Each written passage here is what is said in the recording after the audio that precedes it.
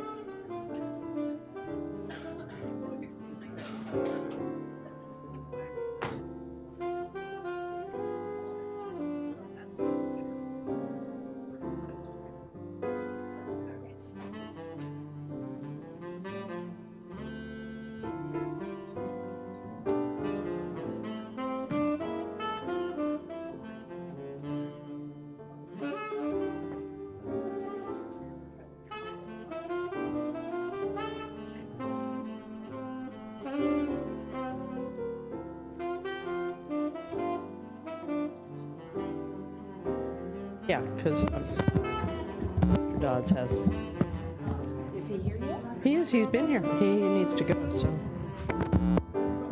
I don't know. It's not. Wasn't here yesterday either.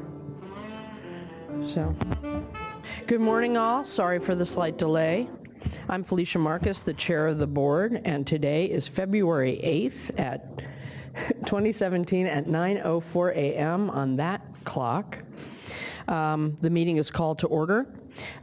With me today are, to my left, Vice Chair Fran Spivey Weber, soon to be followed by Board Member Dee Diadamo to her left. To my right was and will be again Board Member Tam Dodak, and to her chair's right, Board Member Stephen Moore. Mr. Laufer and Mr. Oppenheimer, you want to introduce the staff that are assisting today?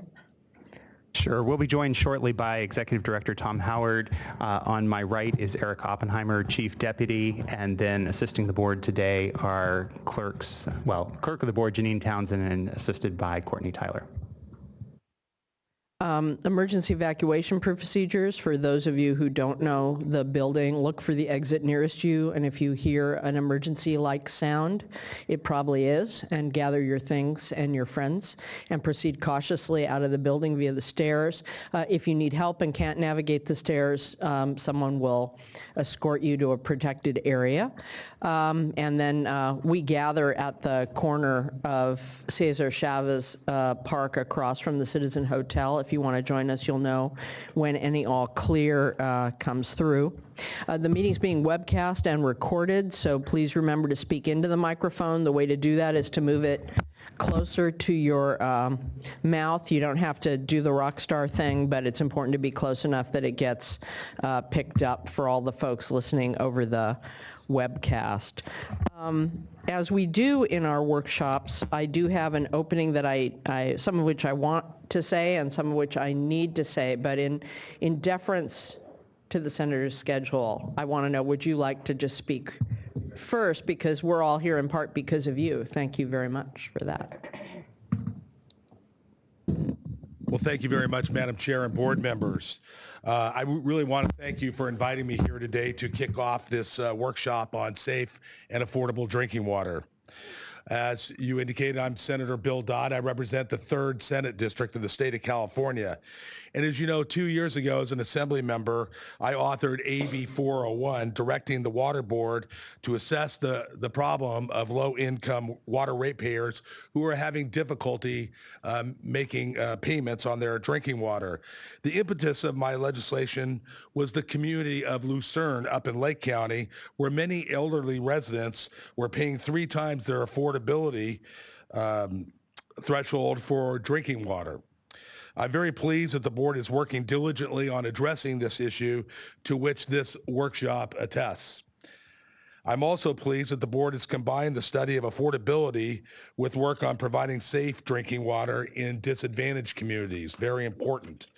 The fact is that many water districts have been making substantial investments to maintain and upgrade water treatment and delivery systems to meet safe drinking water standards. In areas that have a small or declining ratepayer base, agencies must substantially increase the rates they charge to customers to cover the capital and operating costs. And in some cases, water rates have jumped as much as 300% since 2006. The problem has grown with our recent drought and heavy groundwater pumping, which has impacted groundwater quality as well. My constituents have had to make hard choices about essential expenditures in order to maintain their right to clean and safe drinking water. But I know the board has been collecting data that better describes the scope and the cost of this problem. And I hope this workshop will also provide the board with policy options to address this important problem. I stand ready to assist your board with legislative solutions when you have arrived at that point of making recommendations to the legislature. But I really appreciate this opportunity to be here in front of you today, and thank you for the great work that you do. Appreciate it. Thank you. I want to also thank you for your leadership on this issue. This is an issue that has been around for many, many years, and it's taken leadership like yours to bring it to the forefront. So thank you. I think it's an honor to be in these roles at a time when we have not just the direction but the support to try and do something about it. So thank you very much.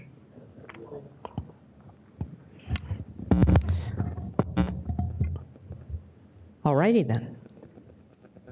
Good morning, and thank you for joining us for our workshop on the challenge of providing affordable and safe drinking water to all Californians. Many people may assume we all at least have that in 2017, but we don't. And I suspect people all around the country are in similar positions. We don't today. Some areas barely have systems at all that folks would assume they have, and other areas the costs have risen as we learn more about contaminants, we require more treatment, and the costs escalate as we particularly like to think we're on the cutting edge in protecting public health in California, but there's theory and then there's practice, and in practice we have to figure out how to pay for it. So that's part of why we're here today. Fortunately, in 2012, California became the first state in the nation to pass human right to water legislation, declaring at least the state's intention to achieve that goal and directing all of us to prioritize that issue. Since then, we've made progress through providing financial and technical assistance to communities, along with implementing policies and actions that can help harness the technical expertise for those communities, the technical expertise and management capacity of larger water systems. Californians passed a bond issue with capital dollars to help poor communities, and the governor and the legislature have given us legal tools and authority to make progress beyond where our authorities or our capacity has been before. Nevertheless, pretty large funding gaps remain, both in small systems and within larger, more affluent systems where not everyone can afford to pay their water bills at a modern level. Communities require assistance to operate and maintain drinking water treatment systems, and low-income Californians need assistance to pay their water bills and make them affordable. Just as a clarification, we're not here today to advocate or decide any specific funding level or funding source or sources. Today's actually a midpoint where we'll hear from staff on their initial cost estimates on what it would take to achieve our goal, and from expert panelists on options for funding and administering safe and affordable assistance programs. Today's workshop is part of an important dialogue about how California can make the human right to water a reality versus an aspiration, and to lead the way for others, as we do on many environmental and social justice issues.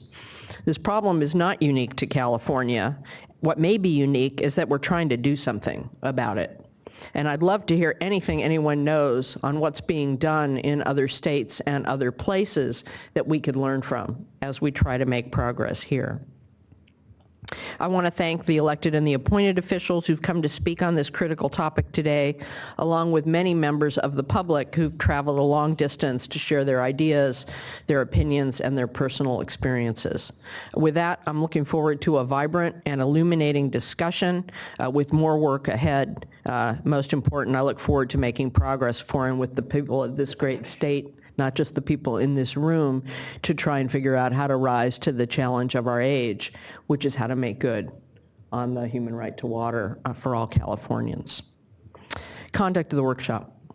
The workshop is being held in accordance with the public notice dated January 23rd, 2017. It is an informal workshop. The board will not take any formal action, and there will be no sworn testimony or cross-examination of participants.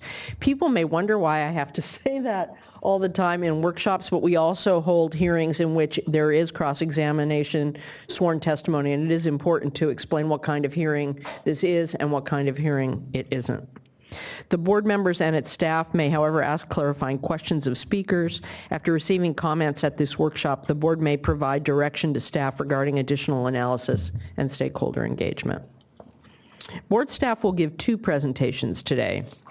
The first presentation will be on low-income rate assistance and will be followed by a panel to discuss options for a statewide lifeline rate assistance program in keeping with the senator's legislation. The second presentation will be on safe drinking water and will be followed by a panel to discuss funding and administrative options for ensuring that all water systems provide safe drinking water. We began the workshop with comments from Senator Dodd and any other elected officials. Do we actually have any others yet? We may interrupt the proceedings then if they appear. Is Karen Ross here? We would hear from her next if she were here. If she comes, California Secretary of Agriculture, we'll interrupt to hear from her.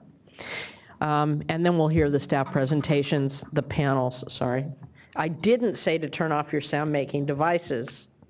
Please turn off or silence your sound-making devices. Any elected official or their staff who's not part of a panel should let the clerk know that you are present. For the rest of you, for all of you really, if you intend to speak today, please fill out a blue speaker card and give it to the clerk. If you're not sure whether you wish to speak, fill out a card and mark it if necessary. In order to assure that all participants have an opportunity to participate, oral presentations from any interested persons may be subject to time limits. What that means is I need the cards early in the session so that we can decide how many minutes each person gets to speak so that we can move through. Generally, in a big hearing, we are going to limit it to 3 minutes. If we have an extraordinary number of speakers, I may limit it to 2 as we have a heavy agenda today. It has been our experience that focused comments of 3 minutes are ample time to give suggestions to the board on what we should be doing and looking at moving into the future, and folks can do it in 2 minutes as well. Where I talked about the broadcasting. Do any board members have anything they'd like to say at the outset? Thank you, Chair Marcus. Very little to add to those excellent words. Just to remind folks, as the chair has said, it's a challenge of our age, but too often water is placed in the context of other utilities, telecom, energy, transportation, housing, all critical, all very important for people and their quality of life and their health. But none of the utilities are as important as water. And as we go through this discussion, let's think about how we make quality of life decisions for all those other sectors and how we can improve the water sector, which is actually the most fundamental of all. Thank you. Anyone else before we start? All right. Mr. Gomberg. Thank you, Chair Marcus. Good morning, Chair Marcus, members of the board. I'm Max Gomberg with the Office of Research Planning and Performance and leading our work on the affordability aspect of this initiative today. To my left is J.R. DeShazo from UCLA, and to his left is Greg Pierce, also from UCLA. They've been helping us with the analysis, and they'll be explaining that in a few minutes. I should also mention that there are a number of staff from the board who've been integral to pulling this workshop together, and you'll be hearing from many of them later today as we go through the two different presentations. Let me just, there are a lot of seats up front. Hopefully we can borrow some of the other chairs if you run out. We have a fairly long set of panel presentations before speaking, and I want folks to be able to be comfortable. Also, we will be having some simultaneous translation, so don't talk as fast as I just did. I always forget. Right. So, as you mentioned, Chair Marcus, the objective today is really to present our midpoint analysis, some estimates and methodology we've used to come up with how we think parameters could be developed for an affordability program as directed by the legislation that the Senator authored, as well as for our safe drinking water issues, and you'll hear about both of that today. And then to really hear from some expert panelists and get into a discussion about what the options are for funding these programs and for administering these programs. We're not making any specific recommendations today, even though we will be sharing some cost estimates. The other thing that we'll be doing today is giving an update on the Human Right to Water portal, which is likely to be launched tomorrow. We had hoped to have it launched today, but it's likely to go tomorrow. But we're going to give you a preview of what is going to be on that portal, critical data, maps, and other tools that will help people understand the work that's gone on since the Human Right to Water legislation was passed, and what we've been doing and what's to come. And that will be an updated website on a regular basis. You'll hear more about that in the next presentation. The other thing, as I mentioned, we're doing today is we're having two panels, one on affordability and one on safe drinking water, to really tease out some of the key policy issues and considerations, both funding and administrative. And then, of course, we know that there are dozens of members of the public, many who have traveled long distances from communities that have been facing safe drinking water issues, and we're glad that you all could make it. Thank you, and look forward to hearing from you as well. So a couple other things to note. These issues are priorities for the state, not only because we have legislation, but also the governor in his January budget proposal included language specifying that his administration wants to work with the legislature on these issues. So this really is a high priority for the state. Regarding the Human Right to Water portal, I should also mention you'll hear more about that at the subsequent board meeting on the 22nd. This board, you all passed a resolution last year directing staff to take a number of actions to implement the Human Right to Water, including actions that our regional boards will take, and you'll hear an update on that as well. After the affordability panel, we'll hear a presentation from staff on the safe drinking water issues, and that will be led by Darren Paulhemus, the director of our drinking water unit, and then we'll have that panel following.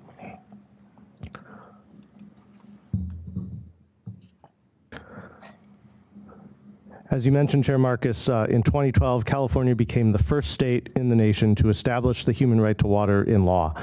And since then, we've made a lot of progress, and the bullets up on this slide are just a snapshot of a few things that have been done, few accomplishments we've made since that law was passed. There is still much work to do, however, and today's workshop is really focused on how we close the funding gap for affordable and safe drinking water.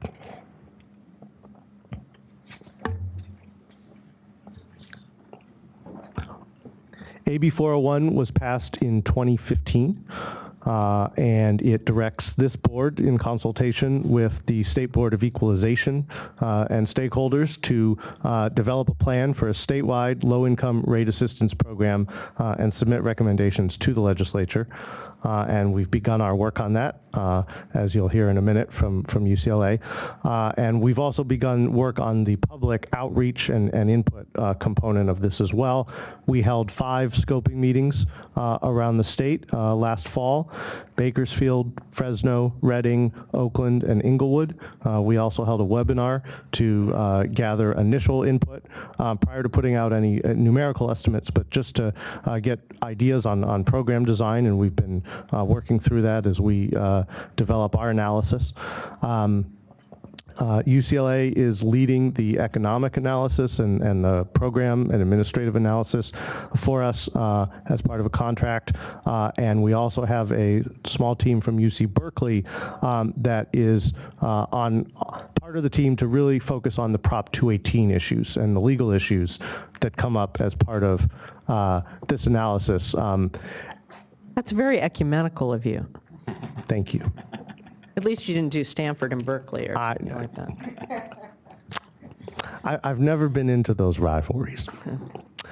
Hey, Max, that's your one flaw. As far as I thought you were human, maybe not. If only that were the one flaw. And just as a reminder on AB 401, when the governor signed AB 401, he did issue a signing statement with AB 401, and as part of that signing statement, he said, Proposition 218 serves as the biggest impediment to public water systems being able to establish low-income rate assistance programs. So certainly we're very cognizant of that, and that'll be part of our analysis and recommendations back to the legislature. So now I'm going to turn it over to JR and Greg, who are going to walk through our economic analysis at this point. Good morning, Chair Marcus and members of the board, and good morning, participants. My name is J.R. DeShazo. I direct the UCLA Luskin Center for Innovation, and it's my pleasure to present our preliminary analysis today. I'd like to recognize Professor Pierce and Nicholas Chow for their contributions to this analysis, who are here with me today. Thank you, Guy. I'm going to quickly provide some empirical motivations for a statewide LIRA program.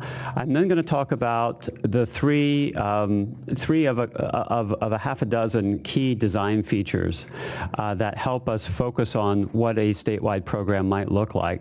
And those are: who is eligible, what are the benefits that those who are eligible would receive, and then what are the total cost of supporting such a program. And we're going to focus today on 2 potential program scenarios, which I'll describe in just a moment. To give everyone some context, as was mentioned earlier, there are many other utilities in the state that currently provide low-income rate assistance programs. Energy in particular has a CARE program, the California Alternative Rates for Energy, which has an annual expenditure of about $1.3 billion. However, if you include all of the energy affordability programs, you see the state spending slightly over $2 billion a year on energy affordability. I have the $700 million figure down there for telecommunications, and many other utilities also have LIRA programs. And I'll use this to put the numbers that we have calculated in context at the end of this presentation.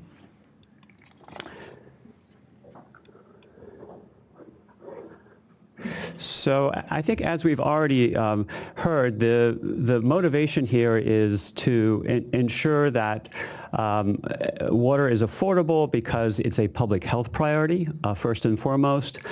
We are operating in the context in which retail cost of water is increasingly more expensive, and we expect that trend to continue into the future. If water is unaffordable for a household, that household is likely to either consume less than the optimal amount of water such that they can be healthy, or to consume less of other vital services in order to pay for water as its cost rises. To give you just some context for the state, let's see.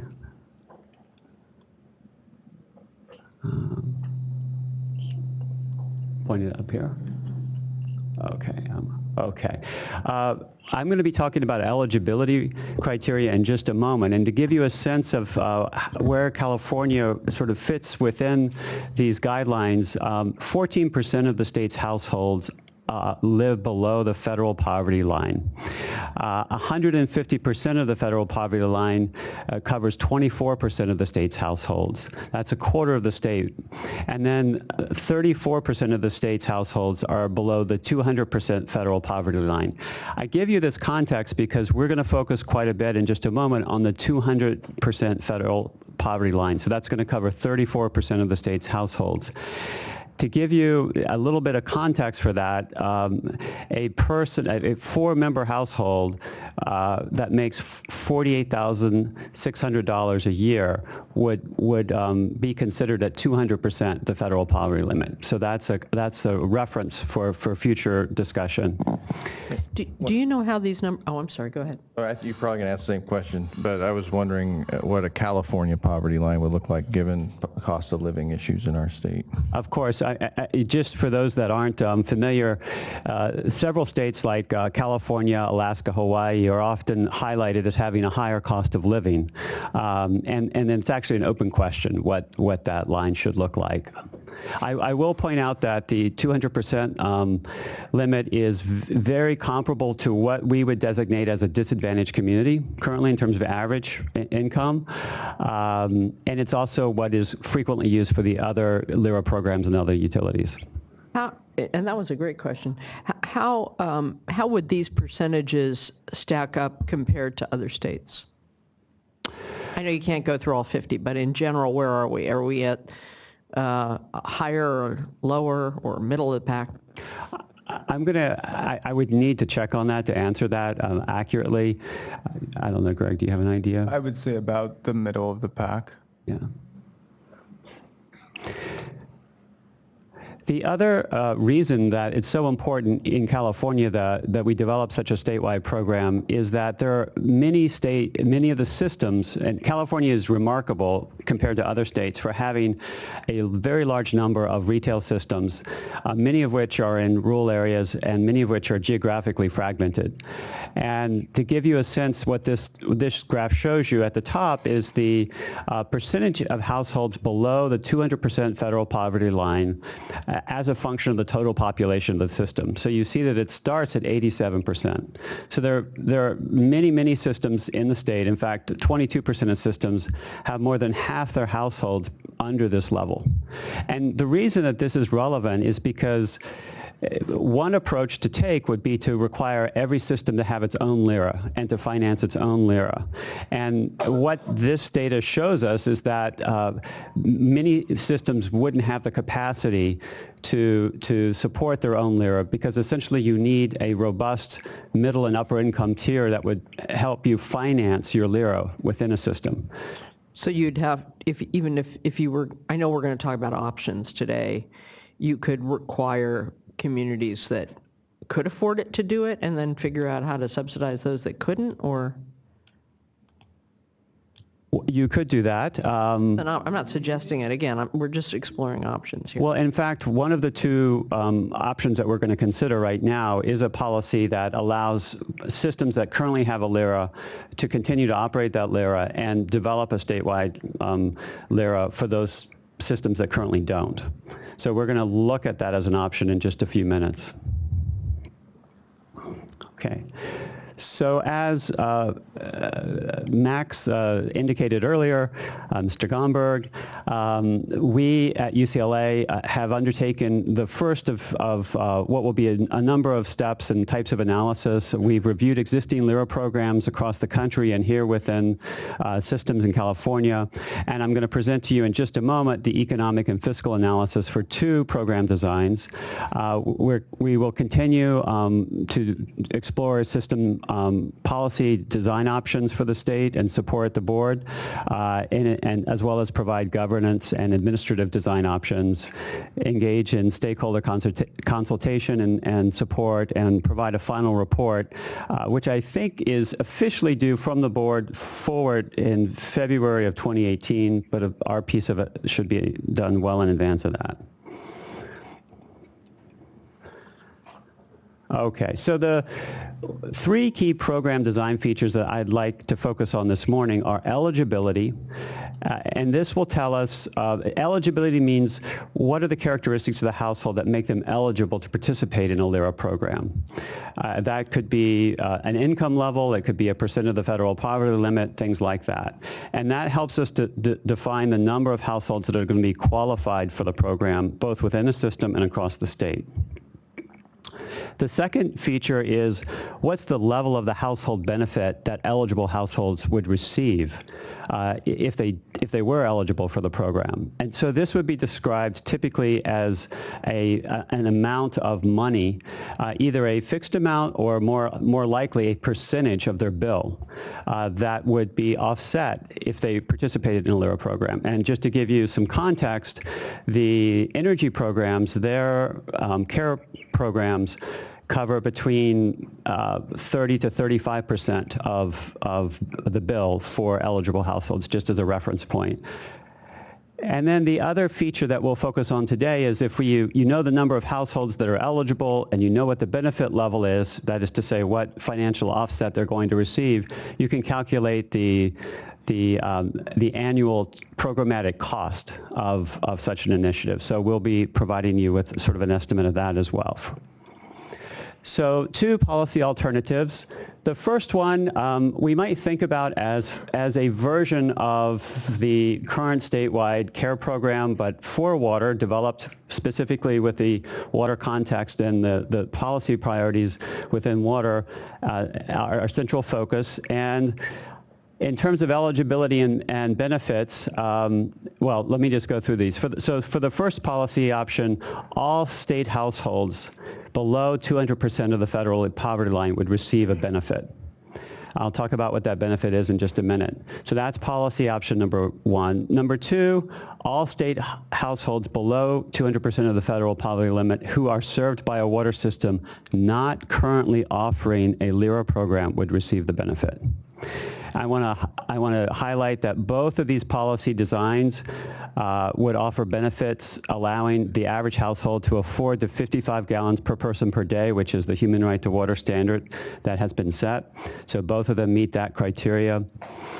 Just to give you a little bit of detail on policy design one, what we estimate, as I indicated earlier, is that this first policy, about 34% of the state's households are below the 200% federal poverty line, and so would be eligible for the program if this program was adopted.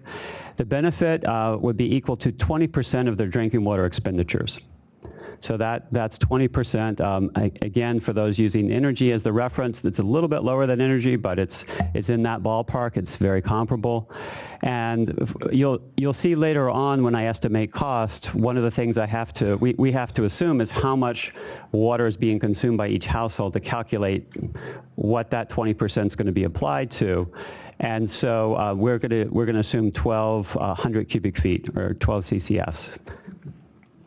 Policy Alternative 2 focuses on accommodating systems that already have LIRAs and targets those systems without LIRAs currently. So under Policy Option 2, systems the systems with existing LIRAs keep those programs. So that under this scenario, that wouldn't change. In terms of eligibility, households below the 200% federal poverty limit where the system doesn't currently offer a LIRA would be eligible. And just as before, the benefit they'd receive would be equal to 20% of their current drinking water expenditure. Okay. And let me, I know I went over an earlier version of this before. These are for illustrative purposes, so you have a sense of the, because obviously there would be more options in it because some have one through the happy accident that they put one together before it was harder to do, I suppose, or they haven't been challenged, I don't know. And others haven't. So the question of how the equity of it across all systems is sort of a challenge that I'm sure will come up today. So if you can address that as you go along, that'd be great. In fact, if we think about some of the concerns we might have with Policy Option 2, one of the downsides of Option 2 is that for systems with existing LIRA programs, those systems vary substantially in who is eligible, what the benefit levels are, and what the levels of eligible participation actually are. So there's tremendous variability in the benefit levels and the enrollment levels. And in fact, we have only a limited understanding of what those enrollments look like and those benefits look like. We would need to collect better information if we were going to trust that those programs met the human right to water criteria. So that's a concern. The other concern of Policy Option 2 is that if we exclude households that moderate and upper income households that are already in systems with LIRA programs, we're shrinking the statewide financial base that would support the other systems that would be covered by a statewide program. The upside to number 2 is that it's going to cost less in total, and it allows the continuation of local administration and governance within those systems. Okay, so I wanted to talk a little bit about cost then and just give you a sense of the estimates. These are estimates based on reasonable assumptions at this point. The annual cost of Policy Option number 1, which would cover 34% of the state's households at a 20% expenditure level, would be just under $600 million, $580 million a year. Policy Option 2, which excludes all households that are currently in systems with the LIRA program, which is roughly 44 to 50%. We actually don't have a super precise number there, is about $300 million a year. So keep those numbers in mind. Spending $300 million on these programs across the state. So the existing programs that are LIRA-like across the state are spending around that much right now? That is a great question that I cannot currently answer given what we know about the benefit levels in those existing programs and the enrollment in those programs. My guess, and I shouldn't be doing this, but my guess is it's considerably less than that.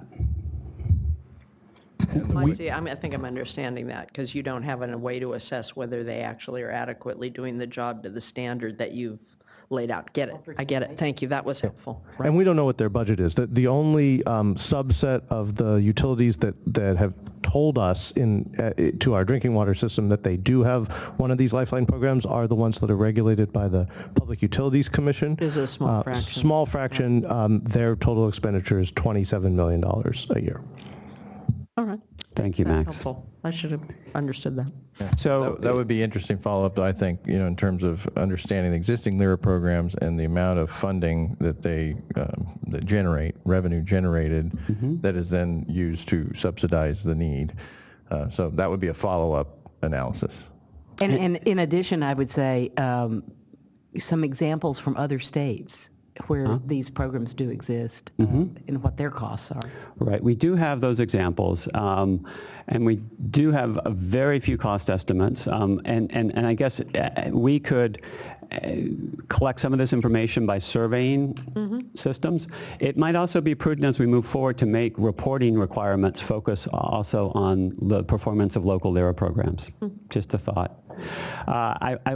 Just so that for the sake of time, I want you to keep in mind that $580 million figure. And then when we compare it to energy or telecom, you can see that it's dwarfed by the amount the state is currently providing to LERA programs for other sectors. Okay.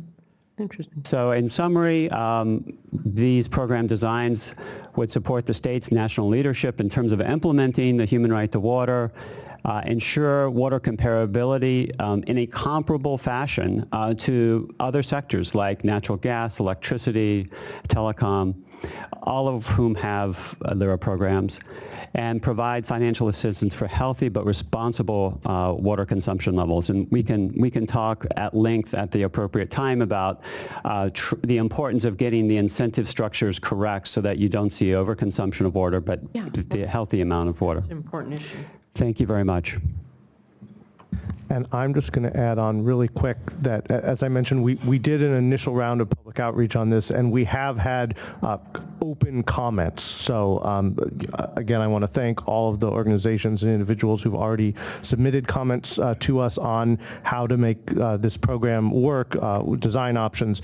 Though the comment period is open, so we will take comments at any time and read through them and use them. Yeah. Yes, and I know that the analysis was a little more granular, or maybe a lot more granular that you provided on this, and we saw a more detailed presentation.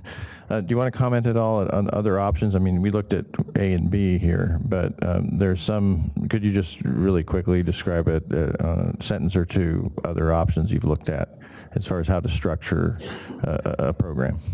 Greg, do you want to a quick overview of that? Sure. Other options we could explore, we have the information to explore, would be looking at affordability, so the percent that a household spends on drinking water as a percentage of its income, or expenditure divided by income. We could also look at households who pay higher than average state cost, 150% of average state cost, 200%, et cetera.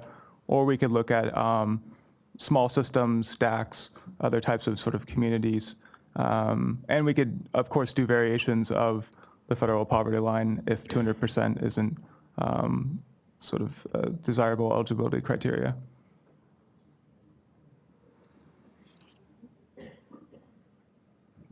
So now we're going to move to the panel. And we have So I'd like to invite up our 50 minutes total for the panel. Okay. So I'd like to invite up our four panelists. We have Laura Feinstein from the Pacific Institute. We have Katie Porter from California Urban Water Agencies, Paul Townsley from California Water Service Company, and Dr. Salvador Sandoval for the Environmental Justice Coalition for Water. And I'm assuming you mean these four chairs.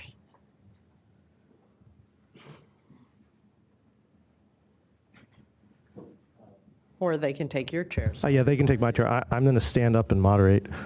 All right.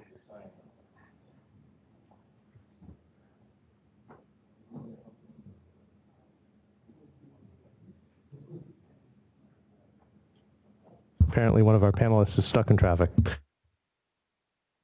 Start with the others.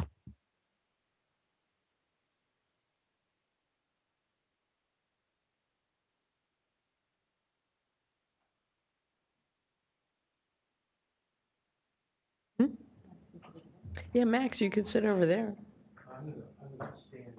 Oh, all right. Okay.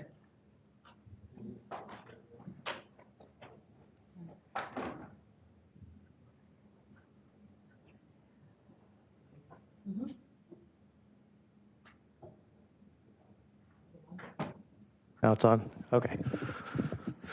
So what we're going to do with this panel is give each of the panelists an opportunity to give sort of a short opening statement responding to the basic questions of program design, eligibility, funding that we just covered, and speaking for their respective organizations. And then I'm going to ask a couple of directed questions about their specific area of expertise. And then, of course, board members can chime in at any time with questions of your own, and that'll be how we do it. So I only see 2 of 4 right now, but we're going to start. So maybe I'll let Laura start, followed by Katie, just to introduce who you are. Laura works with the Pacific Institute. They've looked at water affordability in an international context as well as in California. So she's going to start with that. Hi, thanks for inviting me today. Yes, my name is Laura Feinstein. I work for the Pacific Institute, and right now we're doing some work looking at international framing around affordability and how to address problems with access to water, particularly for low-income households. And I'd like to bring up just a few of the insights that we've found in our research in the international context to think about how we can approach our problems here in California. So the U.S. Environmental Protection Agency and most agencies here in the United States have defined affordability as being some percentage of income. So for example, US EPA says that a household should spend no more than 2.5% of their gross annual income on drinking water. One thing I find very interesting is that a lot of other countries have focused on disposable income. So they define affordable water as being no more than a given percentage of a household's disposable income.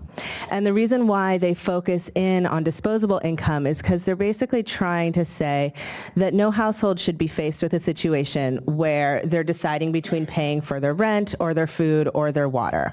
That water should not come at the expense of some other necessity. So I think that's a really interesting way of looking at affordability and something we're thinking about. That it's, oh yeah, do you have a question? Just help me understand that. So since you don't, what does disposable income mean in that scenario? So that's interesting. Different people define disposable income differently, but the basic idea is you take income and you set aside necessary expenditures like taxes, typical costs for housing in a given region, typical costs for food in a given region, and then you say, okay, once a family has spent their money on all their other necessities, what percentage of their leftover income are they spending on water? So, because basically what you're trying to focus in on is the idea that you could have a household that's spending less than 2.5% of their income on water, but if their entire income is being taken up by paying for food and rent and all their other necessities, they still can't afford their water. Any amount is too much. Does that make sense? Okay. Yes. Now it is. Thank Technically, it'd be disposable plus water, or what? Yeah. Because you. water's, You would want water in the non-disposable, but I get what, Right. now I get what I the get point of it. that is. Thank you. Okay. Glad I cleared that up. So, so basically, you know, there's this interesting point that we want to make sure that households that are in regions that have a very high cost of living don't kind of slip under the radar. They might look by our traditional metrics like they can afford their water, but in reality, if they're spending all of their money on essentials, then they still may need some help to afford water. So another big issue in discussions around affordable water is how do we measure it and what scale do we measure it at?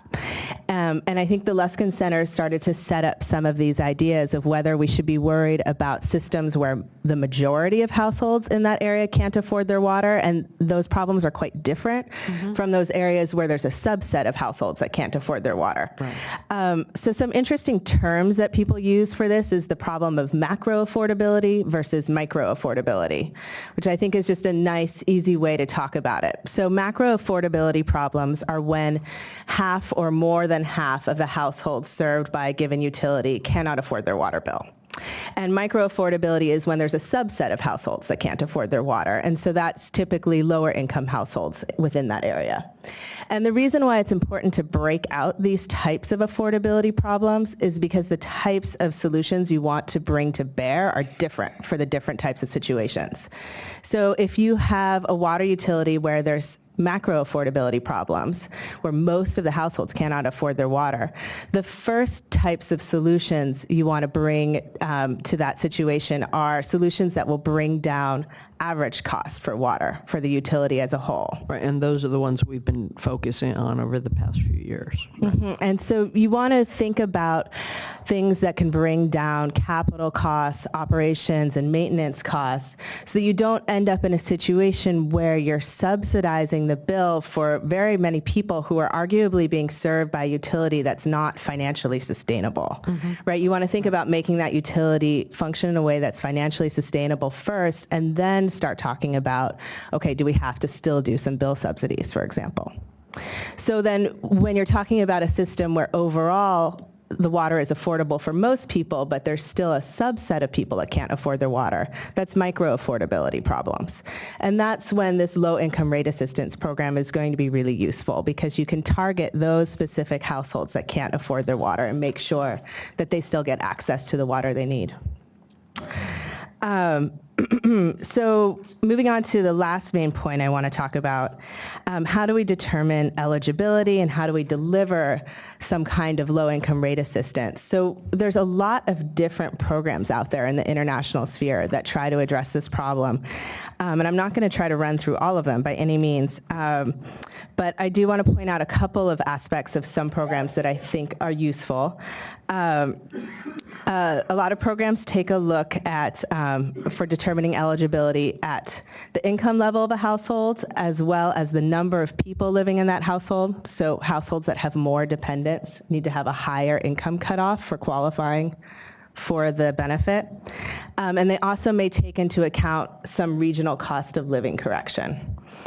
And another thing I think is worth highlighting about some of the programs I've seen in other countries is I think some of the programs that do this quite nicely basically look at making sure that everybody, that people who qualify for the benefit get the first 40 or 45 gallons per person for free.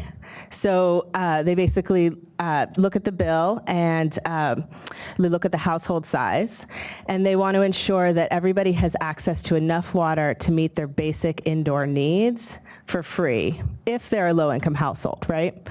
And then amounts of water that they're using that are discretionary, you know, things like watering the lawn or washing the car, they're still paying the standard rate for those discessionary uses of water. I've talked so you're to making utility sure managers who have thought about that. Mm-hmm. Water, the Human Right to Water Act bill passed. I've talked to large utility managers who actually were struggling with, okay, how would we implement, as opposed to waiting for the state to tell them what to do, we're trying, and that was what came up most often, saying, well, we could do that for everyone. I mean, it's not that dissimilar to what we've done in solid waste in other areas. Say, here's a basic amount that will somehow subsidize across, and then if you use more, you're going to pay more.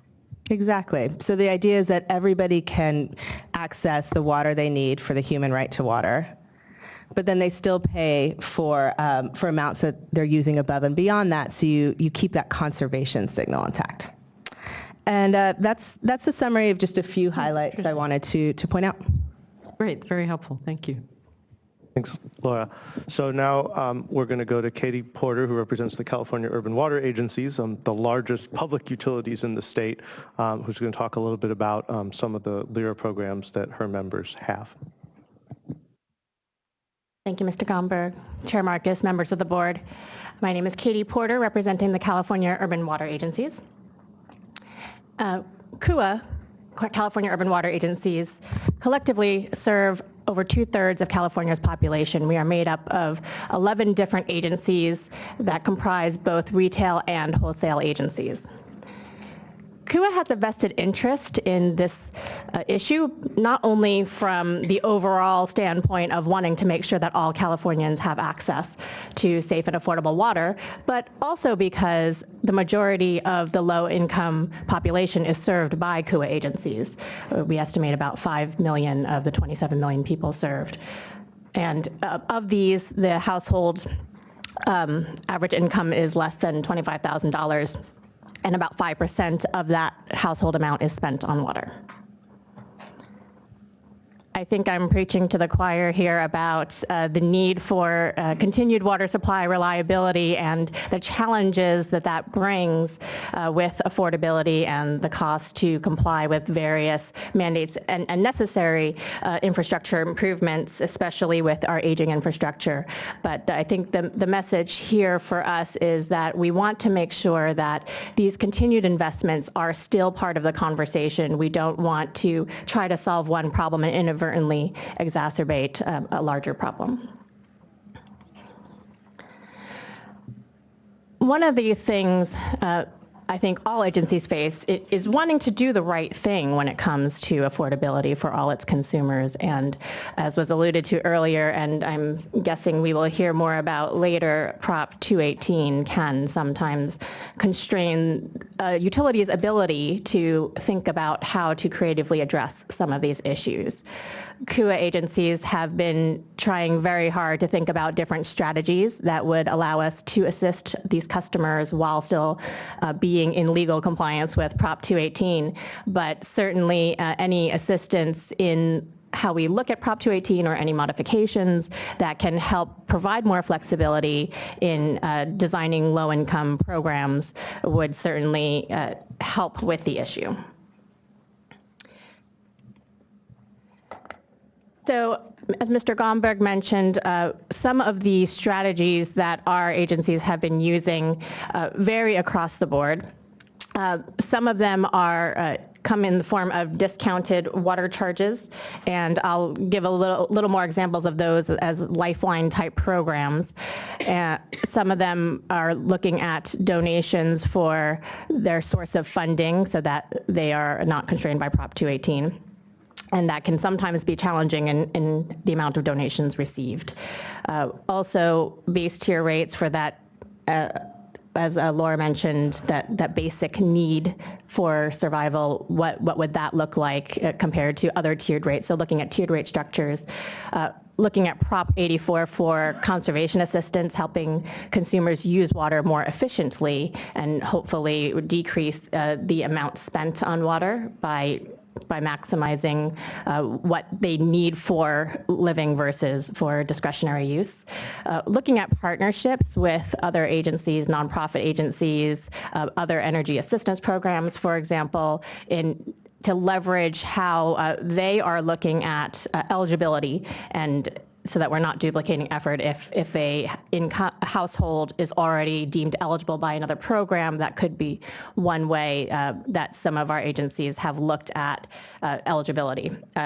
It's not across the board. I think all agencies have different approaches. Finally, education has been very important. I think this sense of consumer confidence and the use of tap water as an alternative to bottled water, and certainly a more economical alternative, and using those savings to water bills. I want to emphasize that we certainly are not trying to minimize the issue of safe water in certain communities where they do not have access to safe water, and tap water may not necessarily be the inexpensive alternative, but I think there's still a long way to go in California for creating that consumer confidence in tap water. So I was asked to talk about specific lifeline programs that we have. Can't go backwards. There we go. So I have two programs that I wanted to share with you today. The first, one from Northern California, one from Southern California. They're quite similar, actually. The first Lifeline Rate program would provide a 50% discount in daily service and demand charges. In this program, it's for customers that are of a certain age or are on disability benefits. In this case, they also must meet low income requirements, and that is determined by gross annual income per county HUD definitions. This is run by customer service staff. Participation is recertified every 2 years to ensure that these households still meet the qualification criteria. And currently, less than 1% participate in this program. For both of the programs that I'm presenting today, the customers do need to apply to be considered part of the program. So, question before you move on. Yes. Less than 1% currently participate. Do you know how many would be eligible? Thank you. That's a very good question. I do not have that number at this time.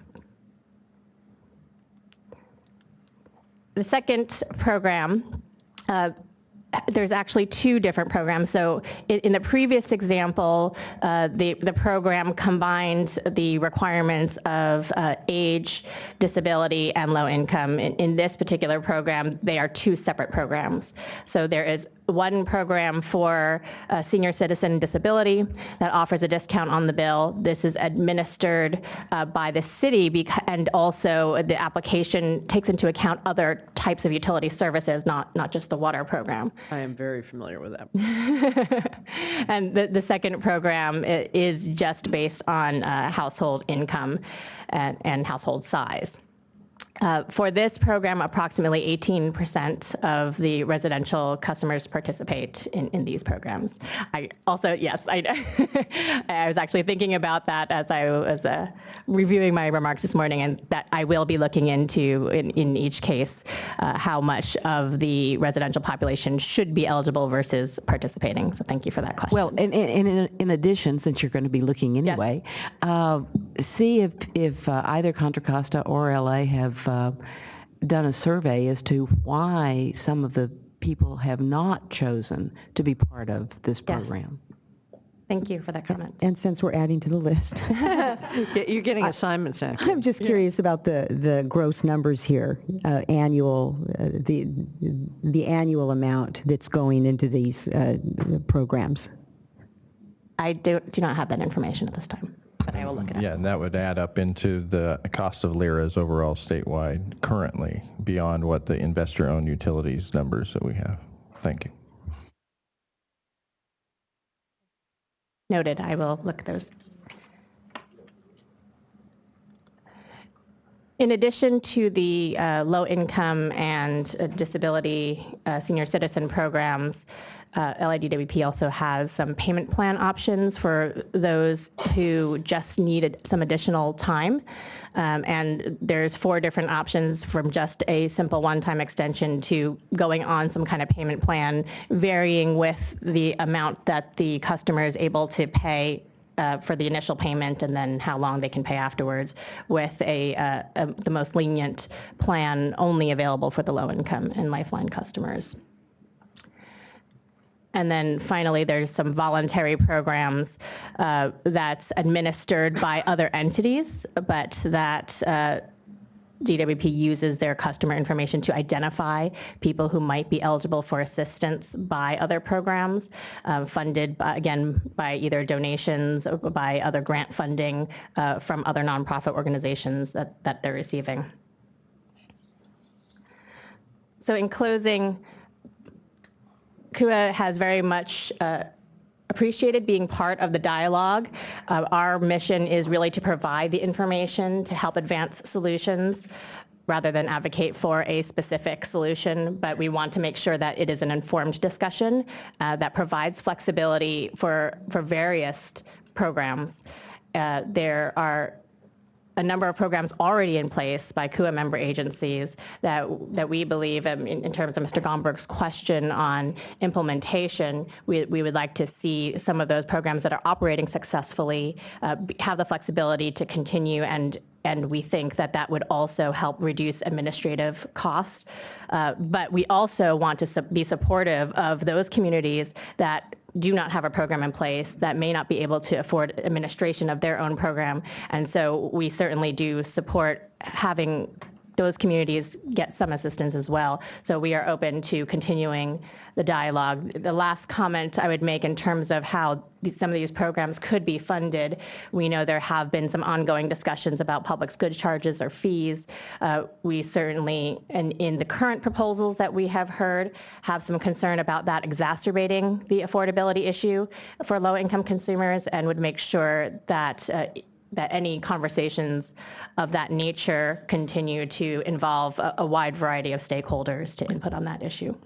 No, thank you. I mean, the charge in this section, we've added the Safe Drinking Water Saver. Our charge under legislation is to have a report on options, and I actually think illuminating all the options is going to be important. Our task isn't to pick one and just do it. So we appreciate your help and ongoing engagement on this, and the examples are really helpful. Thank you. The job is to illuminate and tee up choices.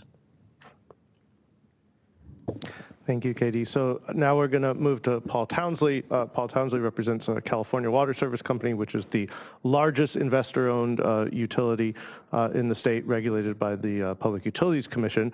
And the investor-owned utilities are not restricted by Proposition 218. So all of the large investor-owned utilities in the state, all 9 of them, have some type of lifeline program. And Paul's going to talk about how they've designed theirs at Cal Water. Thanks, Max. Good morning, everybody. Thanks for letting me come here and share some of our experiences, both at California Water Service Company, we call ourselves Cal Water, as well as the investor-owned regulated water utilities that are regulated by the Public Utilities Commission. We actually have programs that have been in place for quite a long time, more than 10 years, and so we have much more history with these programs than perhaps some of our public agency partners have. We actually have 3 programs at Cal Water to assist affordability issues, and I've learned 2 new terms today. One addresses micro affordability, which is our LIRA program, our Low Income Rate Assistance Program, and 2 address macro affordability, thank you for those, which are where you have very high cost service areas where everyone is challenged with their water bills. I will start with our LIRA program. So really the LIRA program is designed to help the low income community in our service areas. We have 25 service areas across the state.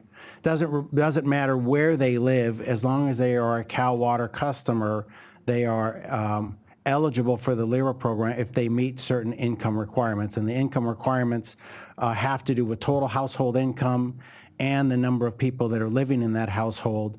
And the way we actually do that is our program, and this applies to all of the water utilities regulated by the PUC, is the eligibility is tied to the energy utilities care program, the CARES program. So if you are a customer of PG&E or Edison or one of those folks and you qualify for the CARES program, you automatically qualify for the LIRA program, and vice versa. Well, that makes sense. And we actually share data regularly. I think it's twice a year between the water utilities and the energy utilities to make sure that if there's an individual that is in both service areas and is on one program, we make sure that they're eligible and we enroll them on the second program. So it works very well.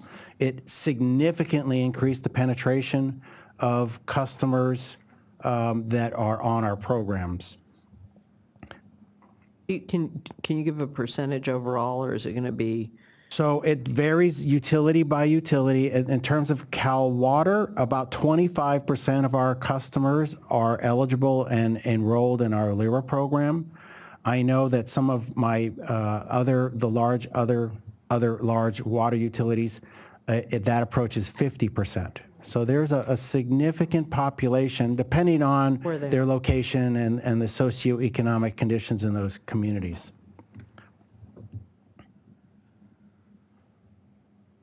The other nice thing about the sharing of the information and the similar eligibility criteria with the CARES program is it eases administrative processes a lot. So we don't really have to go through the process ourselves and determine eligibility for our customers.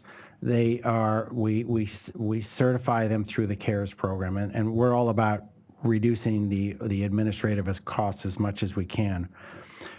The way our program works at Cal Water is a little bit different from each of the utilities, but our program is a 50% discount on the customer's fixed monthly service charge. So every customer on their bill, they have a fixed monthly service charge. If you're a LIRA customer, you get a 50% discount on that. And then the other part of a customer's bill is their usage charges. So we apply this to the fixed charge.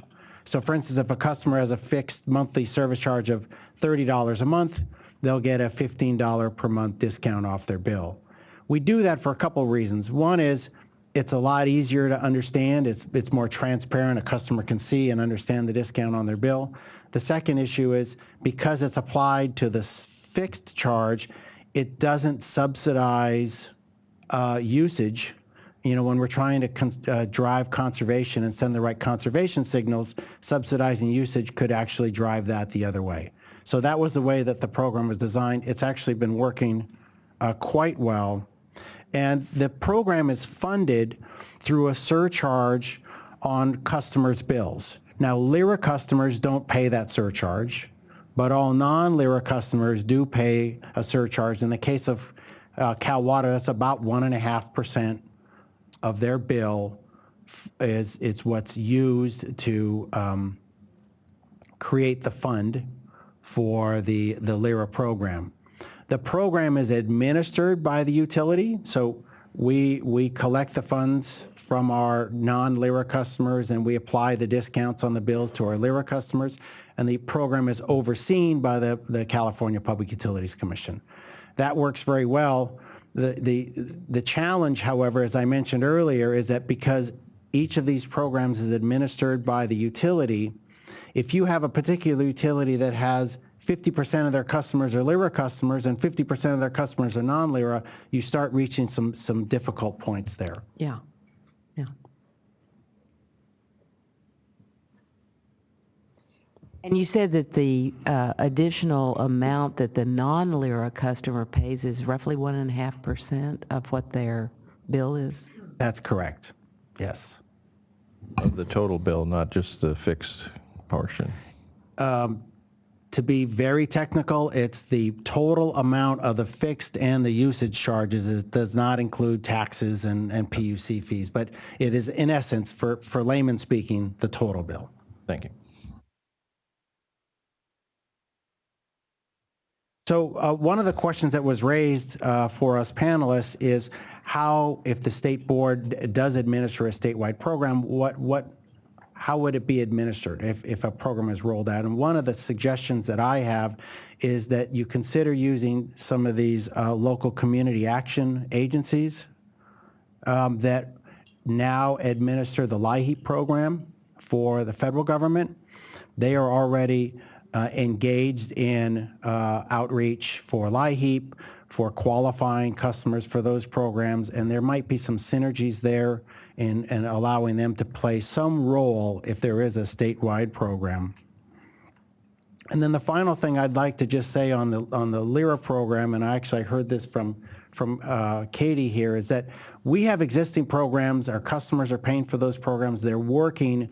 What I would hate is that our customers end up having to pay for a LIRA program and then pay for a statewide program. So we really need to dovetail those programs together so that no one's either getting double the benefit or no one is paying double the cost.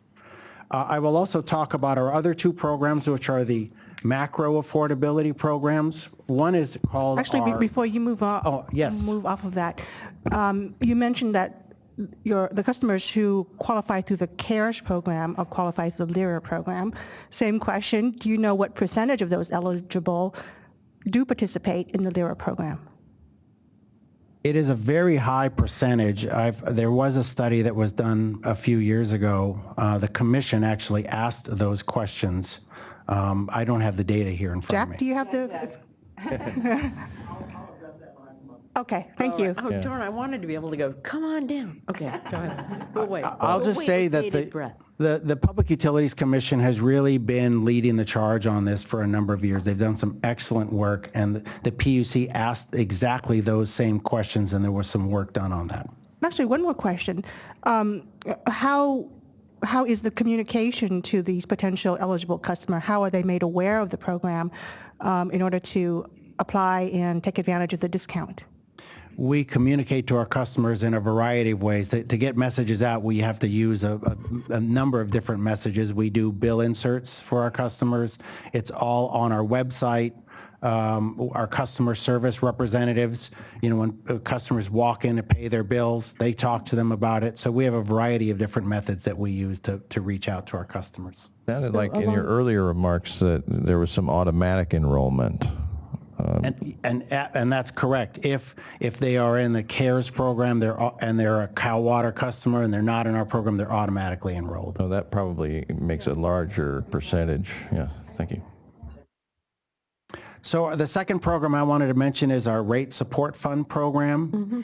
This program only applies to those service areas of ours that have very high cost of service. These are typically small, remote systems, a small customer base, and therefore the biggest driver we see in high costs are a higher investment per customer, where you had to build a treatment plant, or you've got, you have to build a new water tank and you've got 250 customers to pay for it. That's where you get to these high cost service areas.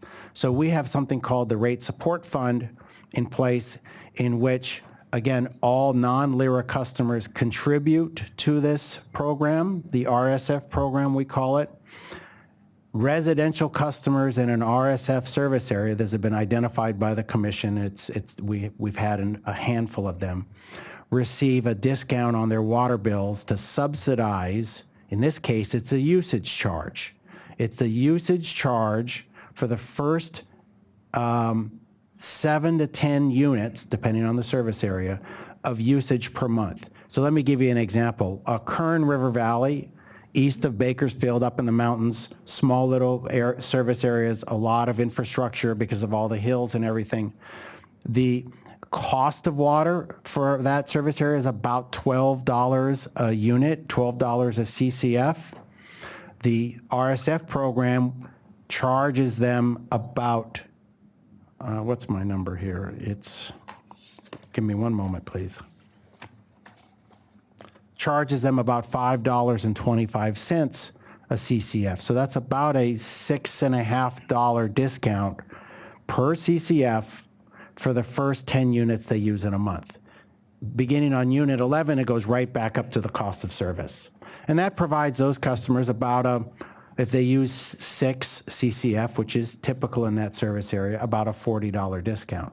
Now, if you're a LIRA eligible customer and you live in Kern River Valley, you get both a LIRA discount and an RSF discount. So it helps, one's on your service charge and one's on your usage charge. So that really helps. And that's paid for by the non-LIRA customers writ large? Across all of Cal Water's service areas. So that represents about 0.3% on a customer bill. So you take the 1.5% for the LIRA program, about the 0.3% for the RSF program, you're below 2%. In our case, in Cal Water's case, the surcharge on customers' bills to fund these two programs. And that speaks to the micro affordability for LIRA and perhaps the macro affordability for the RSF for these remote locations with small numbers of connections. Correct. Like your own mini public goods charge, so you wouldn't call it that. Well, yeah, no, I'm just trying to understand it. I'm sorry, I won't comment on not that. say it that way? Yeah, sorry. No, but it's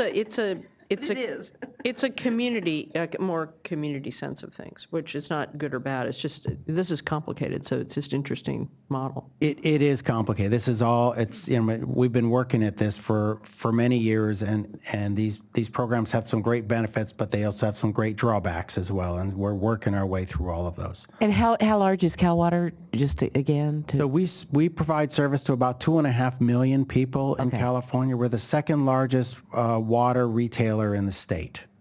Okay. And the issue with Cal Water is that we are in 25 different service areas. We're as far south as in Los Angeles County, and then we're all the way up into Chico. And so many of our largest service area, I think, is 70,000 customer connections, and our smallest one is 230. And just as an example, when I lived in Redondo Beach, we had Cal Water. Cal Water was our service, and so I assume we were paying into this. Yes, you were. So our third program, before I turn off my mic, is our we call it our consolidation program. I know consolidation means a lot of different things in a lot of different settings. It's our newest program. It was for Cal Water. It was just approved by the Public Utilities Commission in December, and we just launched it here. It is also to address the macro affordability issues.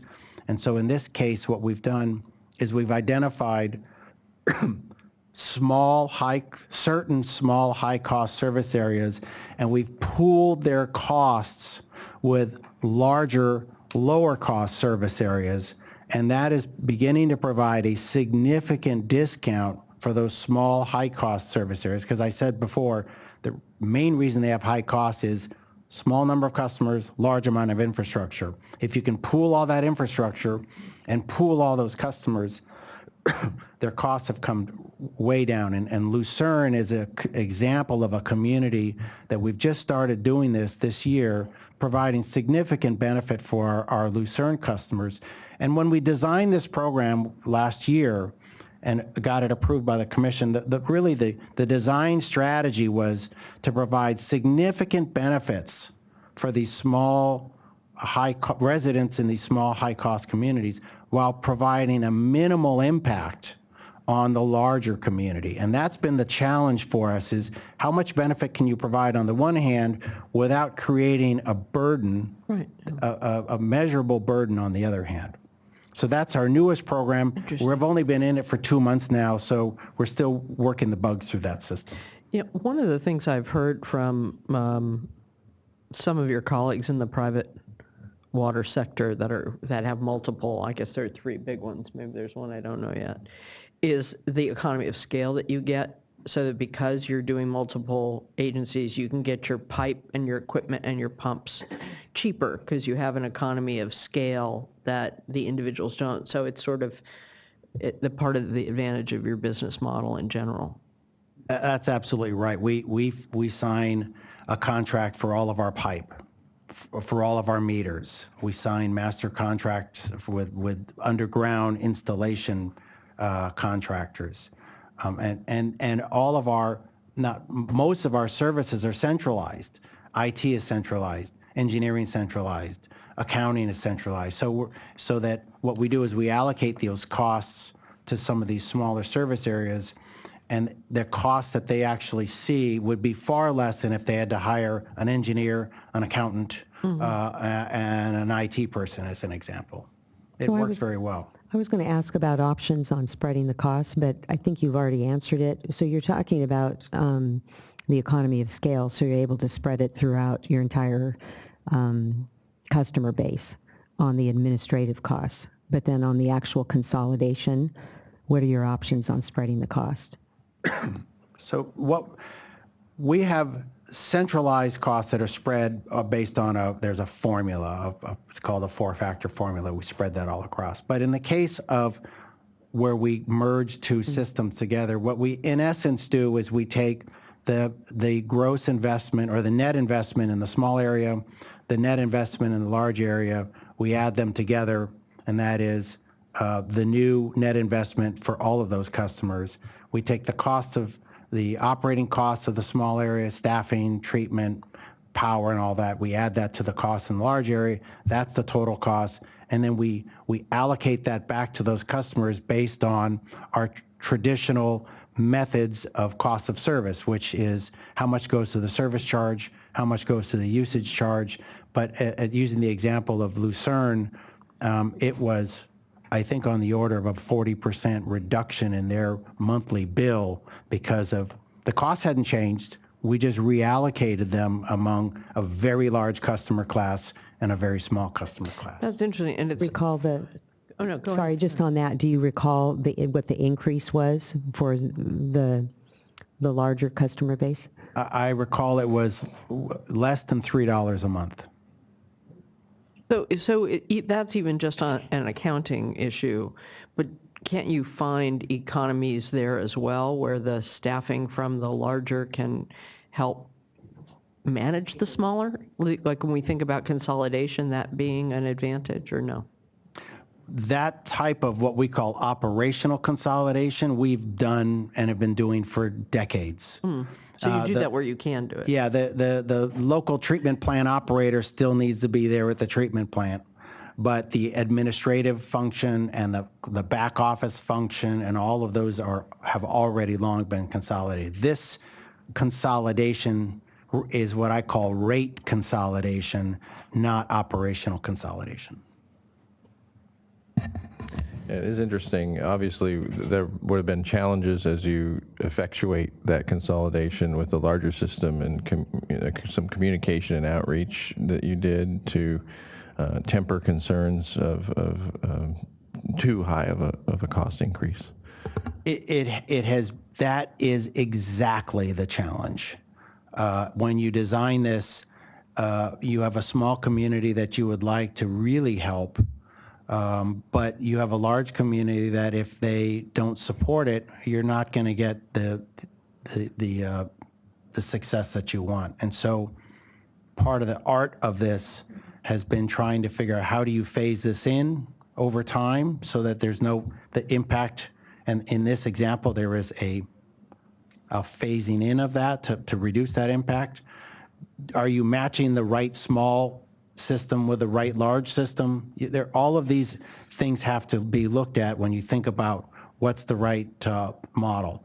The energy utilities, electric and natural gas and telecom have been consolidated for years, and we no longer think about a portion of my electric bill as paying for someone up in the Sierras. But for water utilities, both public and regulated, we all tend to be, our rates are all set on a very individual basis. And so the challenge getting from where we are today to where we would like to get to, that transition is the biggest challenge of all of that. And it's making sure you're bringing everybody along with you through the process. Thank you, Paul. That's very illuminating. So next, we're going to have Horacio Amezquita from the San Gerardo Cooperative in the Salinas Valley, who's going to talk about some of the impacts that people in the Salinas Valley have experienced due to high rates. No, very happy to see him here today, but you may want to take away Dr. Sandoval's nameplate so anybody watching on the webcast. That's a good point. Dr. Sandoval doesn't rename, Hector. As I understand it, was delayed. Morning, nice to see you. Thank you. I just want to share with you what is not affordable in San Gerardo. As you know, the community lost their wells. 3 of the wells were contaminated with synthetic fertilizers and pesticides and chemicals that are used in other industries. The San Gerardo Cooperative, you may want to say. Yeah, the San Gerardo Cooperative. And south of Salinas, California. Yeah, in Salinas, the Salinas Valley. So before, when we had our water system inside the property, it was like $15, $20 a month, the bill. But once we didn't have no more clean water, the State Water Board and the federal government provide some grants to Monterey County to build a system 2 miles away from San Gerardo to bring clean water because people were getting sick. And so once the clean water was in the community, it was a good thing because now people didn't have to risk their health and their lives. But the cost went up like 500%. Right now, most of some of the members are paying 15% of their adjusted income just on water. And so one of the things that we're trying to do with the very low income in our community, we're helping them by setting up our own programs inside the co-op. One of them is helping them pay, just pay 30% of their adjusted income on rent, which that helps them to pay for water, electricity, gas, and food, clothes, sometimes medicine. But, for the people that have only Social Security income like $775, $800, it's not much money left after they pay all their bills. So the Monterey County is putting for sale our water system that was given by the State Water Board and by federal money, and we're asking the county just to transfer the system because the system was built for the community. And I think the community can take better care of the system. And I think we can provide more affordable water to the residents. So I don't know what's going to happen, but we're asking the support of the State Water Board that the Monterey County will allow us to run the water system. And how can we help the community if we get the water system? Well, we can establish the same way, like PG&E. In our community, they get the care program and the medical program, but not everyone qualifies. And also, on the care program, if you don't have natural gas, you just getting the help on the electricity. But when you have to use propane, you don't get help there. So that's another disadvantage. So what I'm telling the county is, if San Genaro can run the system, we can implement a program where we can help the poorest of the poor pay less amount for the water by putting like 30% the way we're doing with the rents. And that will alleviate the burden that they have with very little income. There's other ways that you can lower the cost, but it's very difficult to get people together because, when you have a well that can provide water for 1,500 people, but you're only using it for 300, you're losing the efficiency of how to use the water and how to use the right amount of energy without giving more contamination to the environment. So that's very difficult. There's a way of creating more ways of providing water to other people that live there, but because they have money, they want to use their own wells. So you can run 10 wells at the same time when you only need one. So we just have to figure, in San Genaro, we just have to figure out the way of surviving economics and water usage. And it's not affordable right now for the people that are very poor, that depend on Social Security. I know that homeless people are in worse position, but even the people that have a home, it's very difficult for them to survive on so little amount of money. I have questions about it.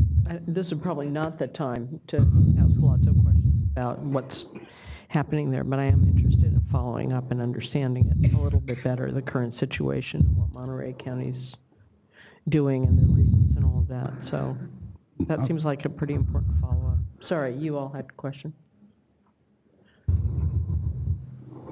Sorry if I interrupted. Go. No, just, I think that's all I have to share for now. But I'll be happy to explain what's happening with our current issues on the water system. You know, I think people that run systems, if they run efficiently and if they run it by the people that use the water, can have better, they can pay less money than somebody else running it. So that's my point of view.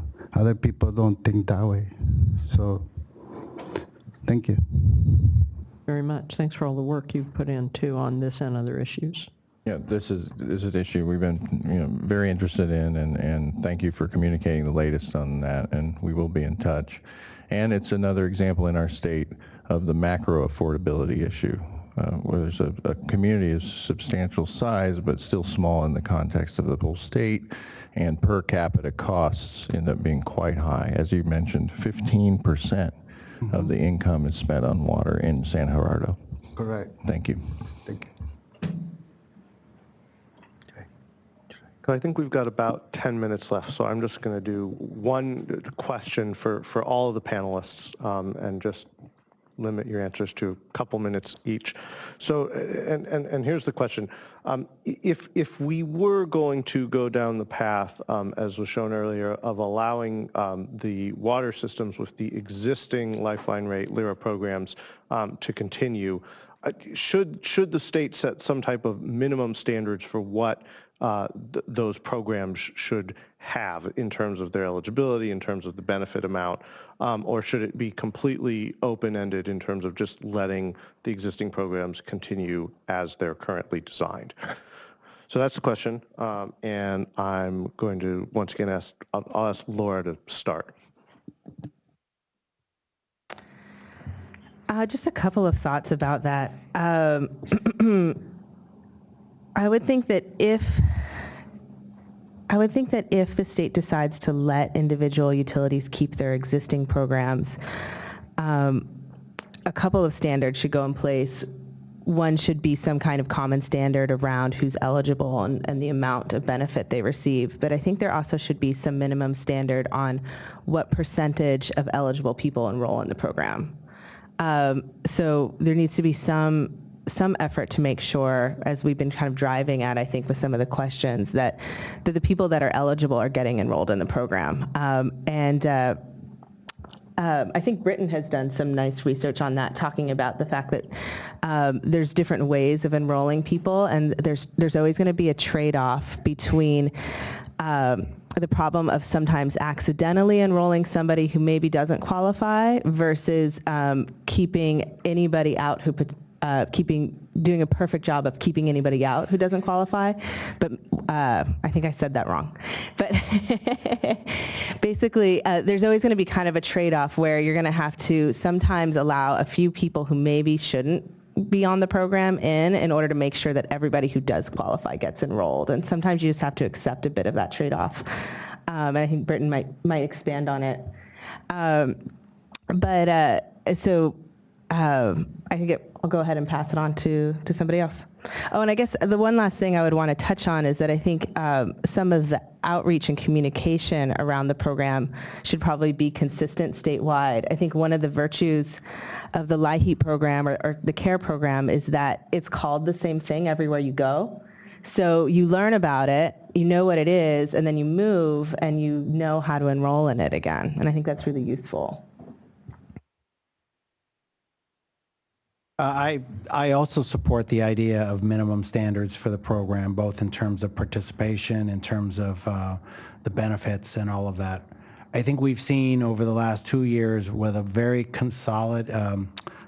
coordinated effort to communicate on the drought, that the understanding of drought issues have gone very much up, much higher, even though the programs may be dealt with differently in each of the different water providers. I think this is another opportunity, whereas if we have a common message, common words and things like that used across the state, I think we're going to see better engagement from eligible people in the program.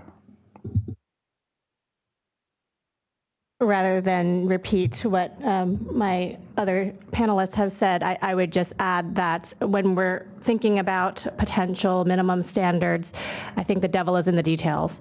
And I know, for example, earlier, this was for illustrative purposes, but 200% of federal poverty limits may not be appropriate in all cases, depending on cost of living standards in different areas. So I think there needs to be enough flexibility in the minimum standards for a case-by-case implementation. There's also been some anecdotal concerns about what if you're using other programs to determine eligibility, if those are appropriately checked or audited. And in some cases, I think an applicant just applies and receives the benefit, and the eligibility isn't always verified. So I think it's just a matter of making sure that there is dialogue about what those standards should be, and making sure that they're designed in a way that it's not overly restrictive to account for these case-by-case basis. In our case, we're dealing with small communities outside the cities, so the only way that it will work is if you get consolidation of all the systems or single wells that are spread all over in each house, and by creating this web of unity, then we can lower the rates and everybody get benefit, and also allow the poorest people to have, I don't know, maybe 5% of their income or 3%, I don't know, but pay some less money and have the guys that have more money pay more money, because the needed ones are the ones that are hurting more. I just wanted to chime in briefly. Good morning. I'm Britton Schwartz. I'm a professor at UC Berkeley School of Law's Environmental Law Clinic. Oh, good. And the clinic has partnered with Environmental Justice Coalition for Water to study this potential program and provide some recommendations to the board. We've submitted written comments earlier this year. I have a copy if it's helpful. But this is an aspect that we've been looking into and continue to try to support where the big questions are in terms of thinking through what might be most useful. Because we know this is a very complicated question and one that's very important. But really, I think on this question, it's important to take that step back to reaffirming the state's commitment to the human right to water and the ways in which this program will help fulfill a very important component of the right. And so having minimum standards, I think, is a really important way to do that. So regardless of which of the options the board decides to recommend, I think it's very important to establish minimum standards and to make sure that there's consistency across the program. But I also really support what Katie was saying about the need for flexibility to adapt to individual circumstances. Some of the recommendations that we've reached, and I think Laura was alluding to this earlier, are that, and the CARE program really, I think, does a nice job of this, is building flexible eligibility requirements that are meant to be inclusive and open, and really making it as easy as possible for people to enroll, and also to take into account individualized circumstances that may affect a particular household's ability to afford that basic service.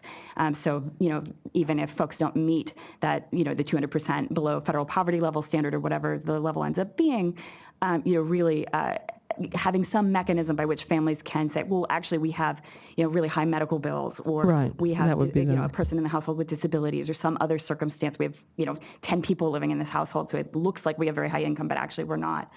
Some way of letting the program know. But also, I think, recognizing the difficulty some people have in accessing public services. I mean, I think some of the numbers you've heard today about the percent of people enrolled in some of the existing LERA programs really reflects that issue. And I think we're entering into an era where that issue is likely to be exacerbated. And that's something this program will probably need to take into account. How can we partner with organizations that have relationships with the community and with the households that need to be able to access this program in order to overcome that barrier, and how can eligibility requirements and these types of minimum standards be crafted in such a way that we're being sensitive to that aspect of the issue as well. Thank you. Yeah, thank you. And I should have already looked at that report. I would be interested in getting another copy of it. All right, Max? Any other questions from board members? No, I think we asked him as we went along. So, as you went on. So I just want to. to thank the panelists. This was really good and will help us as we continue on. So No, that was you all. very illuminating. I appreciate that. Now we should take a 10-minute break. So we'll come back at 5 of 9. That gives you a 11-minute break. I mean 5 of 11. 11-minute break. Come back at 5 of 11.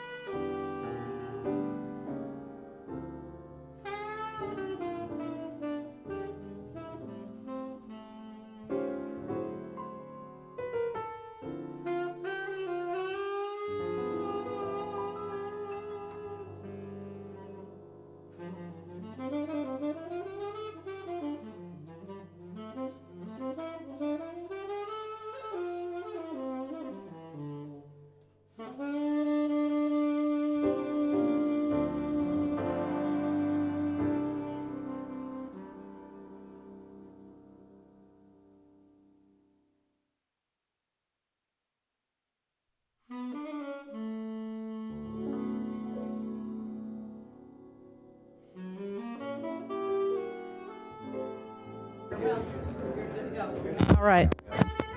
Hello? If you could take your seats, we'll get started. Shh. See, it's not very good. Are you on? Are you on? I'm not on. It's on. Check, Hello? 1, 2. Hello? Check, 1, 2. Take your seats. It's not Check, very 1, 2. loud. I'm not on. It's on. It's not. Check. Testing. There's something wrong the last 2 days Testing. with the system, unless it's quiet. Testing. Yeah. We'd love to see the networking, but it's Yeah. time to Please take your Hello, seats. please Rejoin the take meeting. your seats. Testing. Will somebody help herd cats back there? We have people that need to leave. Hello? Back of the room? We're starting. Martha? Martha, you're in charge of that side of the room. You guys, I've had a great conversation. I'm sure you've solved all the issues of the day. Thank you. I do like the engagement. I'm sorry, we had a number of cards from people who need to leave by 11. I thought it was noon, so I am going to take them after hearing from Secretary Karen Ross. Off the folks who need to leave early, I'm giving 2 minutes rather than 3, just because everyone else is waiting to make their comments and then take off. People can usually do that in 2. So, all right, thank you. Secretary Ross. That would be you. Secretary Karen.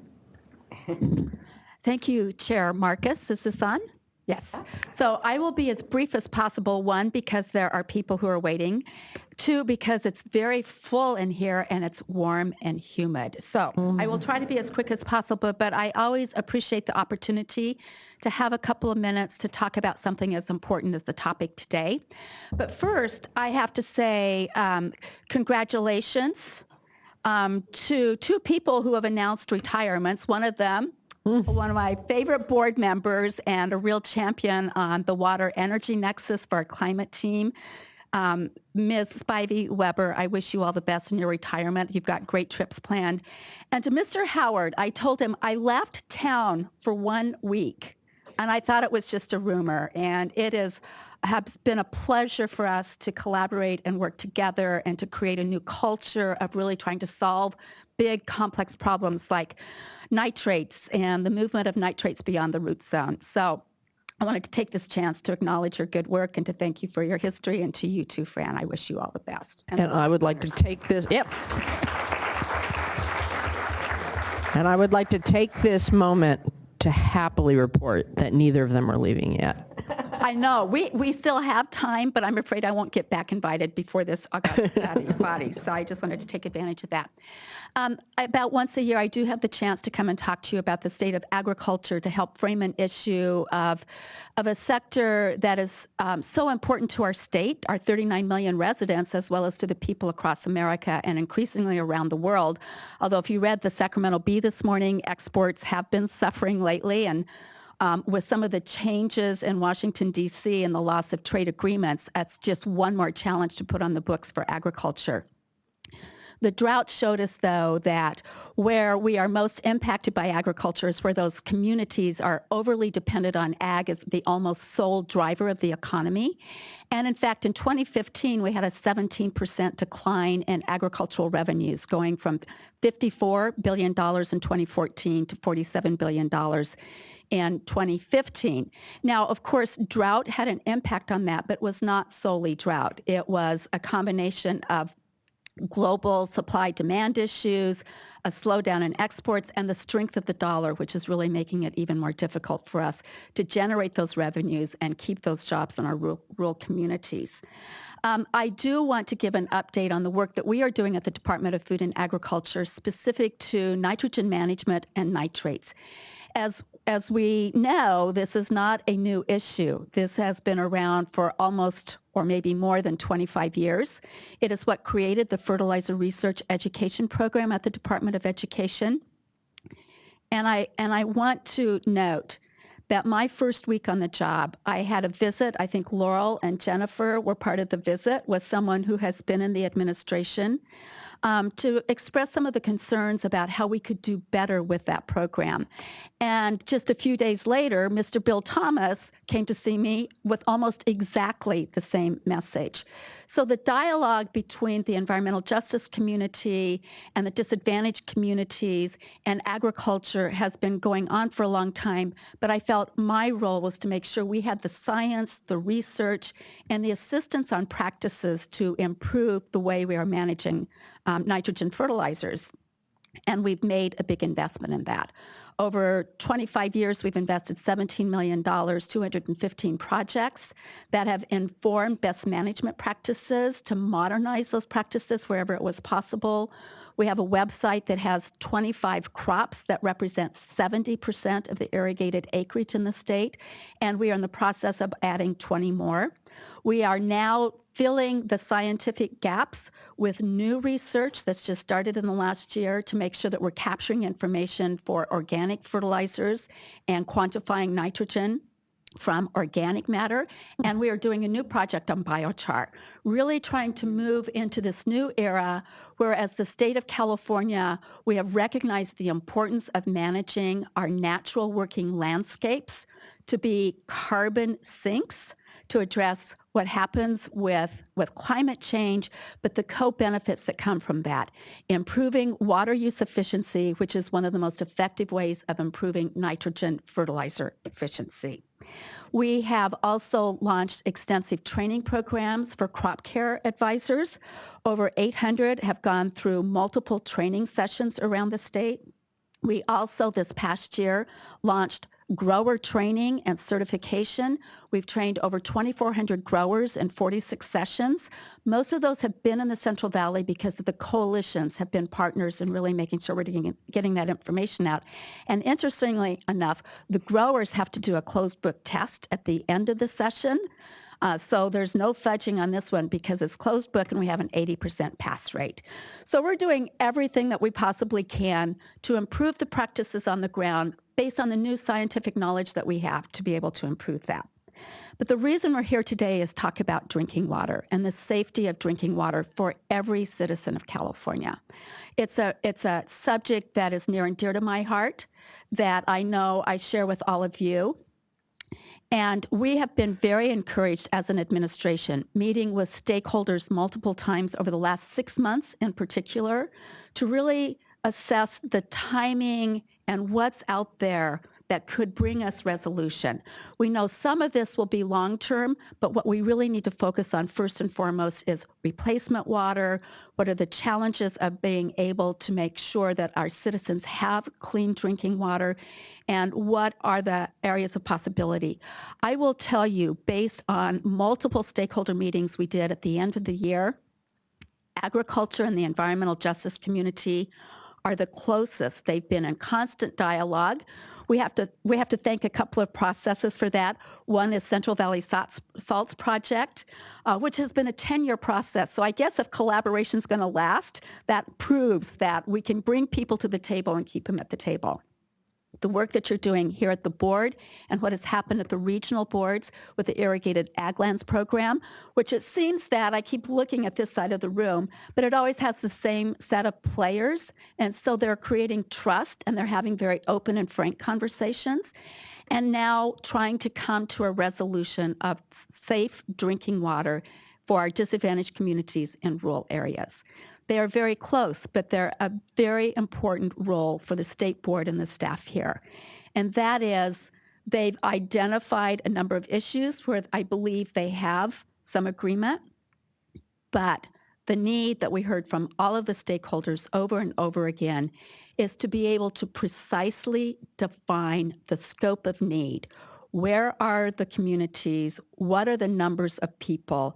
And can we be as precise as possible, which is an important piece of being able to identify the funding streams. And so this work has come a long ways. We're not completely there yet. I keep looking at Max because I know you're going to give us the numbers today. If not today, tomorrow. Yes. But being able to precisely define that, as you can imagine, if it's this big, it's going to be harder to bring people together because the funding stream will seem almost overwhelming, especially with the other challenges that one of the sources for nitrates would have with that. But I also want to call out that what is impacting many of our drinking water systems and our disadvantaged communities is not nitrates solely. So only addressing nitrates will not deliver the complete solution that we need when there are other constituents that we have to pay attention to, some that are naturally occurring. So with that, I want to thank you for your work. I want you to know that I am a dedicated and passionate partner with you and all of the players on this, that I am, as always, very optimistic, and maybe it's because of all the rain and snow, I'm very optimistic that with the good work and the good faith of the players involved in this, that we can move forward. If we can get an agreement on nitrate, it opens up the pathway for what is necessary. But if we can't get an agreement on nitrate, I think it makes the challenges of solving our drinking water problems much more complicated and drawn out. So I want to be your partner. I again want to thank you all for your good work. I'm going to hang around because I'm hopeful that I'll be here and get to hear more about the numbers and how we've been able to narrow that down. Thank you very much. Of course, I'm happy to answer questions, but I'm very mindful of the people who are here. Thank you. Thank you very much. It's always great to have you here, and you have been a phenomenal partner. All right. With that, I'm going to call on 4 people for 2 minutes each.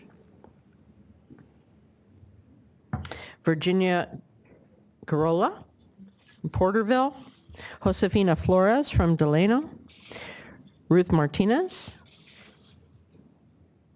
and Simona Magana. Good morning, Madam Chair and board members. I'm Virginia Garola, a retired educator of 37 years and former mayor and councilwoman for the city of Porterville. Today in the state of California, residents living in disadvantaged communities imagine a day when they will have an easier life with water.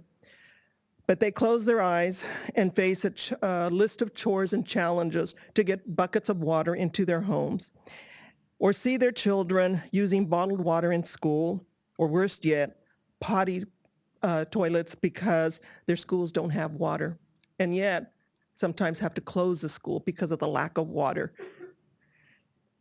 Here in California, many of these communities are comprised primarily of Latinos who harvest the food we eat daily, but yet they're unable to go home and take a shower, like many of us. The city of Porterville in the Central Valley, with a wealth of partners from their county, state, and nonprofits such as PAC, as of today in East Porterville, have all the water infrastructure in place to provide potable water to properties that have been drastically affected by the drought. It is anticipated that 290 properties will have running water by the end of this month. We are in our phase 2 of design, and we'll have 800 properties that will be completed, hopefully, by the end of this year. Getting quality water to people is possible. And yes, it is the funding that is a problem. But isn't it best to invest today in water infrastructure than later when health issues arise in these individuals? Today, we've taken people from bottled water to turning on a faucet and out pours an abundance of clean water. People can wash their dishes, they can wash their clothes, and just imagine a child can turn on the faucet to bathe. I know that life for many of the residents will be easier because of all the cooperation made possible. I thank you and ask for your attention into this matter. Thank you. Thank you very much. Good to see you again. Ms. Flores? Did she have to go? Oh, I'm sorry, I didn't have it. Okay. Then Ms. Martinez? Hello. Followed by Ms. Magana. My name is Ruth Martinez, and I come from Newport, California. It's a small rural community. Well, let's make sure that's on. Okay, I'm sorry. My name is Ruth Martinez. I'm from Ducor, California. It's a small rural community south of Porterville, where Mrs. Garola was talking about. We have had problems with water there forever, and a lot of it was contaminated water, that nitrates and different things. And like she says, nitrate isn't the only thing that gets into our water. It's a lot of things that were bothering. Okay. Also, I wanted to speak on behalf of Josefina Flores because she lives in a housing project in Delano that's run by the United Farm Workers. Her and I both started with Cesar Chavez in the UFW, fighting for clean water and affordable water. They don't pay water there at the housing project she lives, but every time the water rates go up, their rent goes up. So that's the only thing that we are really worried about there. And we also want to thank everybody that's working so hard, especially AWA with the coalition that are working so hard to prevent contaminated water. I think we should all be, I'd say, blessed with clean water. I heard all the things about the income rate and all that, and it's good to hear that they're trying to keep our water rates low. In Ducor, I started paying $10, then it went up to 20, then it went up to 40, and now it's up to $65 a month. And I spend $65 a month just to wash clothes and dishes, because I spend another $100 for bottled water because we cannot drink the water.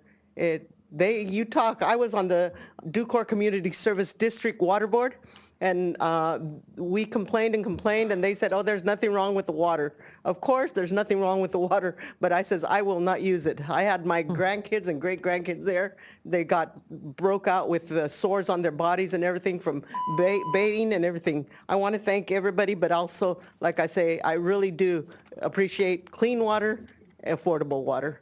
Thank you so much. Thank you very much. Thanks for joining us. Ms. Magana?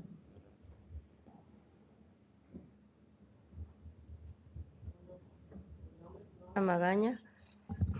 I'm Susana de Anda. I will translate for Ms. Simona Magaña. Great. Her name is Simona Magaña. So you can make it 4 minutes so that there's time for the El translation. pozo privado y se secó el pozo. Duré como 2 años sin agua.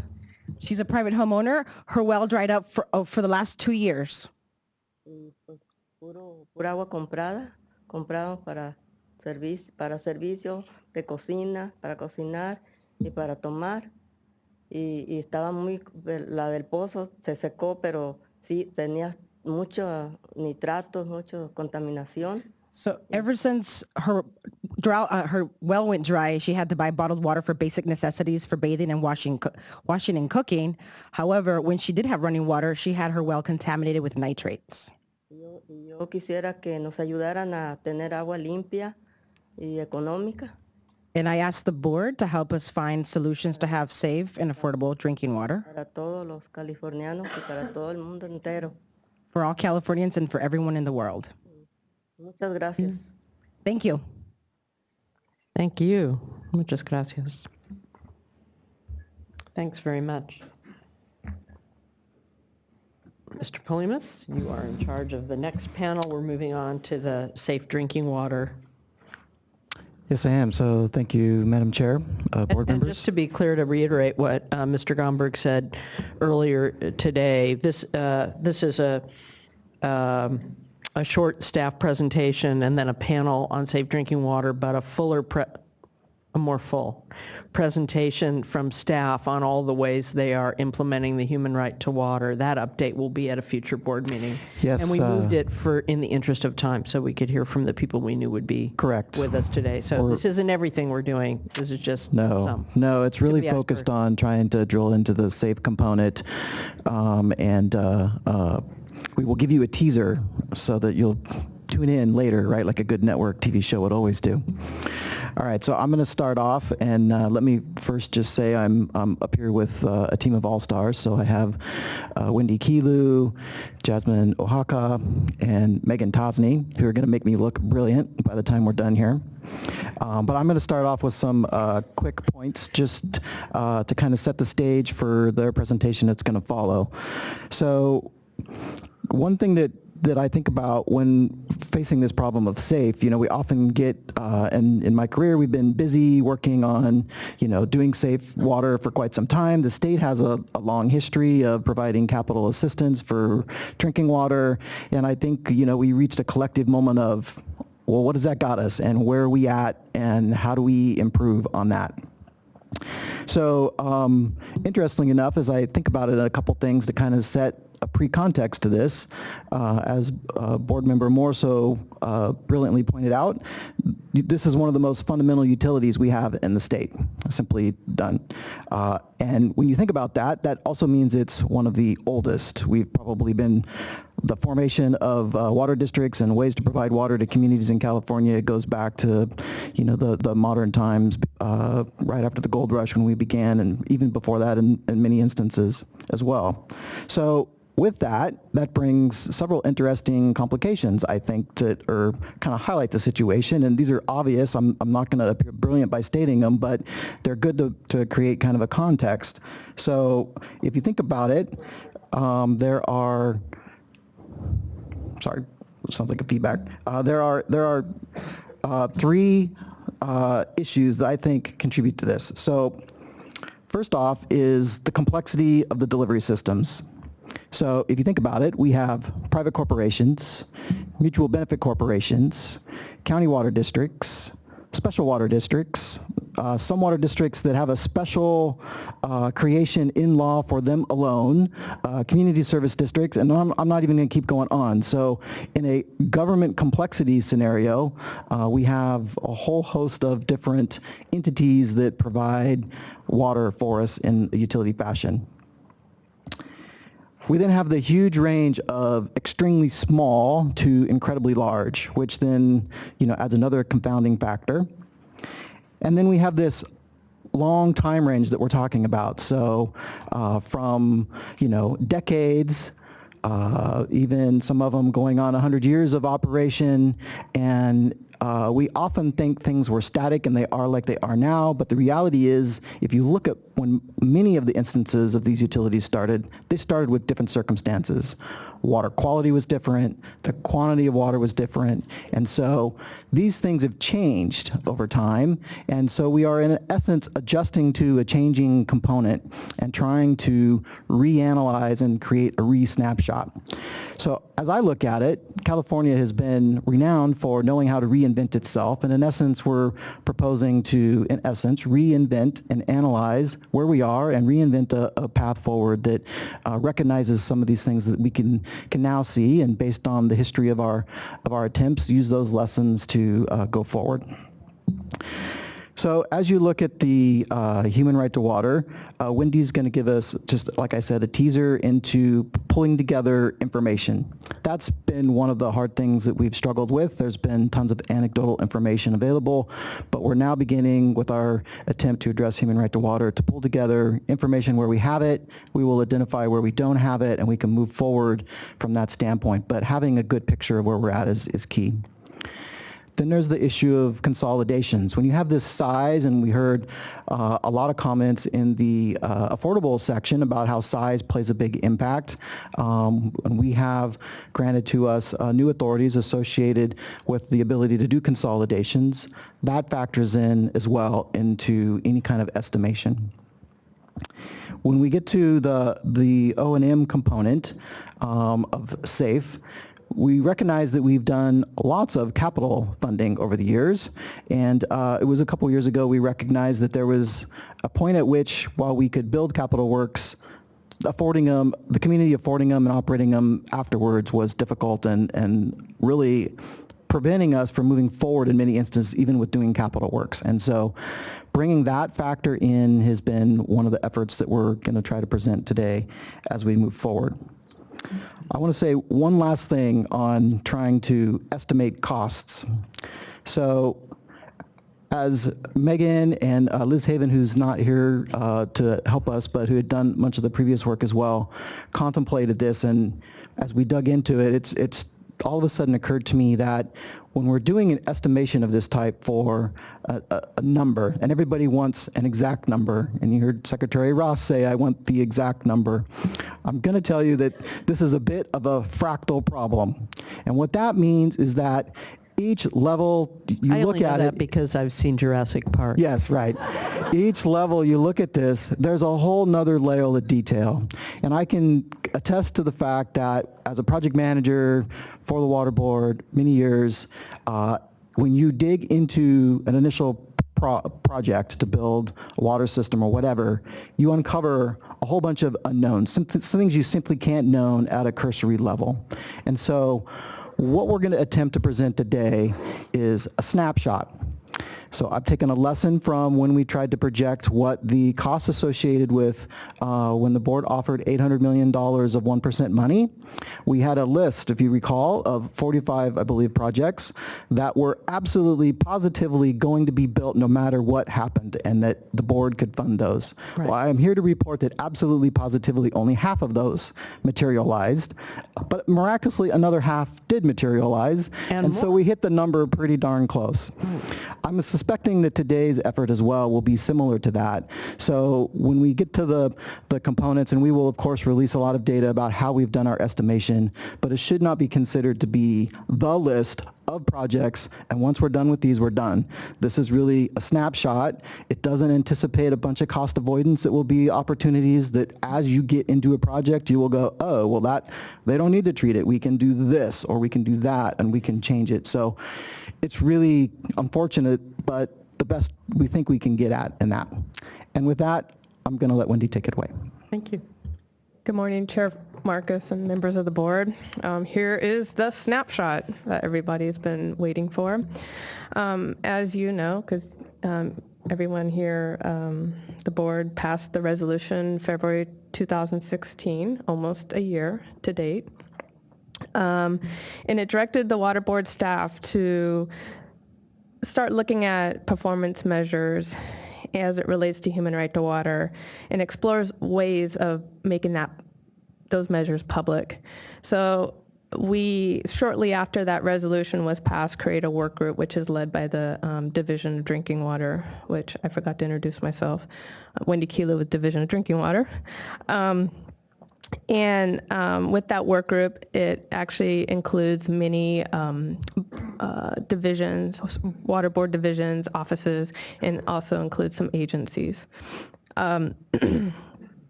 And then we've also reached out to the NGOs, EJs, and other external stakeholders for input, and we'll continue that communication going forward. So the work group goals currently is to come up with these data sets and maps to show the water board's performance as it relates to human right to water, and to make this information available publicly. And this is the public side. And to establish matrix to help define what it means for Californians to have water that is safe, clean, affordable, and accessible. So the portal that we're presenting today is just the beginning of what the future will bring us. And it's going to be ever evolving. The portal is a repository of information relating to human right to water. And as Max mentioned earlier, it will be launched tomorrow. I can't give you exact time, but just stay tuned. And then for the symbols clash. Orange blaring. And then so going on to the actual web portal itself and what's on it, as you can see here, has an introductory paragraph that includes AB 685, which is now included in the Water Code 106.23, excuse me. And as a reminder, it mentions the key components that, and this is a preamble to our work group, just kidding. The key components of the human right to water is that every human being has a right to safe, clean, affordable, and accessible water adequate for human consumption, cooking, and sanitation purposes. In this introduction, it also makes note of the board's core priority and core values, and the work that the water board staff will undertake in implementing these goals going forward. So here's a snapshot of the main page. You can see here there's a general information section that includes general information.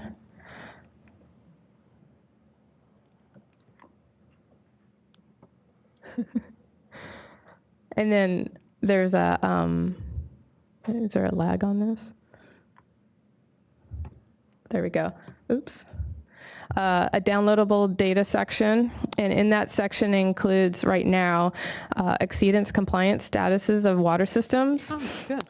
And then it will also include Chrome 6 information. Unfortunately, not all that information is in our database, but there are spreadsheets here that you can get an idea of what that world is.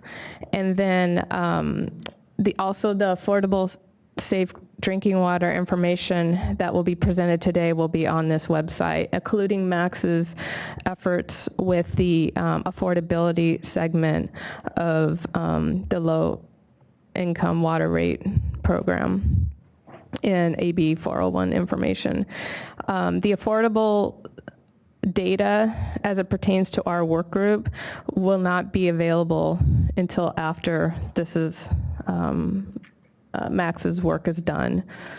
And then the accessible data will be available sometime probably in the fall of this year. We're hoping that's the goal. So right now we just want to start addressing the safe and clean. Obviously, like I said, this is ever evolving. So as we get more information, we'll be updating it. The next section is the maps, which everybody just loves, and it gives a nice visual. And also included on here will be the map user guide. So that's the map section. Here's the map. I feel so patriotic. I have to look at the code. Anyway, Where's Lady Gaga? I know, huh? Sorry. I know I watched too much. So TV, this sorry. this map is linked off of that main portal homepage, and it goes to this lovely visual of our state. And there's many features in here that we will go more into detail at our February 22nd meeting. I'll be demoing it and getting into the weeds of our measures or our criteria that we use to put these stars on a map. And as you just can see here, the red means out of compliance, light blues return to compliance, and blue stars, dark blue stars, meaning the systems are in compliance. Again, I just want to also remind everyone, when this does go live, contact information is on the bottom. Oh, good. So please, if anybody sees any issues with anything, please email, or you can call the number on the contact page or contact section. And again, just reiterating, for more information, please attend the February 22nd meeting. And that concludes my presentation. Thank you.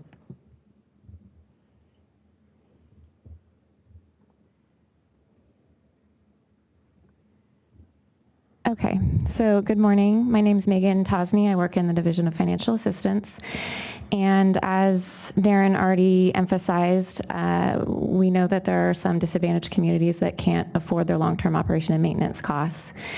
Consolidation is, of course, preferable in a lot of cases, but there are other cases where systems are just physically too remote to consolidate. And so last year, there was a bill, Senate Bill 552, which gives the state board authority to contract with outside parties to serve in a receivership type role. And it's envisioned that that authority could be used as a mechanism to administer operation and maintenance funding to these types of systems. So in considering that, we have put together a draft fiscal estimate of the annual statewide need to support O&M costs for these systems. We, in putting together the estimate, decided to actually include annualized capital costs as well. And the reason for that, you'll hear more about this at the next board meeting, but the Proposition 1 funds are being quickly committed to projects. It's also possible there could be less certainty with future federal grants, and so we thought it would be prudent to also include the capital costs. But it's separated out. Right now it's not actually, but we could work on that. They're discrete and different, and it'll inflate the O&M cost, and it would be different funding streams. So if you could separate that out by the 22nd, that would be helpful. Okay. So, so just a couple of points to keep in mind. This is specifically for public water systems, so it doesn't address the needs of private wells and those sorts of things. And in addition... Again, just because we have people listening who aren't as steeped in the thing, I think what most people don't realize is that the current system is geared around regulating public water supply systems that serve over 25 people more than 59 days a year, or is it more than 24 people, 59 days a year? Historically, the smaller systems and domestic wells are left to the county, and so what we've been embarking on is an endeavor to try and deal with the communities that fall under our jurisdiction, but also to figure out ways to help others. And occasionally we've gotten tools to be able to allow us to spend money during the drought for some of the smaller systems that we don't have the authority to deal with otherwise. So it's a very complex set of issues on top of the fact that we still have plenty of work to do with those systems. The public ones, yeah. So the data that we used comes from the Human Right to Water portal, so it's focused on community water systems and non-transient systems that are or non-community systems that are serving schools and daycares. And additionally, one thing to note is that we took a sort of deeper dive look at the large community water systems, so those serving more than 3,300 connections or 10,000 people. And with those, we, based on a preliminary analysis, determined that they would be able to afford their future O&M costs, and so those systems were not included in this cost analysis. And so at the end of the day, we ended up with 309 systems included in the analysis, which serve a total of 200,000 people statewide. And the estimate is at $45 million annually. It was amortized over a 20-year period, so if you think about it over that whole 20-year term, it would be about $1 billion, nearly $1 billion. The estimate doesn't include any administrative costs that would be necessary to implement a program if it was funded. And like Darren already emphasized, it's really just based on a snapshot in time, and it would be a dynamic list, and there will probably be some systems that may drop off with more affordable solutions and also new systems that come out of compliance, and so it would be dynamic to some extent over time. So the 309, we know it doesn't include the big ones, it doesn't include private wells. Does it include the systems under 25? No. No. Okay, so it's just systems over 25 that are in our traditional domain, and we know there are others out there, and okay, that are also important. Good. So we know what we're calculating. Yeah, and again, thank you for these questions. To help folks understand, some are traditional community systems, water systems, and then some are outlying school, maybe mobile home parks might be some. I mean, what's kind of the character of the mobile home parks would be a community water system as long as they serve more than 15 connections or 25 people. Right. This list does include 30 schools and daycare centers. Yeah. Which are regulated as public water systems. That's right. Right. Yeah, and then the universe is, what's the number we're using these days on public water systems? About 7,600 or 8,500? Wendy would know better. I believe it's around 7,700, give or take. And what's interesting, and folks may not know this, but I was just talking to Michelle Fredericks in our staff, who's has a responsibility for consolidation efforts in our state. And she says in Sonoma County alone, over the last year, there are over 50 applications, 50 applications for new independent public water system permits in 1 year.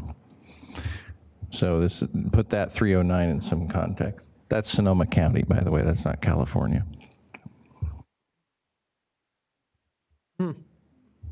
So, Madam Chair, to add one thing to your request to split it, one of the difficulties we'll face in that, and I just wanted to alert you to that, is that, so we tried to use costs that were established by like US EPA and others, and oftentimes for certain treatment trains or whatever, they give that to you only in an annualized cost, so we'll have to do some more digging, because they present it as what's the total cost to build and operate. Yeah. And so we borrowed that information because we felt it was, a solid number. Yeah. We'll have to see how well we can split that apart, but it'll be difficult in some circumstances. That's fine. Just show us what we different can. ways of looking at it. I mean, I think part of what we need to be assessing is how would you, I mean, it's a huge public policy decision that the legislature will have to make. Yes. About whether, and whether we can and whether we should, or whatever the verb you want to use, or the adverb or whatever, is, what are they aiming at? How would they fund it? And we're supposed to, illuminate what the options are there. And so you got to kind of figure out how to display it so we know the universe that we're talking about. Also, if you can do a snapshot, and again, it's hard because there's not data, of also what it might take to deal with smaller systems and domestic wells. The problem with domestic wells, of course, is some are domestic wells in small communities who are there because they need to be there. That's where the jobs are. Then you have domestic wells that are people wanting to move as far away from anybody as possible. And I don't think anybody's suggesting that the state should subsidize that. But we've got plenty to do with folks who are somewhere because that's where they are through history and jobs and the like. So to the extent we can put a placeholder in there or even articulate the need to know what that is, that'll be important. And again, not in the same affordability report, but in the work that we've been directed to do in the budget document. Where do, and this is for any of you that know the answer, where would the example with Sonoma, where would people who are seeking to create small systems, where would they apply for that, for permission to do that? Yeah, so for the LPA counties, it's generally the counties that would permit and authorize that. And how does the new bill limit that? Aren't they supposed to consider whether there's a larger system that could serve them first before they're allowed to? I thought that was the staunch the bleeding. Yeah, and I'm going to admit to not being super versed in it just yet, but yeah, my understanding is, yeah, Wendy can probably tell us a little bit more, but it does give us some control over it.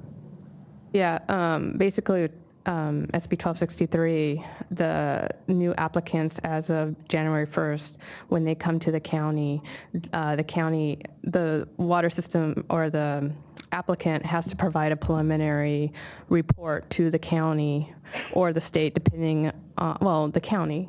And if they're state regulated, that has to go to the state, and also if it's an LPA, if they're LPA regulated system, or will be, then it needs to go to the LPA too. And there's, the evaluation, like you mentioned, with a certain mileage, to a current established public water system, and then also a long list of things. And then if it's, goes forward in the review process and say they were given that go ahead to make a separate public water system, they have to get concurrence from the state. If it's LPA regulated, or the state, can approve or not approve that connection or that new development of a public water system. Kristen? Does that answer your question? Yeah. Okay. And for folks who don't know, is it approximately half of the counties, the 58 counties, have LPAs? 30 out of 58. Yes, about roughly 50%, and the other half are directly regulated by Drinking Water Division. Thank you. Thank you. That was helpful. This number's just lower than I was expecting. That's why I'm trying to make sure all the parts of it. That was my first reaction. Seems doable.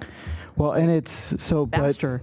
But, remember the caveats we put on it, and remember that it's an annualized number. So $45 million a year adds up quickly, and, that's an anticipated, going on and on. It never really goes away. It's not like 45 million and you're done, or even $1 billion and you're done. And as well, we didn't adjust it for inflation either, right? So 45 today will be 50 million, several years from now. Okay.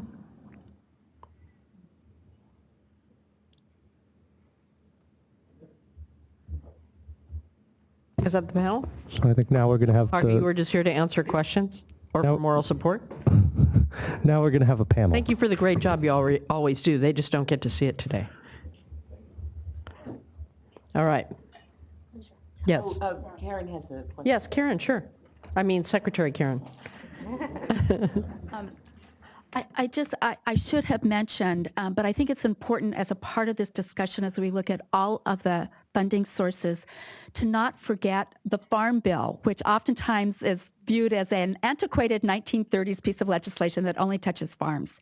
Yeah, and we just started our listening sessions for the Farm Bill last night. We have one in Chico tonight.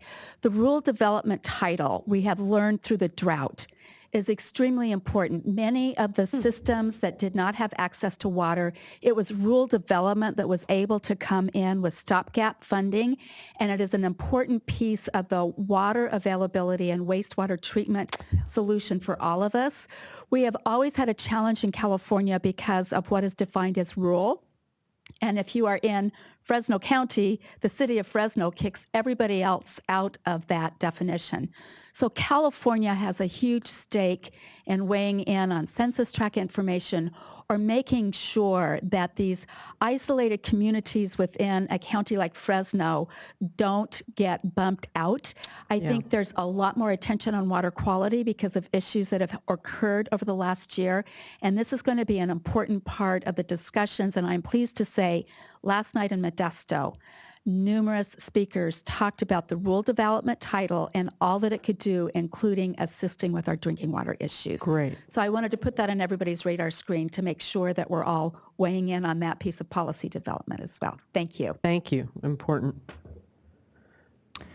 So if I could get my panel to come up, Laurel Firestone, Bill Thomas, Cindy Tuck, Wade Crowfoot, and I'm forgetting the fifth one. Mariel Magana.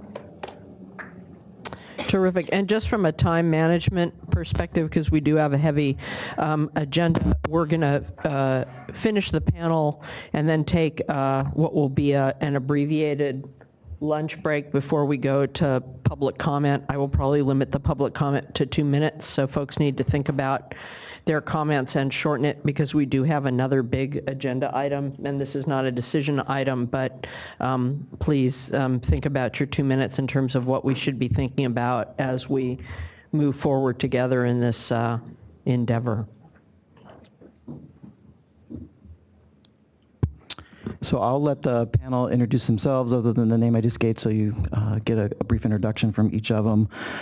We asked them here to talk about the SAFE, obviously, and they'll bring some different perspectives to us other than what the staff just provided. So as they introduce, they can have a few minutes to say a few things, and I'll start them off even with kind of the first question, which is, what do they see as the biggest challenge or barriers to dealing with this on their own? So. Oops, make sure it's on. Hi, my name is Mariela Magaña. I'm a policy advocate with Leadership Council for Justice and Accountability, and I am currently working in the Coachella Valley, specifically the eastern side of the Coachella Valley. So I'm here to speak more about the issue that we have in rural unincorporated communities throughout the state, specifically by providing examples of what we see on the eastern Coachella Valley. So as it has been mentioned, nitrate is not the only contaminant in water, right? So in the Coachella Valley, we have natural occurring arsenic and chromium-6, but because we do have a lack of connection to sewer lines, to the public systems, we do have contaminations of microbes, specifically when they're close to the septic tanks. So it's definitely a high need for us to consider that there are unincorporated communities, specifically mobile home parks, that are not connected to public water systems that can't be ignored, specifically because these are very vulnerable populations who a lot of them are dependent on tourism, industry jobs, and farm working jobs. So, you have individuals who are not just vulnerable based on their job and the the lack of also affordable housing pushed them to these isolated communities that are not connected to potable water. Do you want to go in order, or who wants to go next? Oh, you guys have a secret order over there that I don't know about? That makes it fun. Laurel would be next. Okay, thank you. Laurel Firestone, Co-Executive Director with Community Water Center. And we submitted written comments on the AB 401 process, and then also have submitted more general comments with a lot of other signatories around this hearing. We want to recognize and thank the board for expediting work on this important topic. Since 2012, we have recognized the human right to water in the state, but we have a long way to go to make it a reality. And we've made a lot of great strides in terms of source protection, capital funding in terms of the bond. Of course, we still need more. I want to really recognize the Office of Sustainable Water Solutions here at the State Water Board and the Technical Assistance Program, which I think is really at the forefront really of funding programs across the state to address disadvantaged community needs and make sure that communities that need it can access the funding sources that taxpayers are paying for. And I think has been a reason why we want to see any funding programs really tailored through that as kind of a one-stop shop and multidisciplinary technical assistance program that that this board has. And also, as was mentioned, the consolidation programs and other efforts that and new powers that allow us to reduce costs and create efficiency and resiliency, those are all key. But the number one barrier that remains is a sustainable funding source, particularly for O&M. That is the single largest barrier for ensuring we can have safe water and ensure the human right to water in the state. It's something that since 2013 at least has been the top priority around drinking water that this board has recognized in their reports. It's a really big political lift, and we really want to see that addressed this year. In order to do that, we need to have good, transparent assessment of the need and tracking what's been done and progress made. We're really excited about the Human Right to Water portal and the data that the State Board has been working on. We really look forward to being able to dig into the details of this and work with the other stakeholders, both on this panel and in throughout the room, and those that couldn't be here today, and figure out how we can find a solution forward. I did want to say that on a general level, what we would like to see, first of all, is that, and I know this has been mentioned, but we do need to figure out how we address private wells in communities that are not part of public water systems. You've heard from some of those today that have come up, as Mariela said as well. We need to make sure that we also recognize that when we're looking at this cost number, for example, that was shared today, and we haven't gotten the breakdown yet of like which contaminants that is or which, if it's O&M, but when we did an assessment, as we've been trying to do with ag stakeholders and others to try and look at what would it take just for nitrate alone, we were getting numbers that were closer to 139 million annually for nitrate alone. Now, some important differences are one, that it's including emergency costs, which I don't think this one did. So I think this was really about how do we, the numbers the State Water Board shared now is about the long-term solution. So we are also including how do we ensure people have safe drinking water while they're waiting for that long-term solution to be implemented. We are also including private well communities and point of use where they couldn't be consolidated as a potential long-term solution for those. And so and if you include both O&M and capital, we are getting a lot higher numbers. So I think really look forward to digging into numbers, and I think if we can all be on the same page as what the problems are we're trying to solve, we can more likely get there. And then also just, I think Darren made this point, but nitrate, for example, all the studies have shown that even if we stopped agriculture altogether, that the nitrate levels in our drinking water would continue to increase for some time to come. And so this is a snapshot. We need to recognize that anything that we put in place is going to need to be flexible and meet future needs as we recognize new contaminants. Along those lines, and I think the last main point is around the way that we would ideally like to see a package structured would be to have multiple funding sources.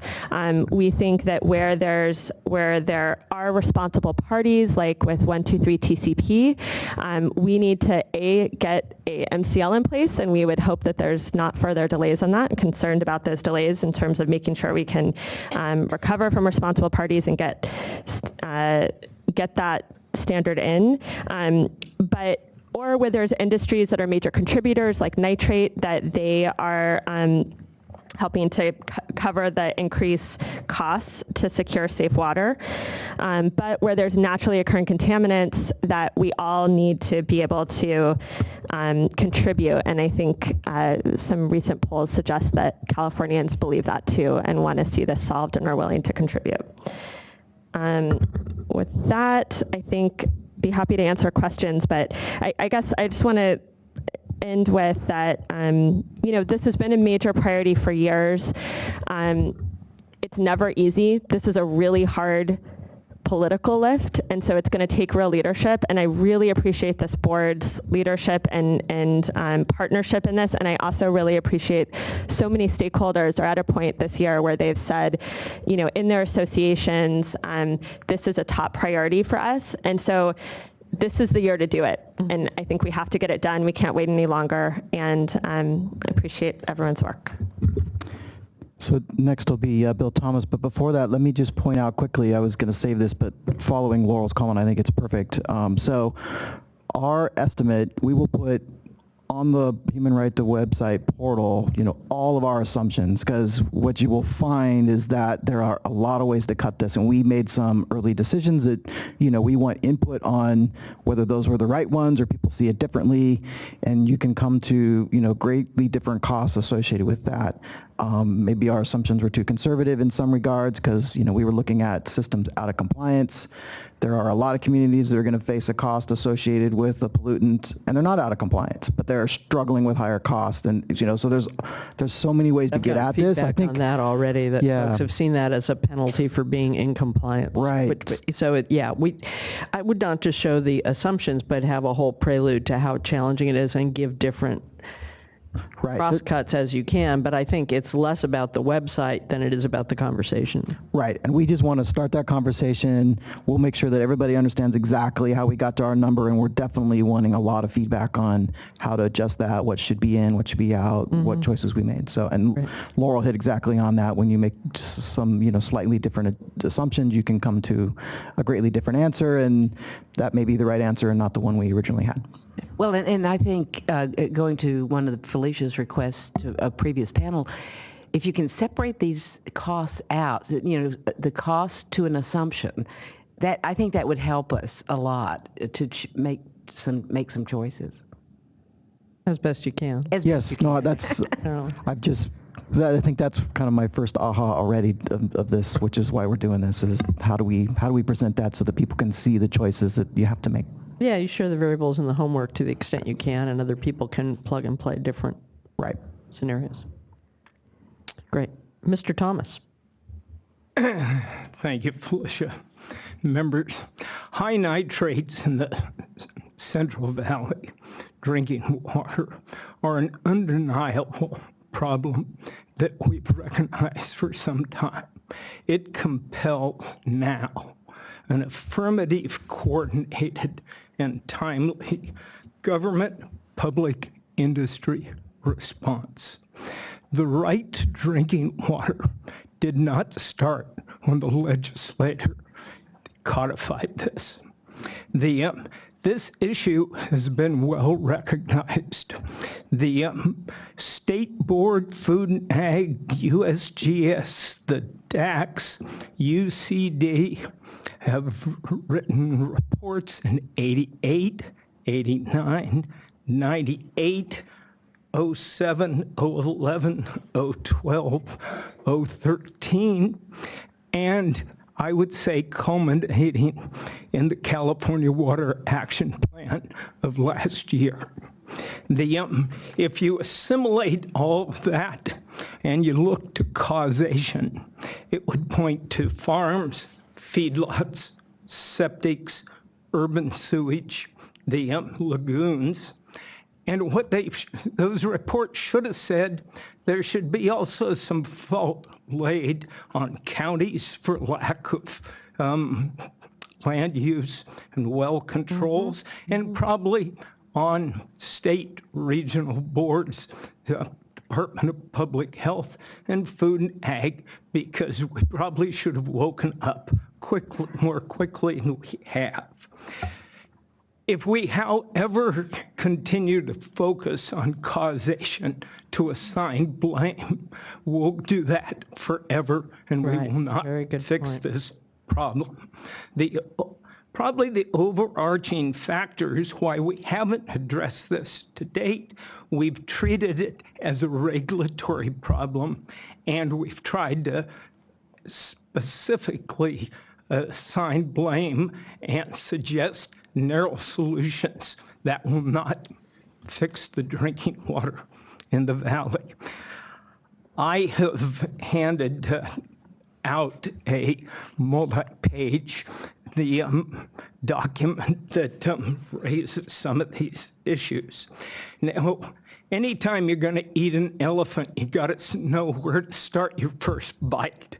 And parallel this to emergency room triage versus treating cancer in the long run. You have to divide the drinking water issue as a triage now and continue through regulations, deal with our aquifers over a long range. We have to supply alternative drinking water in these key areas. I think we start in the Tulare Lake Basin. It's been the most urgent and the most documented area. The Governor's Drinking Water Task Force centered on that. UCD centered on that. That isn't to discount other areas of lesser breadth and urgency, but you have to start somewhere. I envision a pilot or regional project that can serve as a model, then out in other areas. But we have to supply alternative drinking water until our permanent solutions are in place. First thing to do that, you have to identify where the problem is, and the state board, as you've heard today, and otherwise know, is a long ways into different granular efforts to target areas. And then we need to figure out how we capture the resources and develop an administrative program that's effective to deal with this. There's $100 million in new federal monies in the drinking water area. We need to capture as much of that. To do that, we need to have a program. The Farm Bill is mentioned. A lot of people not in agriculture don't recognize that the Farm Bill has more money in it than any other agency. Coming from agriculture, I think that's appropriate. Although California never gets its fair share, I will say. That's true, but on this issue, we can justify getting it. State funds are there and more are available. There are grant monies that need to be coordinated. We have Ag Coalition efforts. We have county efforts like Tulare County, just as an example. And we have projects by water districts. The Alta Irrigation District project comes to mind. That all needs to be assimilated and coordinated in some fashion to make it most effective. And we also have to consider, as part of an overall program, something from the fertilizer industry and perhaps something in the nature of public goods. I know it has been tempting for some people to singularly identify either of those as the funding source. Nothing is the singular funding source. We've got to think more globally than that. And our outcome objective is interim replacement water for all in the target area until a permanent solution is in place. That's a big bite, no question, but there's been no other point in time that we've had things coming together than we do right now to tackle this in a big way. And I think we can do that in such a fashion that usual folks that are before you, like Laurel and I, that might take different positions, if we do this right, we can do this so the agencies, the EGA community, the water community, agriculture and water districts are all part of a solution. Thank you. Thank you. That's very good. Cindy? Thank you, Chair Marcus, members of the board, and staff for the invitation to be here. I'm Cindy Tech with the Association of California Water Agencies. We represent about 430 public water agencies across the state. Together, they provide about 90% of the water that's distributed for the public, for agriculture, and for business. I do want to note that our public water agency members who provide drinking water, they take the duty to provide safe drinking water very seriously. They do a great job.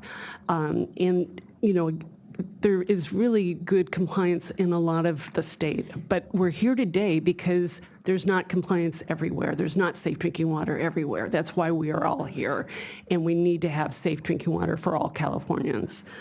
So based on that premise, our board, like Laurel said, there's a lot of boards and organizations that are making this a top or high priority. Our board last year made this issue one of our 6 policy priorities. And we're developing an action plan. We haven't finalized that yet, but it's close. I'm going to share some of the ideas from that today. And I will focus, hopefully in a concise way, on 4 topics: collaboration, information, solutions, and funding. So collaboration, I can't emphasize this enough. I think the key to success is collaboration. To us, that means, you know, not just, by the way, we really appreciate this meeting today. This is fantastic.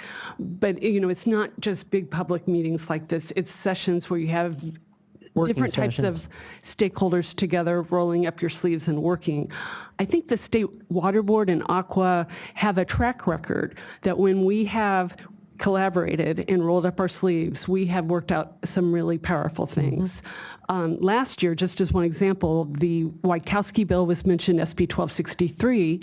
That was worked out. It was with the help of Rachel Wagner in the Senate Environmental Quality Committee, but it was your legislative director, Rob Eagle. It was Tina Cannon-Leahy, one of your attorneys, and of course Liz Haven as a retired annuitant, and then Aqua and one business group. And we rolled up our sleeves and worked it out, and everybody's kind of proud of that measure. So to me, that's a really positive example of what collaboration can do. The second area is information, and I'm thrilled to hear all of the speakers, including Secretary Ross, talk about the need for the needs assessment, but also agreement on that. And I so appreciated Darren's tone this morning about wanting feedback and that they're going to be transparent on what the assumptions were and get that out there so people can comment and provide suggestions back. That's the spirit of collaboration, and we really appreciate that. Frankly, back in July when we have a board level task force on this exact topic, and we asked Cindy Forbes to come over. She did an excellent presentation. But what struck our board members was when they asked, what is the needs assessment? What are the types of, it's not one type of problem. There's multiple types of problems here. Each one has different solutions in different communities. It's going to be different solutions. But, is there a ranking of that? Is there a price tag for that? And there wasn't. And so that kind of frustrated our guys because they're problem solvers and they wanted to be helpful, but there wasn't this needs assessment. So that's really important, and we'd like to collaborate with staff and the board on that. The next area is solutions, and I'm just going to mention one example from our action plan that we're getting ready to finalize. We thought, and we haven't previewed this with your staff, but hopefully they'll like it, we would like to partner with the State Water Board on a toolkit for voluntary consolidations. So that's something that we could share once it's produced. It would basically be a roadmap for if you are interested in doing this, these are the steps you go through. Have new information about liability protection that's in state law based on the consolidation bill, those kinds of things. And then we would make that available to our members and be able to share that information to broader water community, and that might be helpful. So just one example of something that could be a solution. And then cutting to the chase and getting to the funding, of course, the needs assessment is really important because the needs assessment provides the foundation for that conversation. If the needs assessment is solid, and Laurel and I have talked about this, that makes the funding conversation a much better conversation. And it's focused, as opposed to it being a blank checkbook. Because blank check does not work in the water community, I can tell you. So that's the first piece of this. Bill talked about looking at a menu of options, and I think that's a good idea. The one concern that Aqua has is we, as an organization, we are opposed to a public goods charge, a statewide tax on water. And part of the reason for that, particularly in this context, is that would be a regressive tax. So you're going to have more of an impact on lower income people financially than you do on rich people. So that's one factor. And I think what we would like to suggest today, and this, just put it on the table and have people think about it, is having a conversation with the governor about a general fund solution. And a general fund solution, general fund, that's a heavy political lift. That's a given. But it's based on the income tax. Income tax is progressive. So you have rich people paying more. You have low-income families paying less. That makes sense in this context. This is a social issue. It makes sense for the general fund to be part of the solution. And if the governor could agree with this concept, and you had the governor, the state board, the environmental justice community, the water community in California, ag in California, and we would work to bring the business community behind this, couldn't that be powerful? So that's my suggestion to leave for you all today, and we look forward to collaborating with you and finding the solutions. Thank you very much. I'm firmly in favor of whatever can pass. Agnostic on what it is. Who says you're not a risk taker? Well, my name is Wade Crowfoot, and I lead the Water Foundation. We are a foundation that is supporting groups to work with government to solve this problem. I want to first thank you, the board, for your leadership and concern. It's palpable that you share the passion of the people in the room to actually find a solution. And big thanks to Darren's team and Max and others for actually putting together data to really help us understand the scope of the crisis and start to explore solutions. I'll take a moment just to remind ourselves that tonight, 200,000 plus people will go home in their homes in California, the 6th largest economy in the world, and will live in homes where contaminated water comes out of their kitchen or their bathroom. I'm raising a 3-year-old daughter, and I cannot imagine being resigned to a fate where I have to keep my kid away from the water that's coming out of the taps. And so we can talk about the complexity of the situation. We can talk about how difficult to lift the solutions are, but I'm so heartened to see that the diversity of interests up here is committed to doing something about it now. Not in 2019, not in 2020, but really working to solve this now. This is one of our largest priorities at the foundation, and so we went out and actually completed a statewide survey to better understand if this is something that Californians care about, and not surprisingly, they do.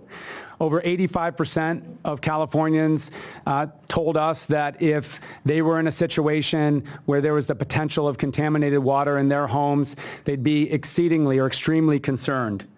80% would actually be willing to join a group that's fighting for clean water. And a stunning number, 9 out of 10 Californians actually hold policymakers, local elected officials, state elected officials, state appointed officials, the governor, accountable for doing something about this. So it's clear that this is not only a priority for the groups in this room, it's a priority for the entire state. I think that the discussion today and the portal that the state board has created is the beginning of what we need to actually continue to focus on this year. Darren asked us what are the challenges, and they've been well explored. One is a lack of information and data, and the assessment provides us at least a portion of the data we need. I'll underscore Chair Marcus's point that the 200,000 people living in 309 water agencies with cost of O&M of $45 million is part, but not all, of the problem. There was, as I understand it, modeling completed for the SBX 2.1 process where UC Davis modeled, not recorded, but modeled that there could be upwards of 250,000 individuals living on domestic wells in the Tulare Lake Basin and on the Central Coast that have nitrate contamination. So Secretary Ross talked about the need for precision, or at least as close as we can get to precision. But I would say to the board, you know, your team has done great work really identifying what the need is in the water agencies where you have jurisdiction. Right. But we would request your help bringing precision to those other chunks of population that don't necessarily fall under the jurisdiction of the state board. Second challenge has been, of course, the invisible nature of the problem. Literally the invisible nature of the problem, because contaminated water typically looks like clean water, but then also the invisible nature of the problem because the communities that are largely impacted by these communities are disempowered, rurally isolated communities, often linguistically isolated communities that can't make themselves heard. And so huge thanks to the organizations up here for helping raise awareness in Sacramento among policymakers. The third and probably most vexing challenge here is the decentralized nature of the problem and the complexity of what a solution would be. And while that's a challenge, it can't be a barrier. It simply can't. We have done so much in California to make this an incredible place to live and really a model in our country and the world. And despite a complex system that I don't think anyone would have created from whole cloth, we have a situation that we have, and we have the system that we have. And so I appreciate Mr. Thomas's point that let's not make the perfect the enemy of the good. Let's start. But I would also caution us to not work toward a solution on one piece of this, for example, nitrate, and then leave it there, because that would be leaving behind people that are living day in and day out with these other contaminants. The last is a question of who's responsible and who pays. And we could spend the next several years pointing fingers, whether it's local government or state government or water agencies or counties. But the fact is, the problem exists. We as Californians need to come together to do something about it. I appreciate Ms. Tuck's suggestion around the general fund, I would say that any solution that is suggested, I would argue needs to be durable over time. And one thing I worry about a plus up of a budget is it's not going to provide the certainty to provide operations and maintenance over time. But I say that in the interest of being constructive because really all ideas are invited and all ideas should be part of the discussion. And it's really, there will likely be no silver bullet, but as some people say, really a silver buckshot solution. I'll lastly just say I'm optimistic because what California leaders have done on so many other areas and your focus at the board, I would urge you, and I don't think you need this urging, to stay focused on it this year despite the multitude of your other responsibilities and priorities. I think thanks to the leadership of a lot of the community-based organizations, leadership within agriculture, engagement by Aqua, this is our moment to actually fix this situation. The state took a huge step that was recognized around the world in 2012 when it affirmed the human right to water, and now is the time to actually make good on that promise. So I look forward to working with you. Great, thank you. And we look forward to working with you again. Nice to have a rock star brought into this too, in addition to all the other rock stars. I turn to you, Chair Marcus, on whether you, watching the time and whether you want to take questions from board members or have me interject another question. They did a good job of pretty much covering the Excellent. ones I had. No, excellent job of highlighting the issues for us. We're not going to solve everything today, but that was the purpose of the day. Are there any further questions as we? Yeah, very good job. It's a great panel, and I'm inspired, and thanks for affirming, what's so great about California. You all have touched on it, and what's so challenging. What's so great is our ability to innovate. What's so challenging is our culture of unplanned organic organization. And that's captured in the 1949 book, California, the Great Exception. I encourage you all to read it. It's a great book, and you all captured it again. We keep revisiting these themes, but working together and collaborating is the key. And I share your optimism, Mr. Crowfoot. We can do this, and we will. Thank you. Great. Thank you very much. We have our work cut out for us. Public comment is very important. We would only be able to make a dent in it. I think the most efficient thing to do is to take a short break. I'm going to say half hour, maybe give you 3 more minutes. So we reconvene at 12:50, and folks will have 2 minutes each to toss in their best thoughts as we continue this endeavor, which we will be on relentlessly.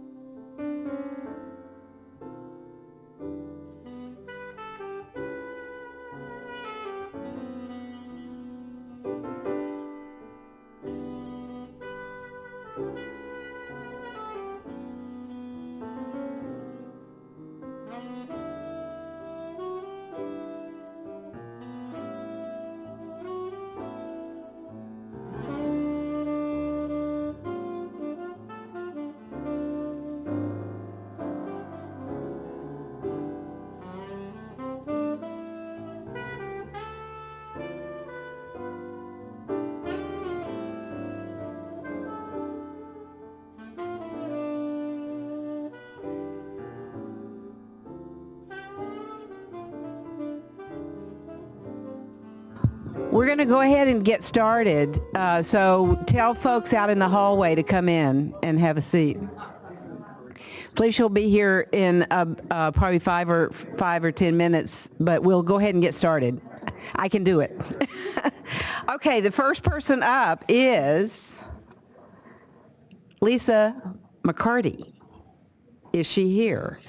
Is Jack Hawks here? See, you know, if you're not here, you may give up your chance.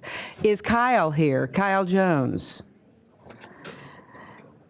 Evalia Krabahar. Yeah, they're all going to come together. Okay. Okay. Then bring everyone in.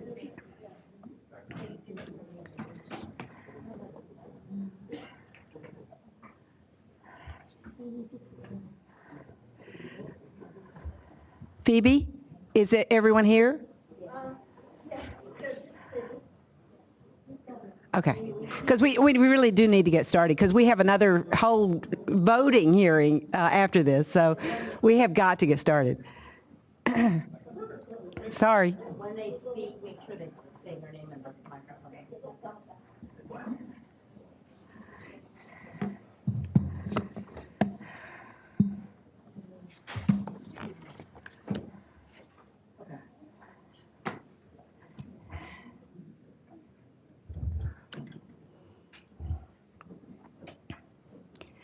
The meeting is reconvened, and we will get started. Thank you very much for being here. Thank you. Buenas tardes, mi nombre es Isabel Solorio y vengo de la comunidad de Lanier en el condado de Fresno. Hi, good afternoon. My name is Isabel Solorio. I come from the community of Lanier. Es importante implementar subsidios parecidos a los del PG&E para poder pagar los costos altos de agua. Just a clarification, I come from the community of Lanier in the county of Fresno. It's important to implement the subsidies of PG&E in order to pay the high costs of cleaning the water, of water. De agua limpia y es súper importante para comunidades como la mía debido a que la mayoría somos de bajos ingresos. It's especially important for communities like my community. The majority of us are low income. En el pasado se hizo una planta de tratamiento. In the past, an arsenic treatment plant was done in our community. Porque el motivo es que hay arsénico en nuestra agua. Because there's arsenic in our water. Fue una planta que fue un mal plan porque no se hizo el debido estudio. It was done poorly because they didn't do the necessary studies in order to implement an effective plant. Los costos altos para poder manejar una planta y una comunidad tan pequeña. the high costs, and it failed economically because of the high costs of operating such a large plant, a complicated plant in such a small community. Y llegamos a una deuda demasiado alta, el cual la comunidad es la que estamos pagando. And we actually got, we now have a debt, a really high debt that the community is now paying. So se necesita reconstruir la infraestructura en la comunidad. So what's needed is to reconstruct the infrastructure in the community for water. También se debería pensar en consolidar los sistemas de agua con otros sistemas cercas. Also, it should also be thought to consolidate our system, our small systems with larger water systems. So ya sé que el tiempo se me terminó, pero voy a decir rápido. So I know the time's already up, but I really want to say quickly. Tenemos problema con las aguas negras y eso es un problema también muy serio porque no contamos con sistema de drenaje. We also have a very big problem of residual water, wastewater, because the community doesn't have sewer. So that's a big problem as well. Thank you. Buenas tardes, mi nombre es Eulalia Carvajal, vengo del Lener, condado de Fresno. Hi, my name is Eulalia Carvajal. I come from Lanier in the county of Fresno. Vengo nomás a apoyar las propuestas que hicieron. I just coming to support the proposals that have been made today. Me gustó todo lo que hicieron, ojalá y se cumpla. Gracias. I like everything they presented. I really hope that it's implemented. Thank you. Thank you. Now, is everyone in your group coming up? So we have Danielle Roberts as well. Okay. Part of the same group. I'm going to present on her behalf. Okay. All right, so unfortunately, Danielle Roberts wasn't able to attend today. She's also a member of the Lanier community in Fresno County and is also the president of the Lanier Community Services District. She really wanted to be here, but at the very last moment this morning, wasn't able to attend. So what she would like to communicate to the State Water Resources Control Board is, although there have been incredible difficulties in the past with the water system in Lanier, there has been a lot of progress made in just the last year. First of all, they have the CSD, the Community Services District, now has a full functioning board of 3 individuals, which is quorum, and that's really due to the volunteer time of community residents, and that's an incredible win for this community. There's also been extensive community outreach done through partnership with the community group, of which many of these residents who are present today are part of, which is called Community United Lanier. There have been projects approved in the community like sidewalks and a potential AT&T tower. But most importantly, is that the water project is moving forward. There will be a new system, hopefully implemented in the community by the end of the year. And this is due to the really hard work by these communities members over the last approximately 10 years in order to push this through. So she also wanted to highlight that the community's work has been supported by Leadership Council, who's our organization, and self-help, but most of all by this really, really strong and continued work of the community members. So she said that the fact that there has been progress has really brought the community together, and there's a new sense of hope now in the community, which has really never been the case before. So that's just bringing home this point that it's incredibly needed for resources to be devoted to community-based and community-driven solutions for clean water in situations like Lanier in a rural, small, unincorporated communities. Thank you. And could you tell me again the name of the first woman who spoke? Yes, that was Isabel Solorio, and Eulalia was after her. No, I have that. I have hers. Uh-huh. Okay. Any other questions? Okay. Is she there? Okay. Oh, Solorio. Here it is. Mm-hmm. Okay. Thank you. Thank you. Has Lisa McCurdy come in? Nope. Ray Cano?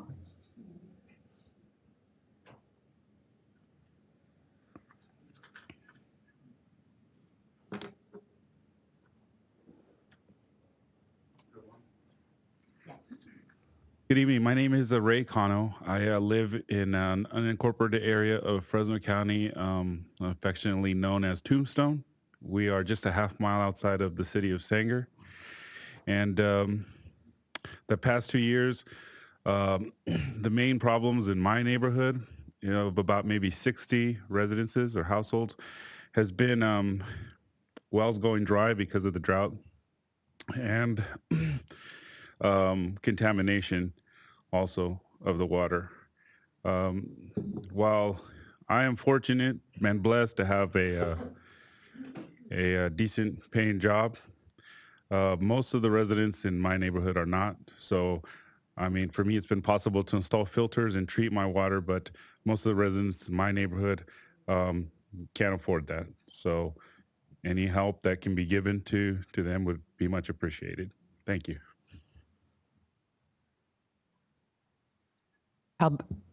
Alberto Sanchez.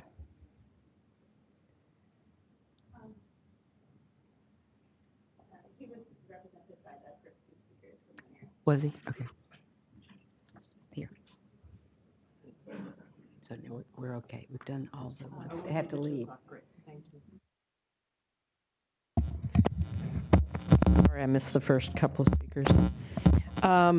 Lisa McGurry from Sacramento Loaves and Fishes, followed by Jack Hawks from the California Water Association, and Kevin Trong from the CPUC.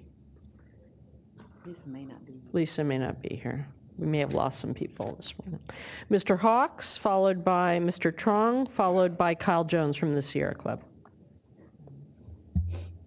Thank you, Mr. Hawks. We have been waiting for the answer to that question. All right, well, there's good news. What was that question? News. Anyway, Jack Hawks, California Water Association, representing the PUC regulated water utilities. Kevin Trong here, senior utilities engineer for the PUC. Just utilities engineer. Okay. And Kevin's the one that actually makes the presentations to the Low Income Oversight Board on the water utilities LIRA programs. I just wanted to clarify a couple of things from this morning's discussion and then point out a couple of things we put in our comment letter yesterday.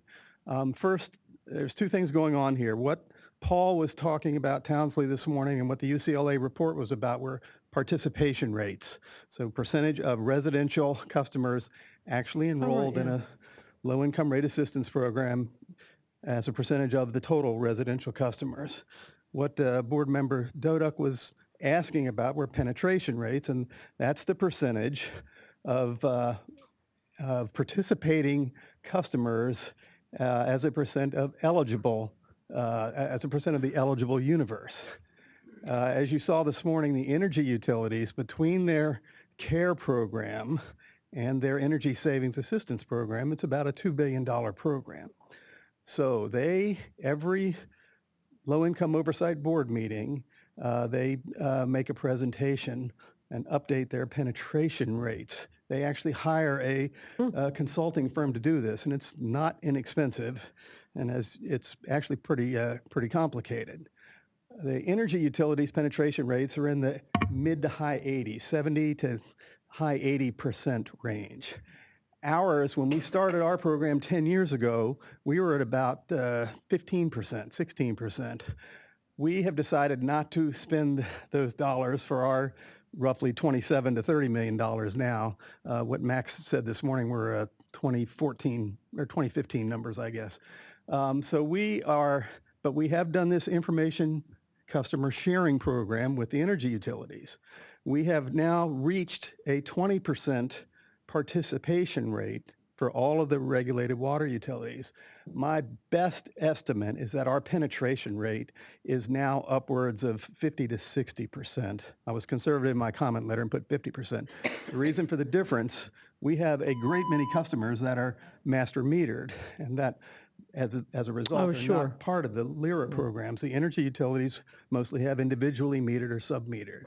So that's the distinction. That's the distinction. That gets to that issue that was raised earlier today, that water rate is not high, but their rent goes up. Got it. Exactly. That's exactly that dynamic that can occur on that side. Just two other quick things. Yeah, go. No, you're answering our question, so that's okay. Just okay. In our comment letter, we We have 4 of our utilities that are part of that 22% that the UCLA report informed us of. More than 50% of the residential customers are probably eligible for some kind of a LIRA program. We've got 4 in that category between San Gabriel Valley Water Company, its Fontana Water Division, and then Liberty Utilities, their Park Water Division and company, and their Apple Valley Ranchos. So in our case, we've got 50% of the residential customers subsidizing the other 50%. So it's, and that's a dynamic that we always have to be cognizant of. And we make the Low Income Oversight Board aware of all this information. As far as the State Water Board is concerned, if you all proceed down, let's say option 2, then we're gonna have to work out with the PUC, because obviously we don't want to be double dipped in a statewide program with the PUC's program. But on the other hand, we want to look at the benefits to our customers that we're getting from the PUC's program now versus what the water board might do, and we will just have to Right. And just to be clear, it's not what the water board might do.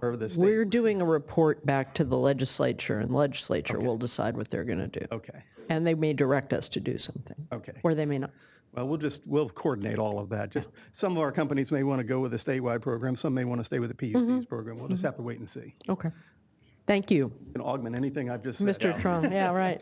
Grade him, how do you do? Yeah, just repeat. My name is Kevin Trong. I'm here on behalf of the Water Division at the California Public Utilities Commission. I would just like to say that we're here to support your efforts in the Safe Drinking Water Initiative. AB 401 is certainly a tall task given the thousands of public water systems across the state, but we're here to support the board in your endeavor. Just to, I guess, elaborate on some of or just give us some background, some data of what Jack was just mentioning about. So the low-income programs at the CVPUC for the water utilities started back in 2005. That was the same year that the commission adopted its water action plan.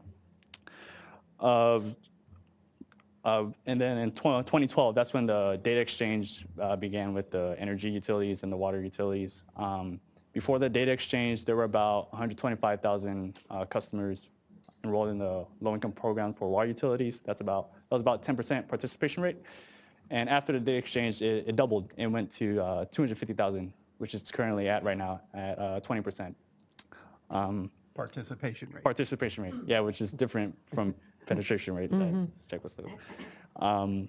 And yeah, Jack also mentioned that last year the total discounts given from all the low-income programs, all 9 of the utilities low-income programs was $27 million. If you average that out, that's about $10 per customer per month of discount given. And that's all. And right, and they have the range too. Percentage off the service charge, or Paul indicated in their rate support fund, they go off the usage. In some cases, it's a percentage off the total bill, again, less the taxes and the PUC fees and all that. But so we have a variety, and it may well be that we take a look at that later this year, actually. Great. Well, thank you very much. Thank you. So we have Mr. Jones, followed by Art Rodriguez from Poplar, followed by Tracy O'Reilly. Hi. Good afternoon, Chair, members of the board. Kyle Jones of Sierra Club, California. I just wanted to thank you guys for taking this opportunity today and holding this workshop.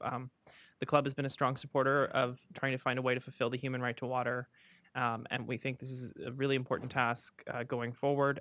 As we've seen during the drought, obviously the two biggest areas that have been impacted have been endangered species and disadvantaged communities. And so again, thankful for this and look forward to working with the legislature on a way to find a funding source to address this problem, hopefully once and for all. Thank you. Thanks very much. Mr. Rodriguez, followed by Ms. O'Reilly, followed by Paul Boyer from Self-Help Enterprises.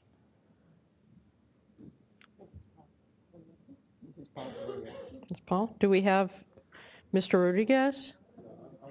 Ms. O'Reilly? All right, we may have outlasted folks.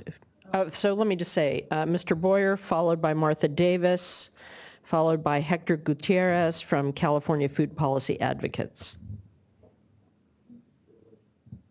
Very much, Chairman Marcus and board members. First of all, I want to thank the board for all the things you have done so far, helping with water systems. And Well, thank you for all your work 24/7 on it. and I got to say, started working in 1977 doing this job, and that was a while ago. Some people said I was 13 when I started, but anyway, at that time, we see the same questions from community members that we see now. And by the way, a lot of the people that are here from the communities can speak to it much better than I can. But it's like people want, safe drinking water and affordable drinking water. And unfortunately, those aren't necessarily the same things. And so there are communities that have said, you know what, we need that, but we just can't afford it. And so I'm very happy that the board is so much into depth in this and is looking at ways to come up with a solution. There are tremendous amount of communities where, I think EPA used to say you should try to keep your rates down to 1.5% of median household income, or 2%, and then you've heard much higher on that, and then wastewater you add on to it, and it affects families for sure. And but one example I'd like to use is I know a woman that was a widow in a little community outside of Woodlake when she was looking at getting water and sewer, and she had contaminated water. Her septic system was overflowing, and she was on SSI and Social Security, and she was saying, I spend all my money now on these things, and what is it that you don't want me to spend my money on so I can pay for water? And what is it, the prescriptions that Medicare won't cover? Is it, all these other things in life that she had to take care of? And so it's a really tough situation for a lot of families. And so again, I just applaud you in looking into this to try to come up with solutions so maybe people aren't asking those questions in the future. And then lastly, I would say that, there are, I think we're working with about 100 communities right now in the state San Joaquin Valley area, most of them on water, some on wastewater. And, even though there's a number of consolidations, even though we try everything not to treat, it's still expensive. And so, again, we really appreciate any sort of way you can make this work for these families so they can depend on safe, affordable water. Thank you. Thank you very much. Ms. Davis, followed by Mr. Gutierrez, followed by Jennifer Clary from Clean Water Action. Good afternoon, members of the board. I'll keep this short. Carpe diem. You did a great job today, and your staff did a great job today in teeing up this issue. The momentum is with California to address this problem, so let's get it done. It'll take some pushing, I know that. It's what your belts and suspenders and flying monkeys. But the combination of political support is here, and we can't afford to waste the opportunity. So thank you very much for teeing this up. Thanks. More to be done to tee it up. Mr. Gutierrez? Great. Followed by Ms. Clary, followed by Dr. Salvador Sandoval. Good afternoon, board. He even has a nameplate. Yeah, bring out that nameplate. Good afternoon, board. Thank you Good for the afternoon. opportunity Thank to you for speak. coming. My name is Hector Gutierrez. I'm here representing California Food Policy Advocates. We're an organization dedicated to improving the health and well-being of low-income Californians, specifically through food security programs that supplement CalFresh, WIC, or whatever that helps low-income families support. Today's workshop shed light on some of the many issues that families across our state are facing as they face issues with contaminated drinking water, arsenic, and other contaminants that make water unsafe to drink. One of the things that as an organization we are looking for is that the LERA program really think about opportunities to connect the affordability to families that are not necessarily represented or served by public water systems. One of the ways that we think this could be a solution is by looking at families that utilize CalFresh. So that's the state nutrition program or federal nutrition programs to give families access to affordable foods. One of the stories that we've been able to document is one in Arvin of a family who is on CalFresh. She's a single mother, and she spends some of her benefits purchasing water because she doesn't have safe drinking water. arsenic is a big issue in her community. So one of the things that's happening is she's foregoing food benefits as a way to support safe drinking water for cooking and drinking in her families. So as the board pushes recommendations to the legislator, we urge you to really think about how we can really connect these services to families that wouldn't be captured through this program. Thank you for the opportunity to comment. Thank you very much for coming. This is a takes a village issue. Ms. Clary, followed by Dr. Sandoval, followed by Gloria Sandoval from Merced. Thank you. My name is Jennifer Clary. I'm the Water Program Manager for Clean Water Action. And thank you very much for having this hearing today and listening to everyone. And I know that the community members, who you have a whole stack of there, I think, will be able to talk a lot more about affordability and accessibility. I just want to mention one of the other hats I wear is I actually live in a big city. I live in a little city. I live in San Francisco, and I've served on the PUC Citizen Advisory Committee for like forever. And I think one thing to think about is when you're thinking about affordability and access, you need to think it's true it takes a village, but you also have to then start thinking about, are these water agencies doing everything they can for those community members? So are they providing conservation services? So one thing San Francisco did when it instituted its low-income rate program, it also created an audit program and a direct install program to make sure that every community, every one who got a low-income rate also had the latest in conservation fixtures. And I think that's something that's very important. And since you're talking about conservation next, I thought it might be appropriate. And then and it also, most water agencies that I'm familiar with have this problem with being addicted to rebate programs. And just rebate programs, they're wonderful as far as they go, but what you get is this big divide. And so people with money and cash flow, they get rebates to update their fixtures, and people with no money and no cash flows don't. And I think that I really kind of just want to, it's always kind of bugged me a little bit because I feel like it creates a big have or have not, like, okay, put on a green roof, get your rain barrels, get your rebates, and then the people in the poor communities end up having none of those. So when you're thinking of urban, think of that as well. Thank you. Thank you. Good point. Dr. Sandoval, followed by Ms. Sandoval, followed by Gabriela Alvarado. Hi, good afternoon. Afternoon. Good to see you. I got my wires crossed. That's why I wasn't here this morning. And I drove through a downpour during our drought. No, that couldn't be fun. Yeah. I'm a family practitioner from Merced, California, and I worked for 36 years with a community health center, working with farm workers and also homeless population and people in the city of Merced. My concerns about water during this drought have been the fact that groundwater is being depleted, and it's affecting the quality of the water for people that live, especially in rural areas that aren't connected to cities. Mm-hmm. Merced has a very shallow water table, and we're getting contaminants that are coming in from the foothills. I've also participated with farm worker groups like the Agua Coalition, and I've seen firsthand the situation where across the street you have a very green orchard, and the farm workers have water that just bottled, just in large containers that they don't have access to. I support the subsidies for water, and I think water should be, the first priority should be for health and for human use. I think the farmers have access to the water, but I think priority should be given to the farm workers for this purpose. We have nitrate problems. We have a lot of other issues with some of the dairies and some of the fertilizers that have been used. I think those are all issues that state needs to look at. We need to preserve our environment. At the same time, we uphold the water as a right legislation that passed in California. Thank you. My wife, Gloria, didn't come. I guess she got her wires crossed even worse. Thank you. Thank you very much for joining us. Good to see you. So we have Ms. Alvarado, followed by, oh, hey, sorry. Hello. And then it'll be followed, let me just say the next couple so that they know. Lo siento.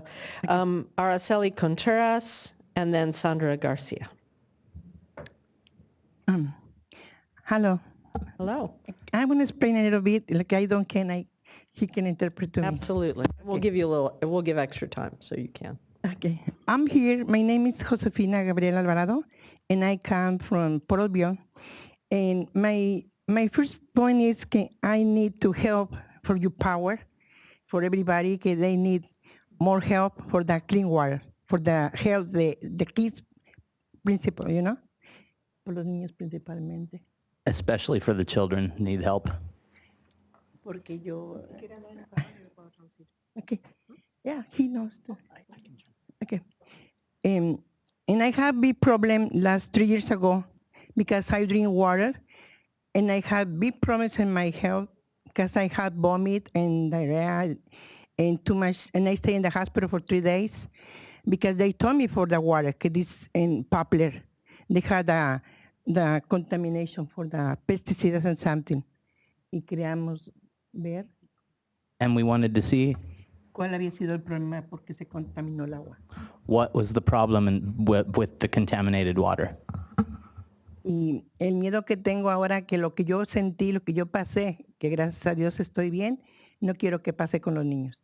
And what we wanted to see, thankfully I was all right, but we wanted to make sure we knew what had happened for the children. Y con el poder que tienen ustedes en la mesa y con lo que veo que están ayudando, puedan ayudarnos. With the power that you have on the State Water Board, we want to make sure that you can help us. Gracias y que todos estén bien. Thank you, and all be well. Thank you. Muchas gracias. Ms. Contreras? Followed by Ms. Garcia, who I saw earlier, followed by Maria Guzman. Buenas tardes, mi nombre es María Araceli Contreras, vengo del INSE y espero que, yo les pido que nos ayuden porque el agua está muy mala, está muy contaminada, mucho allí en el INSE y hay muy... So my Please name is- translate, be kind to your translator. I don't know how to say that. Dice que, bueno. My name is Maria Araceli from the community of Lindsay. And I wanted to appeal to the power of the State Water Board for our community. El agua está muy contaminada, tiene mucho cloro. The water is really contaminated and has a strong taste of chlorine. Espero que nos ayuden, esperamos su ayuda de ustedes, que nos ayuden para que nos den agua limpia. We hope that you can help us so that our community gives us safe, clean water. Hay varias personas que no tienen agua, nada. Me tocó ver a una señora que fue para el parque. So I saw a lady who went to the park. Fue a agarrar agua para limpiar su casa. No es justo que, pues en verdad, estén sin agua esas personas. I saw her getting water at the park so that she could bring it back to her home to clean her house, and that's not fair. Esperamos su ayuda y muchas gracias. We need your help. Thank you so much. Thank you very much. We actually had please let her know, we actually had a discussion about Lindsay and the school and some of those issues, so we are aware of it. There you are. Ms. Garcia, nice to see you, followed by Ms. Guzman, followed by Bartolo and Celedino Chavez. Buenas tardes a Buenas todos. tardes. Pues yo, mi nombre es Sandra García y por 35 años he trabajado en el field. My name is, good afternoon, everyone. My name is Sandra Garcia, and for 35 years, I've worked in the fields. Y una cosa que quiero decirles And something that I'd like to tell you es que no ganamos tanto dinero como para estar comprando agua y pagando agua. is that we as farm workers don't earn enough money to be paying these high water bills. Para nosotros los campesinos nos afecta el clima. For those of us who work in the fields, the weather has a big effect on us. Para trabajar, porque en la sequía trabajábamos 3 días a la semana. For example, during the drought, we were only given 3 days per week to work. Y ahorita tenemos mucha agua, entonces trabajamos 1 día, 2 días. si el agua nos deja. And now because it's raining so much, we're only getting 1 or 2 days a week of work because we can't work when it's raining. Y ahorita tenemos un problema, mi comunidad es Poplar, My community is Poplar and we have a problem there. y no sé si sea una emergencia, pero yo pienso que sí. Ahorita hablaron a la escuela And it seems to me that we have an emergency. Recently, we were called by somebody at the school que no le dieran el agua a los niños, que no dejaran tomar el agua. that they shouldn't let children at the school drink the tap water there. Pero los del agua no avisaron ni mandaron un documento que dijera que el agua está contaminada de emergencia. But we didn't receive any kind of an emergency notification from the water board itself that the community's water supply was unsafe.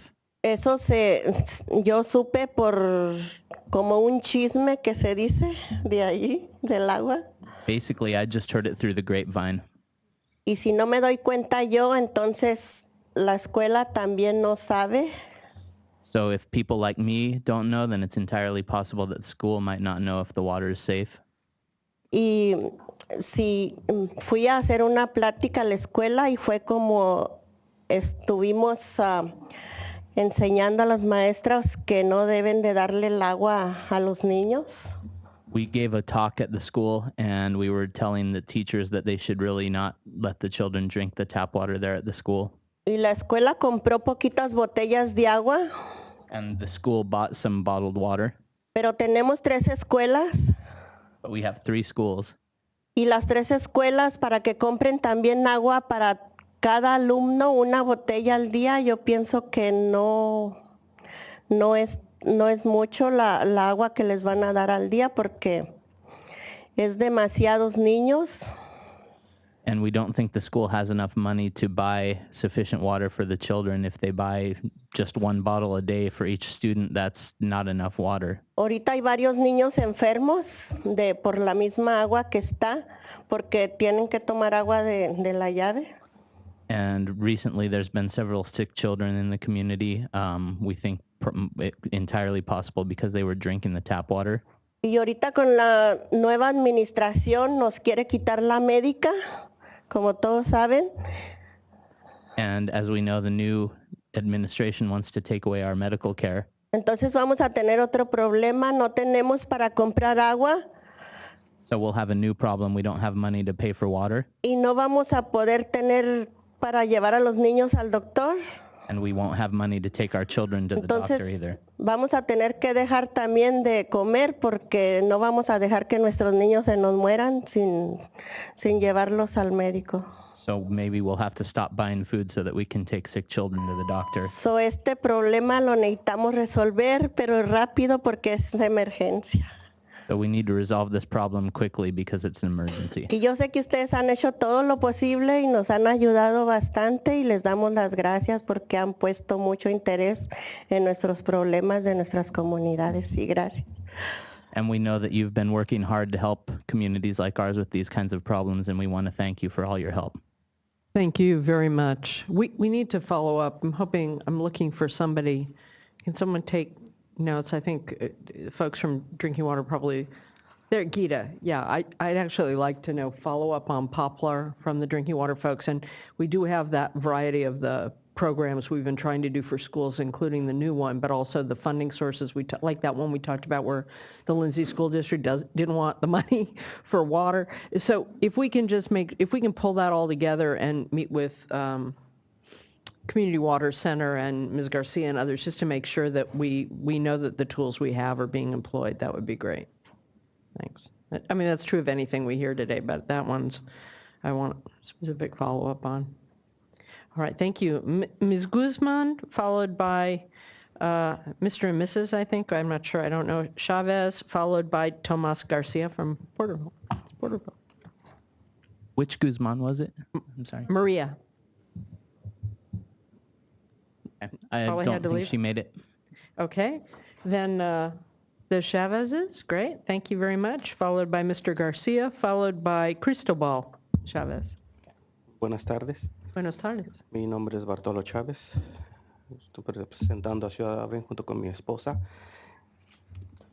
Good afternoon. My name is Bartolo Chavez. We are here representing the community of Arvin. I'm here with my wife. Pues, venimos a recordarles que tenemos el mismo problema que todos los afectados, creo que es todo California. We're here to remind you that we have this similar problem as so many other communities here in the state of California. La ciudad de Arvin es una ciudad chiquilla, pero de muchos problemas, como tenemos arsénico en nuestra agua, tenemos nitrato y todavía tenemos ese mucho problema desde hace años. So Arvin is a small city which has had problems with arsenic as well as with nitrate over many years. Y aparte de la contaminación del agua, yo sé que ustedes son los encargados de agua nada más, pero también Arvin es la ciudad más contaminada, creo que de todo Estados Unidos. And we know that you're just in charge of the water sector, but Arvin is one of the most contaminated cities in the United States. Por los pesticidas, por la polución, los pesticidas que entran los rancheros, y también Arvin es una ciudad donde se cobra el impuesto más alto, creo. For all the pesticides that are used in the area, the air pollution, and it's also one of the cities with the highest tax rate in the area. Pues esos son los problemas que traemos y queremos que les pedimos su ayuda a ustedes, porque ustedes son los que tienen el poder de arreglarlos. Y me entristece que no nada más es Arvin, sino que es gran parte de California los problemas que tenemos similares. Y el agua es un agua, es el líquido más preciado sobre la tierra. So we just wanted to remind you that Arvin, like so many other communities in California, we really need your help. You're in the power to do something, and many of our communities have been cursed with these kinds of problems. Es todo. Hay muchos más problemas, pero el problema más importante es el agua. Y les agradezco por su atención y por su ayuda. Gracias. Arvin has so many problems, but one of the most principal problems is the water, and we thank you for your assistance. Buenas tardes, mi nombre es Celerina Chávez. Good afternoon. My name is Celerina Chavez. Hace rato no quería hablar porque tenía miedo. A couple minutes ago, I really didn't want to talk because I was afraid. Pero Arvin es el más feo lugar.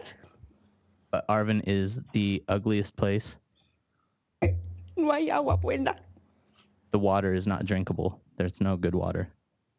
Ahí somos gentes pobres We're poor people in Arvin, y ocupamos agua limpia. and we badly need clean water. Por favor, escuche que queremos agua limpia. Please hear us how bad we need clean water.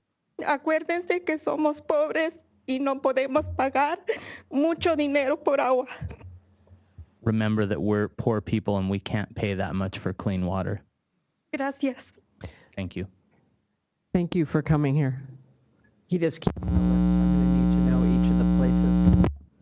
I don't know Arvin. I know Arvin, but I don't know the exact situation in Arvin as well as I should. Mr. Garcia, followed by Cristobal Chavez, followed by Ruben Becerra. Hello. My name is Thomas Garcia, and I represent Agua Coalition and East Portersville for Water Justice.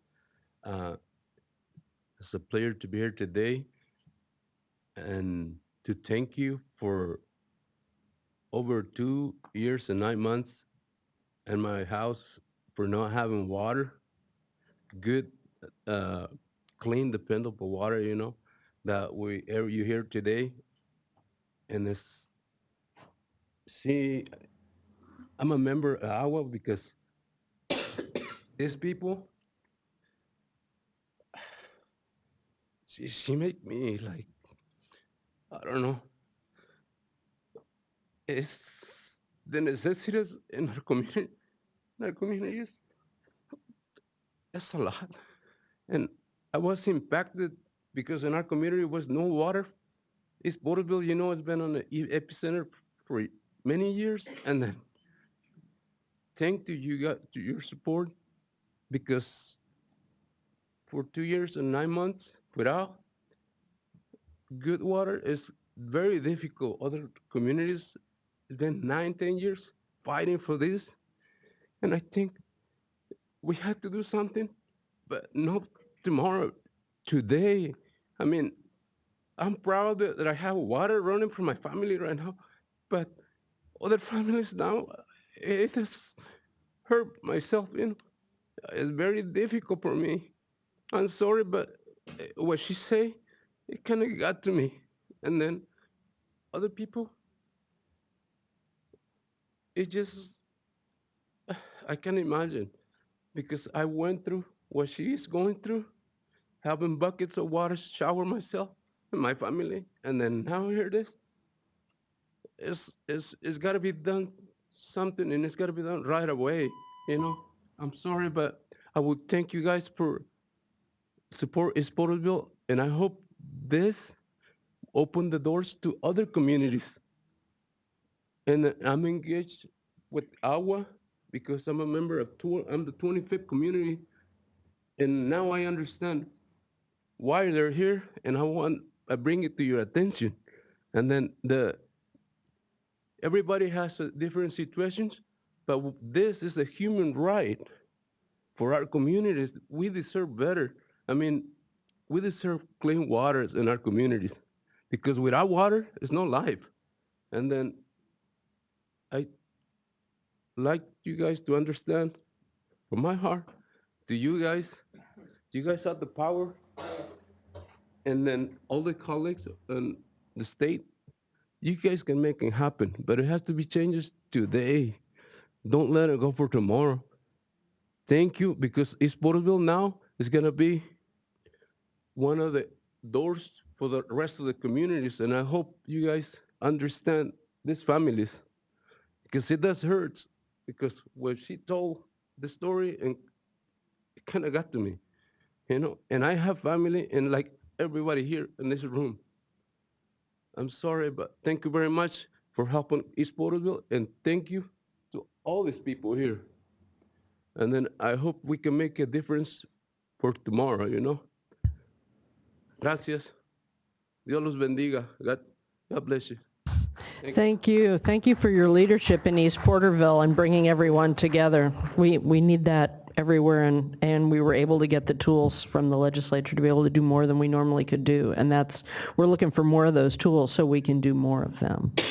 Mr. Chavez? Hello, my name is Cristobal Chavez, and I live on the west side of Porterville, but I live on the other side of the canal. I spoke to Miss Corolla last night, and she says it's kind of hard to pass it through the pipes to get the water on our community, which is in between Poplar and west side of Porterville. We have the same problem at the school. I'm a foster dad. I have 5 kids. I'm raising 5 kids, and they go to school, and they play sports, and we are the problem because of the water too. You know. Also, I have a private well. My well dries about 2.5 years ago. I borrow money from my friends to dip it in about 150 feet. But when we get the water is contaminated, and nothing we can do it. So that's right. That's why I am here to please you guys. Maybe we can get some help, and thanks for your help. No, thank you for coming. Time and we wait and see what they can do. Thanks a lot. Thank you. No, we're looking for broader tools to be able to help more people faster. Mr. Becerra, followed by Jesus Montes from Tutui, followed by Salvador Garola from Porterville. Hi, Mr. Thank Becerra. you, Board. My name is Ruben Becerra. I'm from Visalia, but I'm representing Seville, which is a community the north end of Tulare County, and it's an incorporated community of about 350 people. The people there in the community are mostly farm workers. Many people are older folks. I'd say about half the people that live there are either on disability or on fixed income. And they're struggling through to have affordable water. And one of the problems in Seville, I don't know if you've heard of Seville, and of course, you know, they've heard of the World Health Organization having gone to Seville and claimed it to be one of the most toxic waters in the world, probably. And so anyway, I know when I was in Vietnam, I didn't see that problem over there. And, you know, that kind of got to me a little bit. But anyway, my family's been living in the Seville community for about since the early 1940s. And I still have family that lives there. And my mom is 92. She's diabetic and she can barely walk. And she's struggling with all these water issues. Sometimes there's water, sometimes there's not. Sometimes they have to make do without and go get some water, you know. And so anyway, that's one of the issues that we've experienced, and I appreciate your help and hoping that you can assist all the communities in the areas that are affected by this. Thank you much. Thank you. I know we've appreciate been your doing a bunch of stuff in Seville, but it's still just Yeah. a start. That's the start. Thank you. Yeah. Mr. Montes? Oh, good. Followed by Mr. Garola, followed by Daniel Penaloza from Chirla. So I'm Tutuy, and I grew up in Visalia. Back in '96, I moved to Porterville. In '99, I was blessed with a baby girl. Been raising her all my life, all her life. Single father. She's 17 and a half right now, and about 4 years ago, we moved back to Visalia, where I was born. Same home. My mother took me from the hospital to that house, right next door, same property. And, you know, through the years, you know, when I was given custody of my daughter, I was told there was one thing that I had to live for then. And that was for my daughter, to keep her safe and protect her. And I don't know if I can do that anymore. When I walk into the bathroom and I see hair because she's combed it and it's on the ground, when I think back of some of the things she's already had, health issues, I have to stop and wonder, and I have to give thanks to Sandra that introduced me to Agua. Could this be affecting my daughter? The home that I live in belonged to my mom, 85 years old. She just died in December. That's where I was raised. That's where I grew up. And I bring my daughter back to my roots there. But I don't know if she's safe. She took a bottle of water to school. When she came back, I went to pick her up, asked her for a drink, took a drink and spit that shit out, excuse my language. I had to ask myself, what the heck is in this water? So I just want to say that much, you know, in a good way. Thank you for the efforts that you do. There is, and you're well aware, you hear plenty of stories, you know what I'm saying? And I just ask you, to do this in a good way and keep us. And we are water. We are water. You know, that medicine, it is healing, but it needs to be clean and it needs to be affordable. Thank you. Thank you, sir. Mr. Garola? All right. Mr. Penaloza?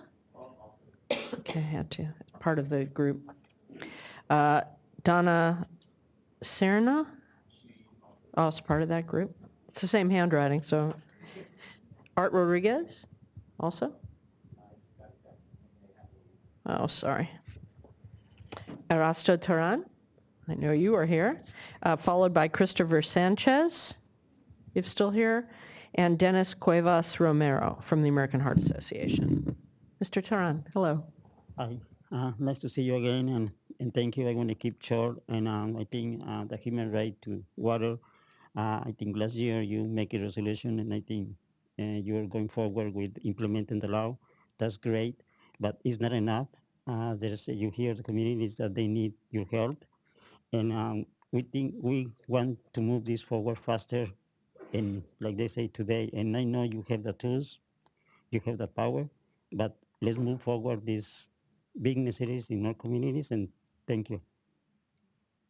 Thank you for your leadership and inspiration. Mr. Sanchez, Mr. Cuevas Romero, followed by Arlene Novotny from ACES. It's an acronym, followed by Connor Everts from the Southern California Watershed Alliance. Good afternoon, Chairwoman and members. Dennis Cuevas Romero here on behalf of the American Heart Association, American Stroke Association, in support of the initiative. Our organization strives to build healthier lives free from cardiovascular disease and stroke. And, one of the issues that we constantly deal with is on the prevention side, making sure that we address these issues before people have chronic diseases.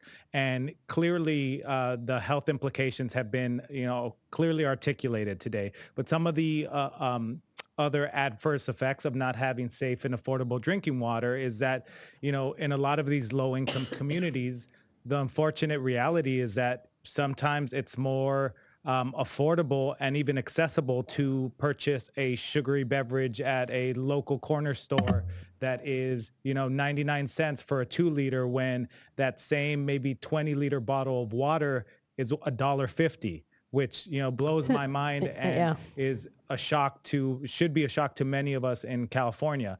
And, for those reasons, Really doesn't make sense, does it? yeah, it absolutely makes no sense. And just recently in the last month, the SWRCB has put statistics on type 2 diabetes and the effect to the state in California.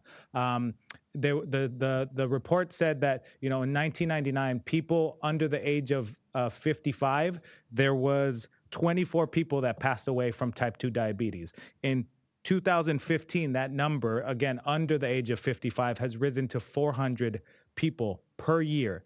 And when we look at the effects of the lack of drinking water, 1 in 3 Californians by the year 2050 will have some form of diabetes. 1 in 2 communities of color, children of color by 2020, 1 in 2 will have type 2 diabetes. It costs our state $27 billion to treat diabetes.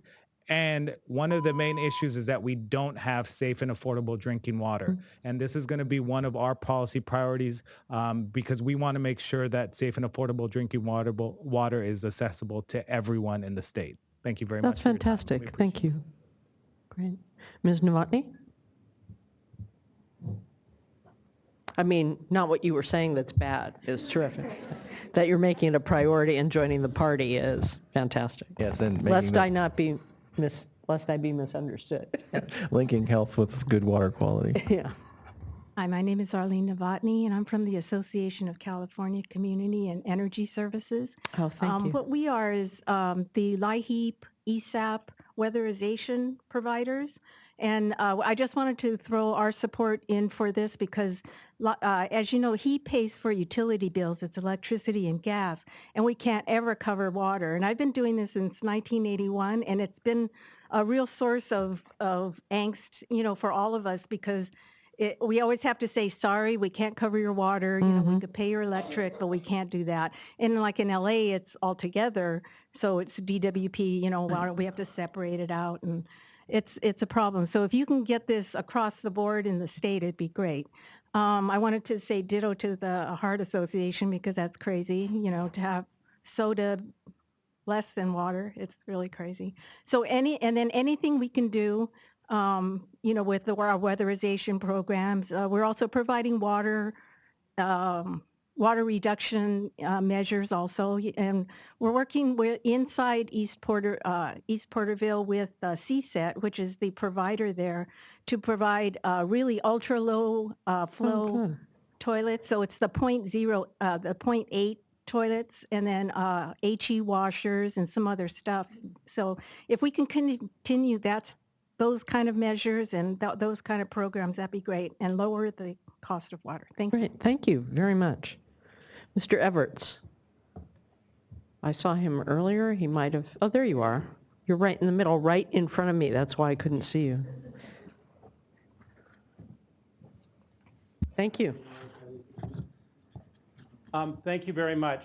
My name is Connor Everts for the Southern California Watershed Alliance, but also for the Environmental Justice Coalition for Water, which I helped form maybe 17 years ago.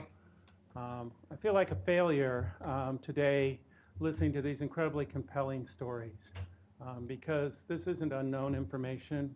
We know that we've had third world drinking water conditions for many years. We've had the UN come and do a report. We worked for many years for a very basic human right for water bill, just for state agencies to cooperate. Yet today I am, realize why I do this work when I hear these stories and why we all need to continue to do it. So I've worked for almost 14 years in the small town of Maywood. Maywood has 3 private water mutuals who don't have the capacity to deliver clean water. They continue to get polluted groundwater, legacy of TSC and other chemicals. The fact that the water is brown from manganese isn't just color, but it also involved racism when one of the white general managers said 14 years ago that so what, it's just brown water for brown people. At that point I stood up. I guess water is an emotional issue. Instead, we're going to put you out of business. However, who replaces those agencies and how we deal with jurisdictions in less than 1 square mile, having that many in the thousands up and down the states, and the privates with the 20% that are under the PUC. And yet to hear all these people who've come here today who are rising up just asking for drinking water when we're talking about multi-billion-dollar infrastructure projects that we don't know the results of. And I hear Orville Dam is having problems with their spillway. So we need to invest not just in our existing infrastructure, but on the basic human right of water for all. Thank you very much. Thank you very much. Well, great. With that, we're concluding our public comment, but I want to thank everyone for joining with us. Some of us I know have been working together for years, and I saw many of you last night, but the leadership shown on behalf of the community has helped agencies step up. The legislature set up, other agencies and other industries step up. We have a ton of work to do, but at least we've shown we can move the mountain a little bit, and that should give us all both the motivation and the encouragement to keep at it. And thank you. We have a very specific task that the workshop was called on in terms of a report, but I think we're all, of course, inspired to keep up the work, to find and get the tools and the funding and the things we need to be able to make this a problem that we talk about in historic terms rather than in present day terms. So thank you all, and drive safely out there.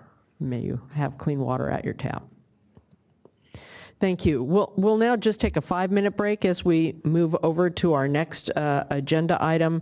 On that agenda item, we will get started and probably take one afternoon break at some point later in the afternoon, probably more around 4 for planning purposes.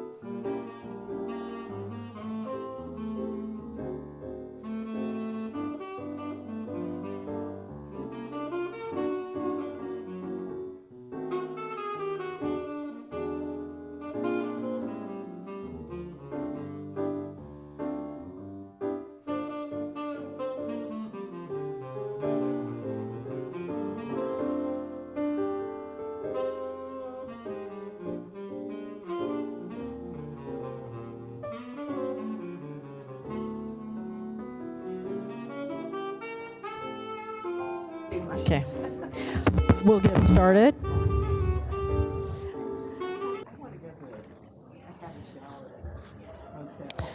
Great. Yeah, if someone can close those doors, that would be good.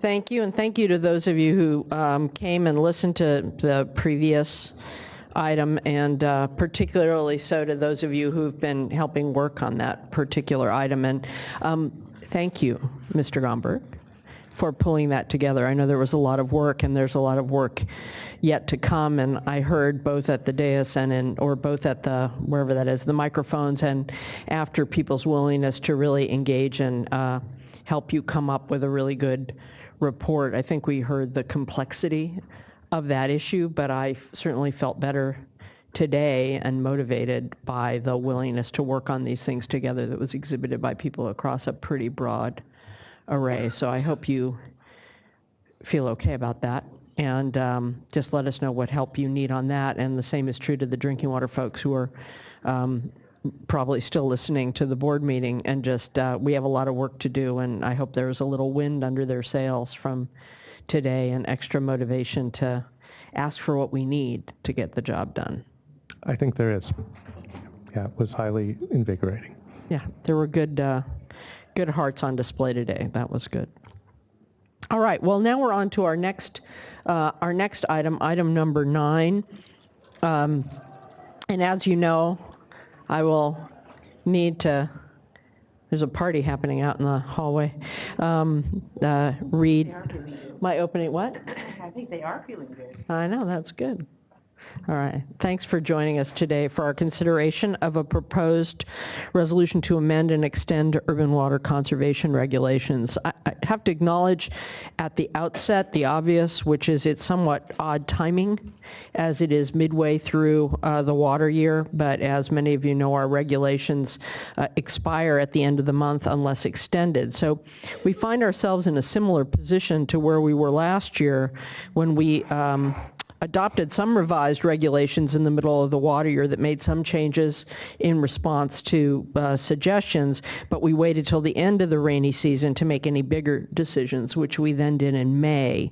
In those May 2016 regulations, based upon improved water conditions at the conclusion of the rainy season last year, we moved to a more flexible situation-based regulation, which is what we have today. I say that only because I have been responding to comments from people, reporters, and others who think we still have the top-down targets set for all water users, but we actually moved away from those and went to a more need-based system last May when the water situation improved. So obviously since then, we've been watching the weather, and we've been recording and reviewing conservation results throughout the state. And with respect to the weather, we've had an excellent first half and a bit more of the season. Our current water year stands in stark contrast to the conditions of the last 4 years, especially 2015. Our surface reservoirs have almost twice the volume of water than at this time last year. Snowpack is well above average for this point in the season, and allocations from the State Water Project and Central Valley Project are better than at any point in the last 3 years. There are, however, parts of the state that have not been so fortunate, and the Colorado River system has received more precipitation to dampen its even longer-term drought, but still perched more close than it's comfortable to declaring a shortage. Even last May, when we readopted the current regulation to include the stress test approach, water supply conditions were already improving compared to 2014 and 2015, when we saw record drought conditions. The stress test approach allowed suppliers to set their own conservation standards after demonstrating that they had a secure water supply in the face of another 3 years of projected dry conditions. This was a major adjustment from the previous percentage reduction requirement set by the state, and it was put in place to account for improving conditions and provide additional flexibility. So the current version of the regulation, which the staff recommends largely extending at least through the wet season, does not require mandatory conservation unless water suppliers determine they have a shortfall.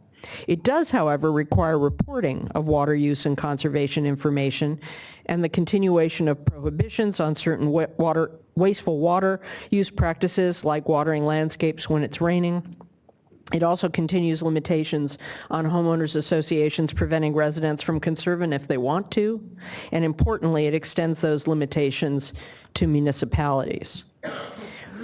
We've also seen impressive levels of continuing conservation among Californians, even in places where there is no supply shortfall.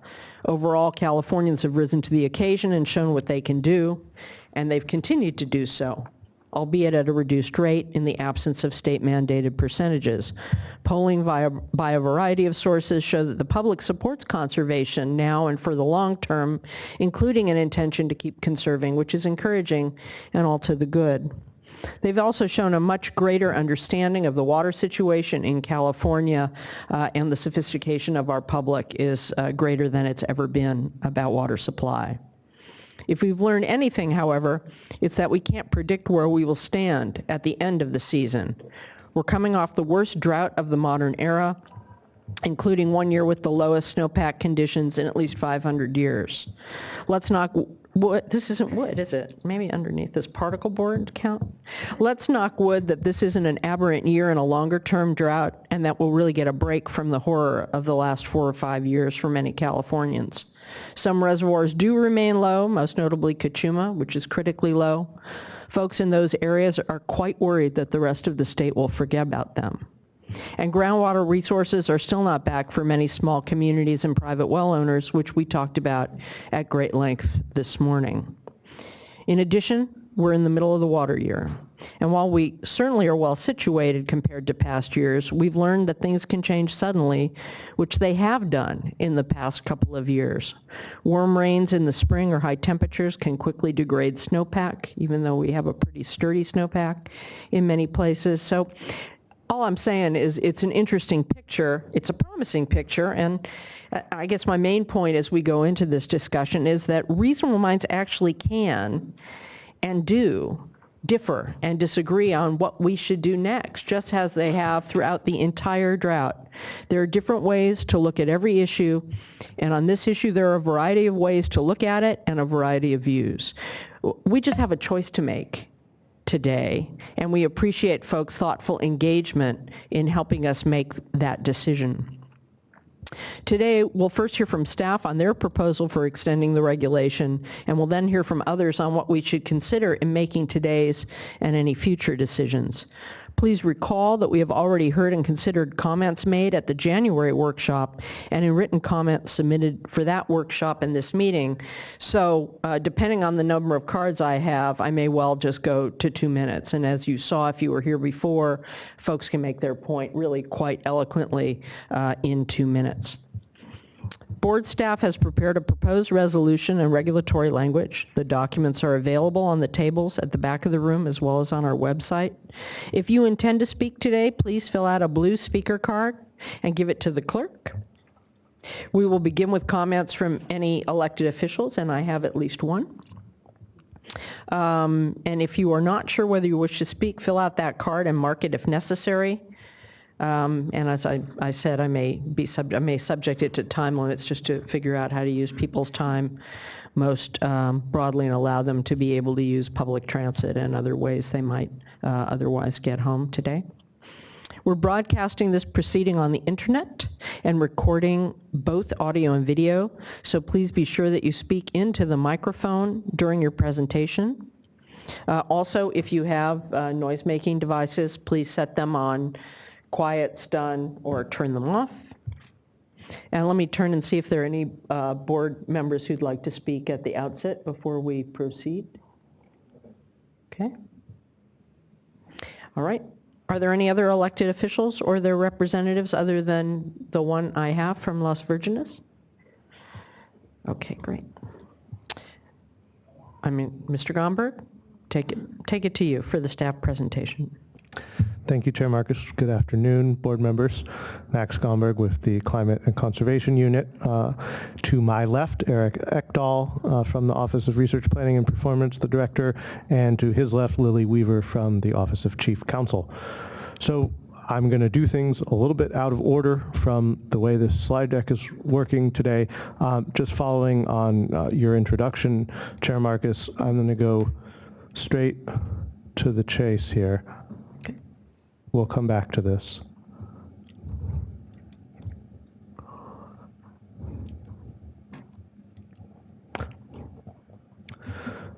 as you outlined, Chair Marcus, reasonable minds can differ on approach here.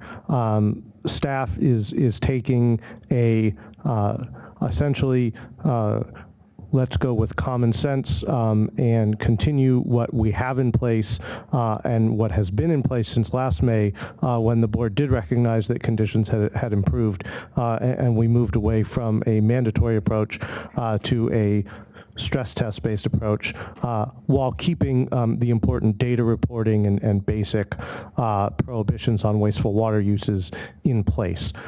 So as you can see up on the slide, the proposal is essentially the same proposal that was presented back at the workshop in January, very steady as she goes approach to the regulation, given, as you mentioned, Chair, that we're not all the way through the wet season yet, and that these are common sense and non-onerous requirements on the water suppliers.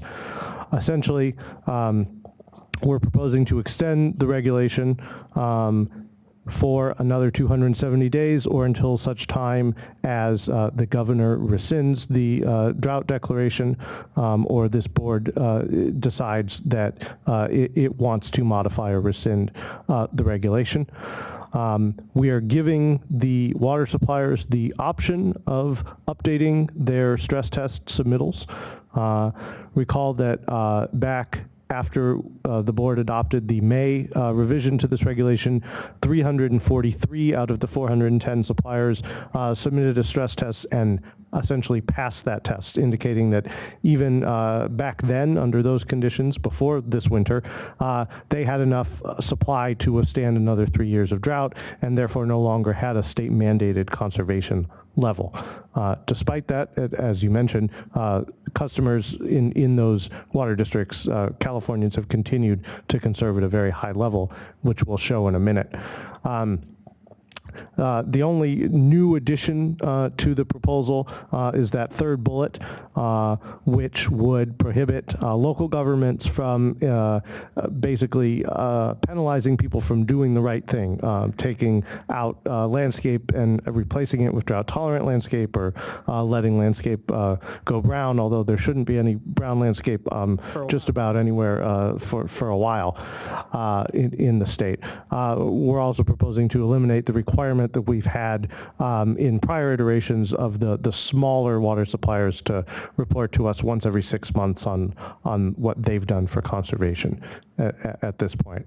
Other than that, it's the same, again, steady as she goes approach to this until such time as there is a reevaluation by yourselves or the governor. Can you just say, why did you eliminate the small supplier report? The small supplier report, we had already modified it. There were requirements back when we did the 25% mandatory level for the small suppliers to meet either a 25% reduction or a specific restriction on outdoor irrigation at 2 days per week. We eliminated that requirement back last year and simply required a report by those suppliers at the 6-month mark as to what their conservation levels had been. There are approximately 3,000 of those suppliers. We get about a 50% response rate from them, and it's a pretty intensive process to collect that data, and we felt at this point that it didn't warrant continuation until we have a sort of more specific annualized reporting from those suppliers as part of our drinking water program. And to emphasize that, we already collect a fair amount of that data. In fact, most of that in the electronic annual report. And so the goal is to transition towards using that electronic annual report to capture the same data without requiring an additional report that required the exact same thing. The other thing I'll mention about the proposal again on the city and county piece is that this is really a extension of what the board had already done for homeowners associations, making sure that there was enforcement behind various bills that went through in 2015 that restricted homeowners associations, again, from penalizing their members from doing the right thing.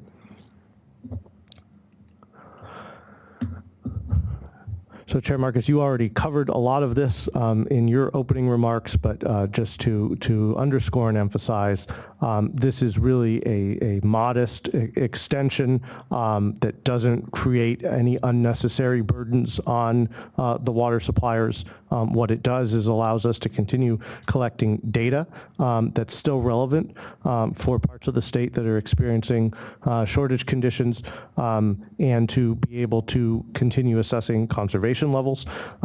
It allows us to continue to have statewide prohibitions on wasteful water uses in place, and it is reflective of the fact that, again, we have not reached May yet. We are doing very well this water year, but temperatures can rise, and that could diminish some of the snowpack if we don't continue to get the precipitation. Right. It's unlikely to erase it because it's pretty hardy stuff, but it could diminish the situation, the glorious situation we appear to be seeing right now. Absolutely. Okay. In addition, groundwater levels are going to take more than one wet year to recover in many places, and so that's something we're mindful of as well. And just to be clear, because some folks have been confused about, you're not saying that we should have it until groundwater reserves have responded everywhere. It's more that there are some areas in drought that are still going to need these regulations, and there's also that whole issue of solidarity as one state. That's absolutely right. And I mentioned earlier there were 343 suppliers that passed their stress test. That leaves another 67 that either elected not to go through the stress test approach or did do the stress test exercise and found that they would have a shortage under continued dry conditions. And many of those suppliers are heavily reliant on groundwater. Now, their conditions have likely improved this year, which is why we would allow for a resubmission of that and modification, but certainly that's a large part of the proposal here. All right, so that's the core part of this. I will now sort of walk us back through the basics. Conservation levels remain high, and this is, again, despite the fact that starting last May, the board dropped the mandatory conservation requirements for the majority of the suppliers through allowing this stress test approach. So it shows that people are continuing to conserve, understanding that one wet year does not necessarily mean that we're out of the woods, and with climate change, we have to be conserving and making our conservation a way of life.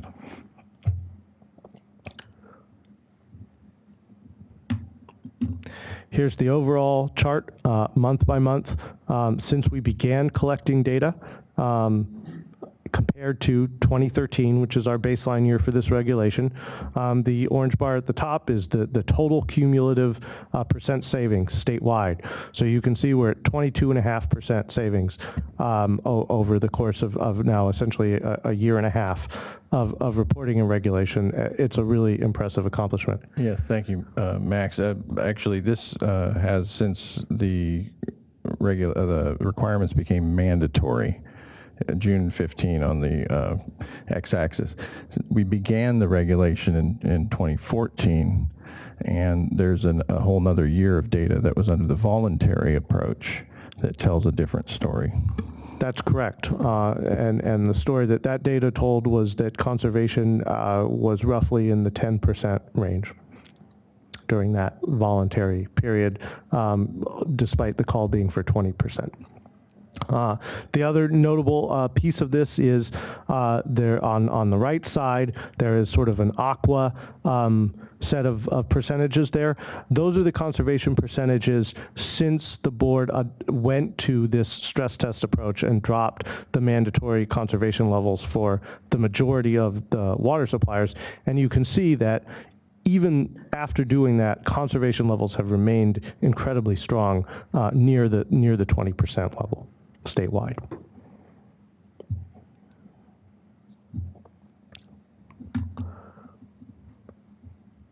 The total cumulative water savings has continued to increase month by month, and it is a very impressive amount of water, again, that's been saved since we went, as Board Member Moore mentioned, to the mandatory requirements back in June.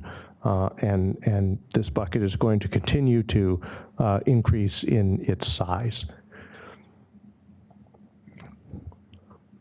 So I'm sure this is no surprise to anyone in the room. It's been wet. It has been very wet, and it's been a wonderful... It's been way wet. It's been way wet. It's been a wonderful reprieve from the previous years of drought and extreme dryness. Basically, you can see all the purple on the map on the left is where it's been incredibly wet, and then there's some blue and green where it's been decently wet, and really there's pretty much no red anymore, just a tiny bit of orange where it's been not so wet. And then in terms of snowpack on the right, the snowpack is way above historical averages for this time of year, and it's even higher than the historical average for what it's been on April 1st. So it's a very robust snowpack to date. That's what we've been hoping for. Are you starting to get any reports about, because this is a warm rain, this is not a cold rain that we've been getting recently, and so are you hearing or getting reports from water agencies up in the Sierra as to the effect of this rain on snowpack? We haven't checked in yet with our colleagues at the Department of Water Resources who monitor that, but we will. They do monitor that, on a regular basis during the winter. So we'll see what the impact has been. I think temperatures have generally been cool enough so that we're not losing snowpack in significant quantity.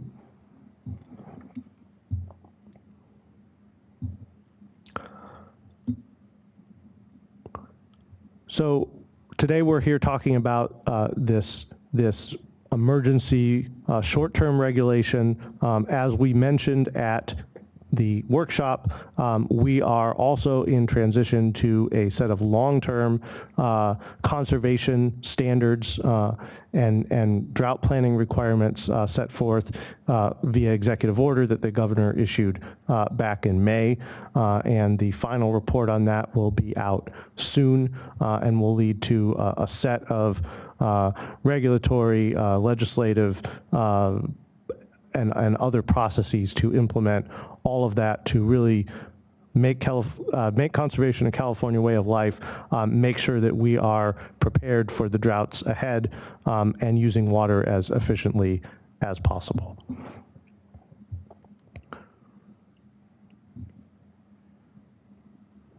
Again, to underscore this point, the board acted last year to respond to the improving water supply conditions for our urban agencies by adopting a modified regulation that accounts for local water supply and all of the elements of water supply for urban agencies, allowing them to certify that they would be able to withstand 3 additional dry years, and if they pass that test, to no longer have a mandate from the state. And as you can see, 84% of them who took that stress test did pass and have been since last May operating without a state conservation mandate. So the only requirement that they've had is to report to us monthly and maintain those prohibitions on wasteful water use. That is what we were asking, what we are asking to continue in this proposal today. Right, and that was controversial at the time. It on was. both sides, one way or another. I went through this. This is a sample of the various comments that we've received. Summaries. Yeah, after the staff workshop and of course ahead of the meeting today, and you can see they range from getting rid of the entire regulation to rescinding its by region, to supporting its continuance, and there are concerns about messaging. We heard that at the workshop. And on the flip side, concerns about continued overdrafted groundwater basins and impacts to communities there, as well as concerns about economic impacts from extending. Yeah, and on that, I mean, could you explain what economic impacts from the current regulations have been stated in the comments? We consulted with experts through all of these iterations of the regulations to look at what would be the economic impacts of the regulations. The largest economic impact was to water agencies from reduced revenues as people used less water. Overall, we don't know exactly what the magnitude of those impacts have been. We haven't required that data from every single water supplier. I know Aqua and others have done some surveys to look at that, but there's that's one piece of the concern in terms of economic impact is to supplier revenues. That's for folks that haven't changed their rate structure. That's right. In particular. In particular. And I think other than that, the concern is simply about the ability of businesses to operate at a level that allows them to maintain economic output and profitability, although I would note that we didn't see a whole lot of impacts or hear about a whole lot of impacts in the commercial sector during the height of the regulations. Well, that's right, and we made provisions for it in communities that had a large economic dependence on water use. We had an alternative compliance approach. That's right. And I don't think we heard that there were any economic impacts when those adjustments were made.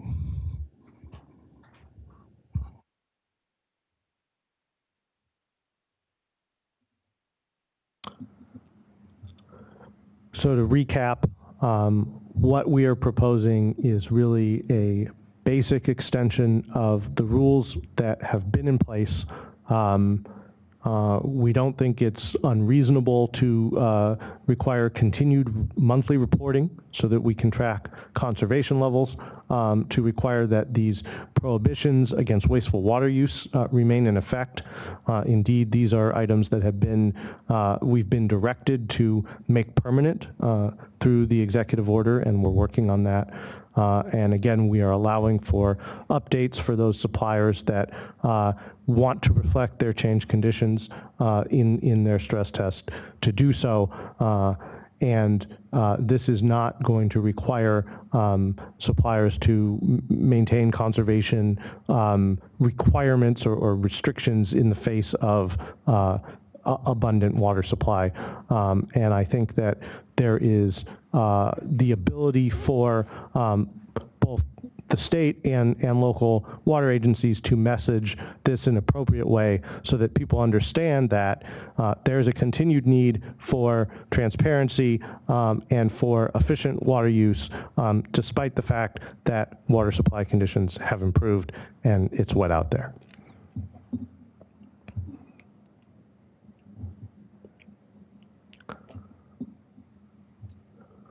The current regulation is set to expire February 28th. and we are, that is part of the reason we're bringing this item before you today, so that it can be adopted by the board and approved by the Office of Administrative Law ahead of the expiration date, so we have continuous regulatory coverage.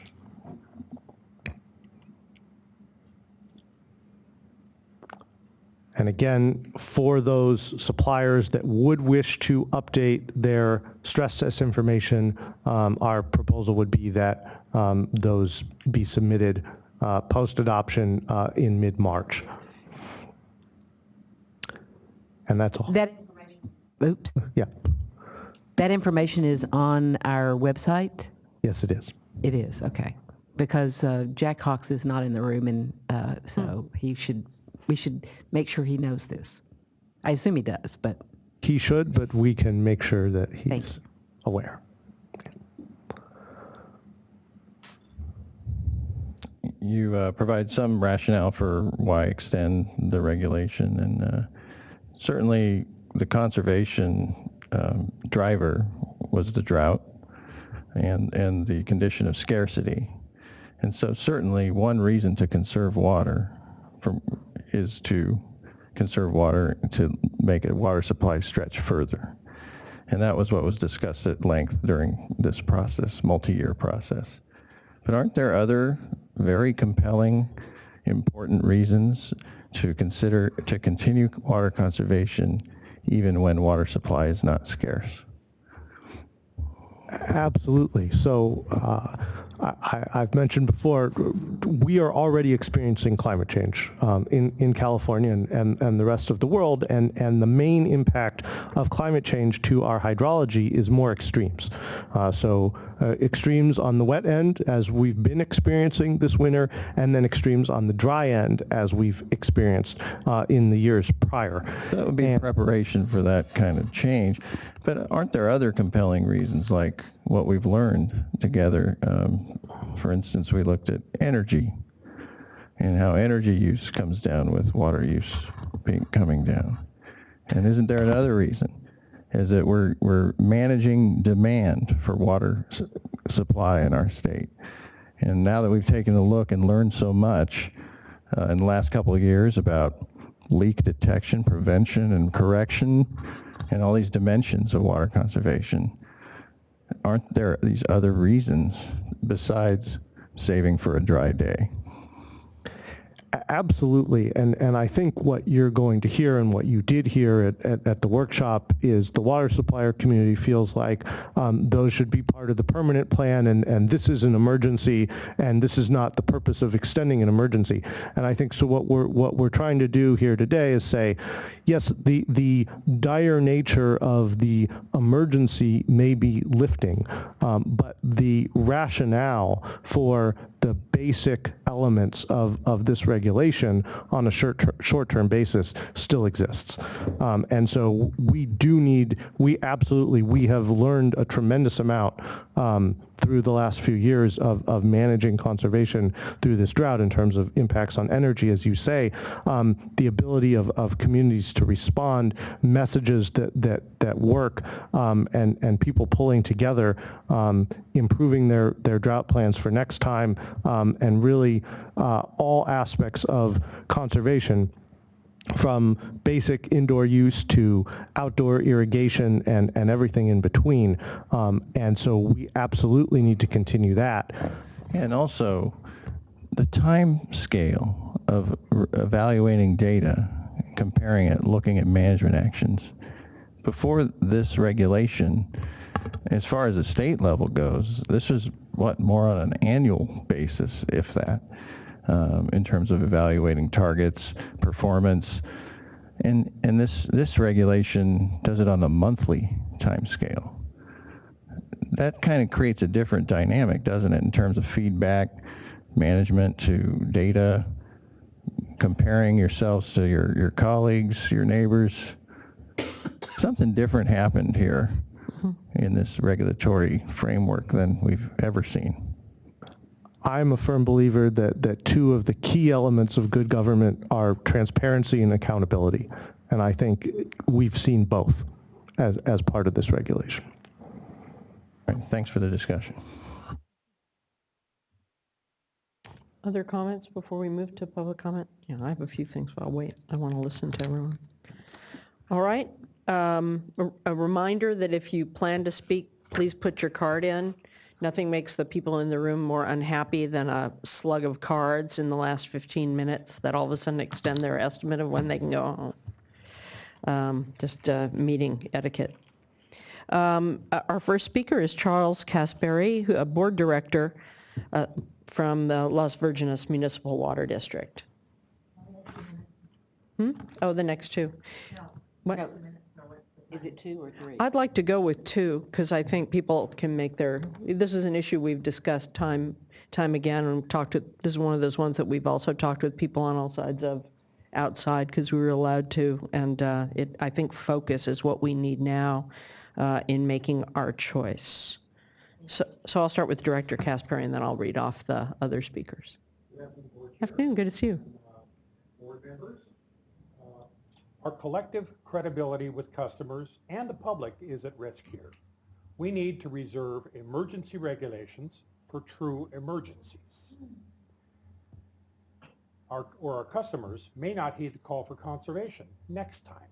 Do not let that happen. We saw evidence of true emergencies regarding water this morning's agenda item. Las Virgenes and its customers responded exceptionally well to the drought emergency, conserving 37% in July of 2015. And even under the new stress test methodology with a zero conservation standard, they're still saving over 20% over 2013 levels. The time has come to allow the emergency regulation to expire at the end of the month without further extension. There are elements of this regulation, the reporting, the prohibition on wasteful uses, that make a lot of sense. They should be transitioned into the governor's long-term water use efficiency framework, making water conservation a way of life in California. You guys should be able to figure out how to do that before the end of the month. That's what I'd like to see. Wish we could. No, thank you, sir, and thank you for the great work. Next, we have Paul Helliker, still from the Humboldt Bay Municipal Water District, soon to become our neighbor, followed by Fiona Sanchez from the Irvine Ranch Water District, followed by Kyle Jones from the Sierra Club. Mr. Helliker. Thank you, Madam Chair. And while they're bringing my slides up, let me point out that when I was here last, you mentioned I'd been complaining about this for 3 years. Actually, 3 years ago, I was at Department of Water Resources helping to try to save water in reservoirs. But it's certainly true that Humboldt Bay has had reservoirs that have been full for 10 years and certainly for the last 3 years. So when it comes to a statewide drought emergency, there has not been a statewide drought emergency over the past 4 years. Humboldt has been drought-free. It's all in how you define it. Yes, but you've been very fortunate. Yes, Humboldt part of the state. So there's no drought emergency there. There never was. And Government Code 8629 obligates the governor to terminate his emergency as soon as possible when conditions warrant. Now, I'm not suggesting that you talk to him about that. We already have. But that's the rule for the governor's drought emergency. But the executive order obligated you all just to come up with a proposal, not to extend the regulations, not to take any action at all. So I guess we're not going to see any slides. That's fine. I have similar information that I had last time, but the numbers are even bigger in terms of snowpack and the water supply. We have 50 counties in in flood conditions. So there's really no rationale for a drought emergency. Paul, I mean, you're in a particularly good position, actually, to comment on our previous speaker. Charles suggested that we could, in a month, or by the end of this month, not even less than a month, come up with some way of requiring reporting and in the emergency. Or the prohibitions that are part of the which is really the only part of the executive order that we have been operating under that we will continue. So do you think that even, let's add another month. Do you think do you think that's realistic from your experience in state government to get the rules in place so that this can continue, this reporting and these prohibitions? We asked what the rationale and the justification is for the. No, I'm just asking for your experience. Do you think this can be done quickly without the emergency reg? Well, I'm not sure what the urgency is anyway, but I don't know where you are in your regulatory process. Can you get them done in a month? Possibly. Do you need to get them done in a month? Probably not. The prohibitions that are part of this emergency regulation are really relevant to a drought emergency. Now, when it comes to conservation programs, many water districts have been doing it for decades. And those prohibitions are part of their portfolio. So they're not going to disappear just because your regulations disappear or because the drought emergency. But then can you explain why 3 years ago, before we had the requirements, the voluntary work was around 10%? I mean, that's the problem that we're having, is that I hear you, and I know many of the things that you're saying are correct in terms of, certainly of Humboldt and of other areas. I live here. I watch the rain. But the confidence that we'll continue to get the reporting, that we'll get the prohibitions will remain in place. What's the problem with that? Well, no. This is a California way of life that we're moving into, and for right now, the emergency regulations are the way in which we can hold this peace as we move toward permanent. Well, let's take reporting, for example. We need monthly reporting. Water is not a real-time need when it comes to managing things like the energy system is. You can't store energy. You can store water. Most water agencies have at least 3 years worth of supply in storage, and this year they probably have 5. So do you need to report monthly that you have 5 years worth of storage? I don't think so. I think it's something that we can report to you on an annual basis. I think you'll hear that we're happy to provide monthly data if that's what you want. That's fine. But once a year is already better than the every 5 years that you've been getting, and that'll give you the information you need to make decisions about what do you need to do for that water year. You'll have the data. So I think really a 1-year cycle is probably realistic and reasonable. Monthly, and what are we comparing? We're comparing it to 2013. That's an arbitrary number anyway. So all you have is data that's not really statistically valid in the first place. You get monthly data that month to month and year to year doesn't actually cover the same period. So that's one of the problems with the data now. In our district, for example, we read meters every 2 months. You don't always read them exactly the same day every 2 months. So that 2-month window that you get read and how you translate that into a monthly number varies. It's an approximation. Okay. So those are all the issues that I think we should discuss in the context of what's the long-term program. Let's move to that. Let's get out of this drought emergency. We're no longer dealing with a drought emergency. So let's let those regulations expire and move on to the next phase. I just want to say to you, Mr. Helliker, that we can see on our screen that they have been trying really hard to open your PowerPoint, and whenever they try to open it, it then tells that it doesn't exist, even though we just saw it. And so I want you to know they've been trying the whole time. The only other thing I was going to say, and there's a slide there on it, is besides the 50 counties that are now flood emergency areas, we've got, I think the number is 20-something years of flooding today. So the message is hard to compel our customers to realize that there's still a drought emergency when they're sandbagging their houses to keep from getting water. Right. I think we'll talk a little bit probably in the discussion about the communication issues, which is something that's very much within local agencies' capacity to handle. So, but I want to hear from everybody because I know there are very different views in the room on all of this and have been all the way through. So I want to hear from everybody and then we can have a conversation. All right. You can listen though. I know you don't want to miss a moment. All right. Ms. Sanchez, followed by Mr. Jones, followed by Kathy Besser from the Inland Empire Utilities Agency, otherwise known as IUA. IUA. Thank you, and thank you, Ms. Sanchez. You're the one who suggested the stress test a year ago, so. Yeah, and You know we Elizabeth listen to you. Lovestead. Elizabeth Yes. Lovestead. You guys were a team, if I remember right. Yep.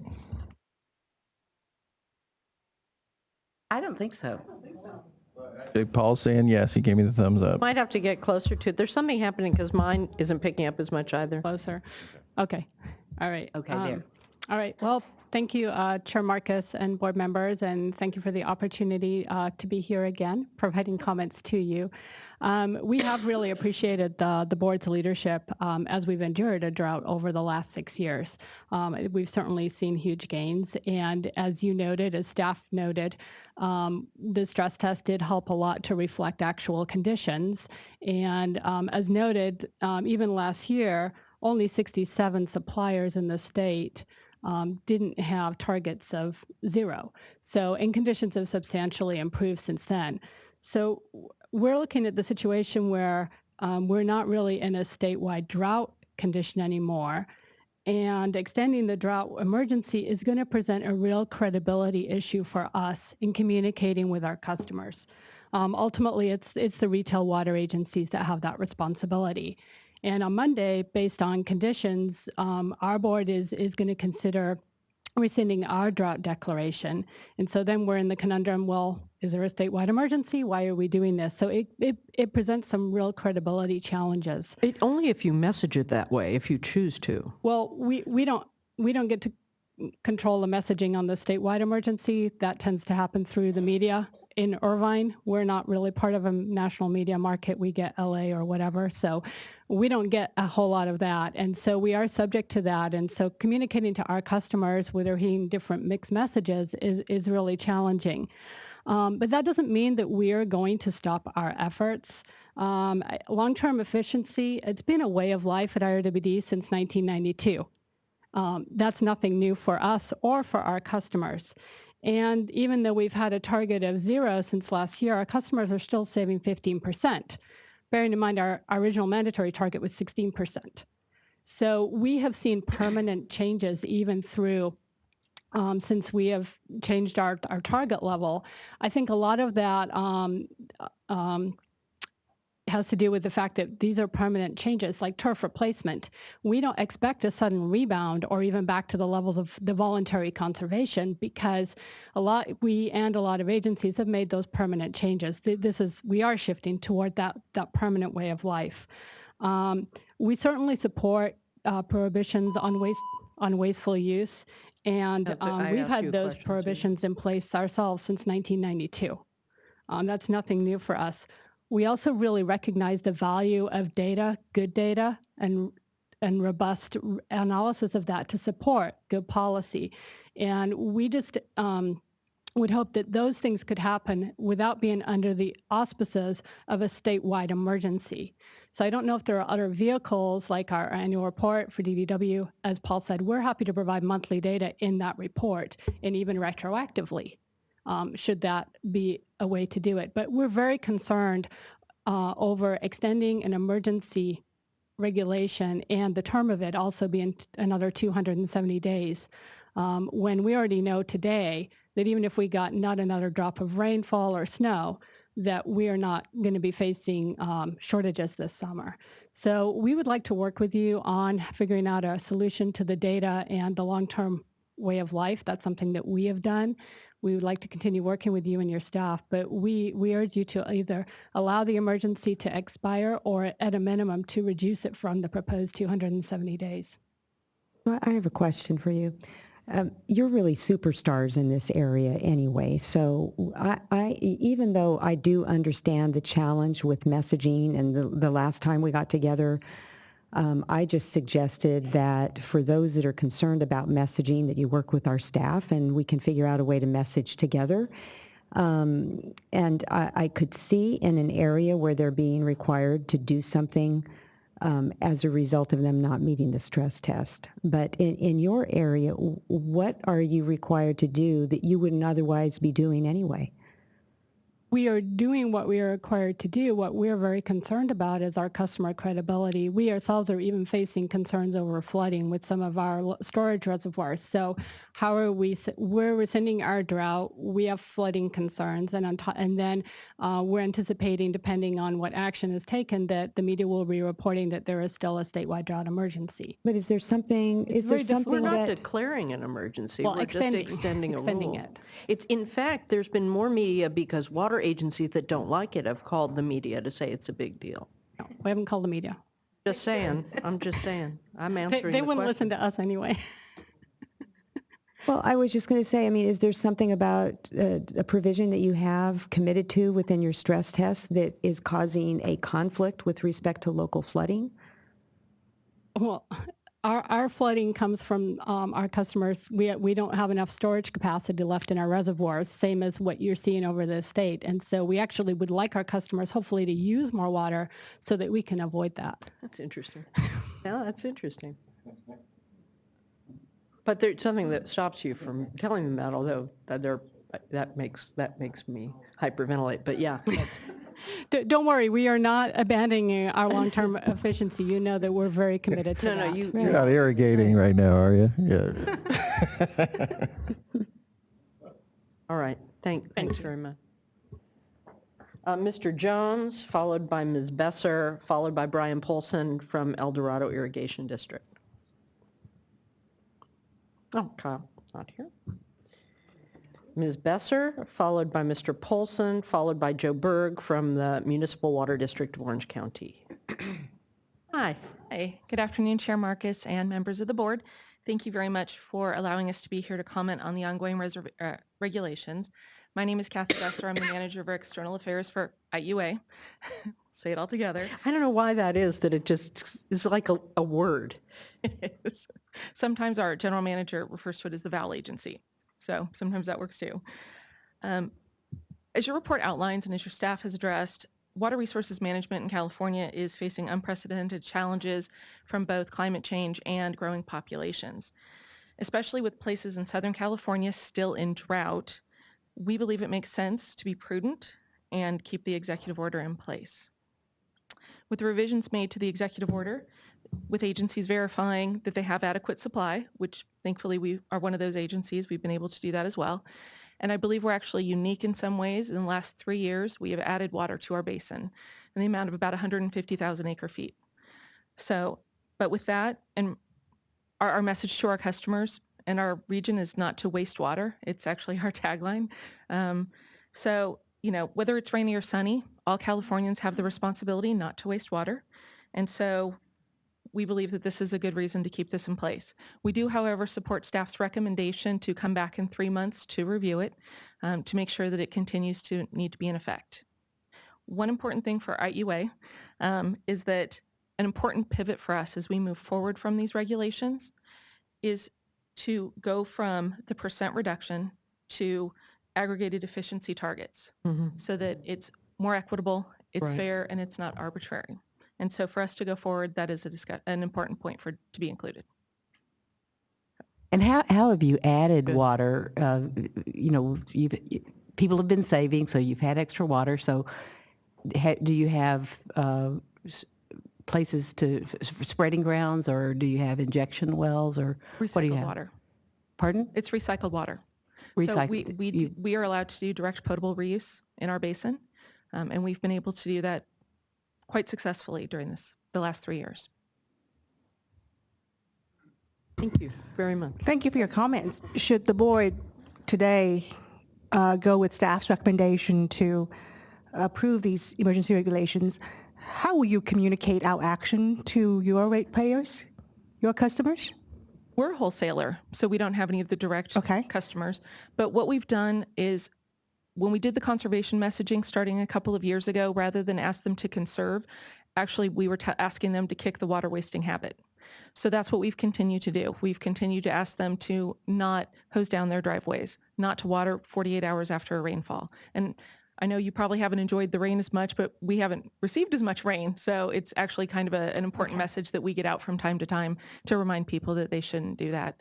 So that's really been our effect. Now, we aren't a retailer, so we don't have everybody who's calling. Most people don't know IUA in our region simply because we are the wholesalers. But that really has been what we've been trying to do because it is supposed to be something that Californians make a way of life. Thank you very much. Mr. Polson, followed by Mr. Berg, followed by Paul Jones from Eastern Municipal Water District. Good afternoon. My name is Brian Polson. I'm General Counsel with El Dorado Irrigation District. You've heard a lot of policy reasons from water agencies suggesting that the board should discontinue or at least let the regulations expire. I want to reiterate a point that Paul Helliker briefly made, but I'd like to expand on, and that is it's more of a legal issue. So at the risk of being the super annoying lawyer, let me just Better you than me. yeah, take on that role for a minute.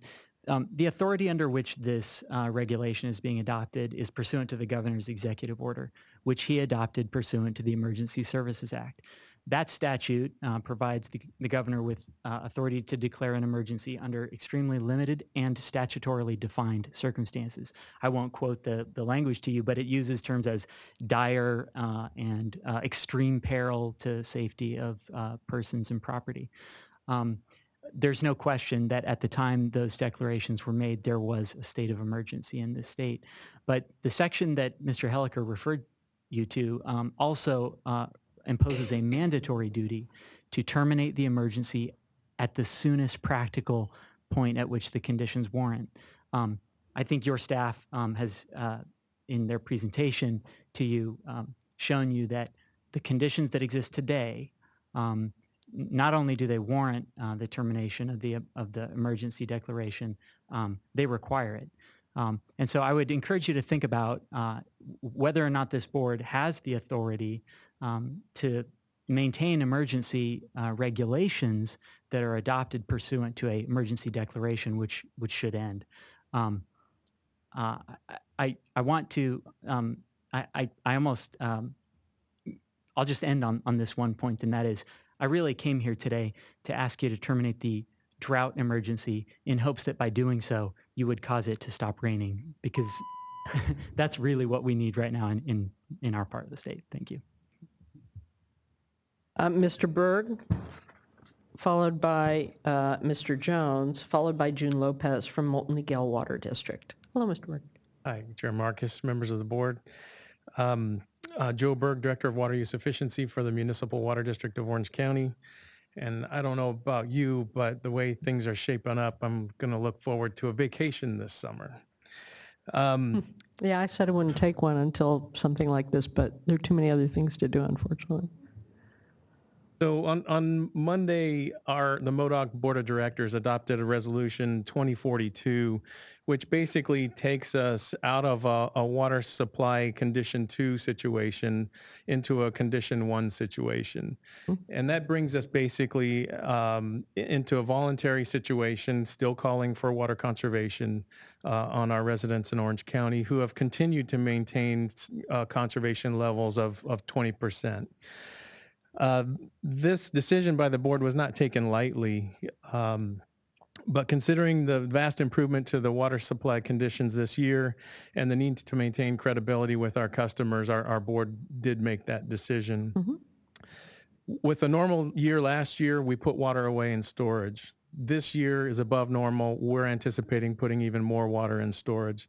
All of this is in preparation for preparing for the next drought. So all of our long-term water supply reliability planning is working.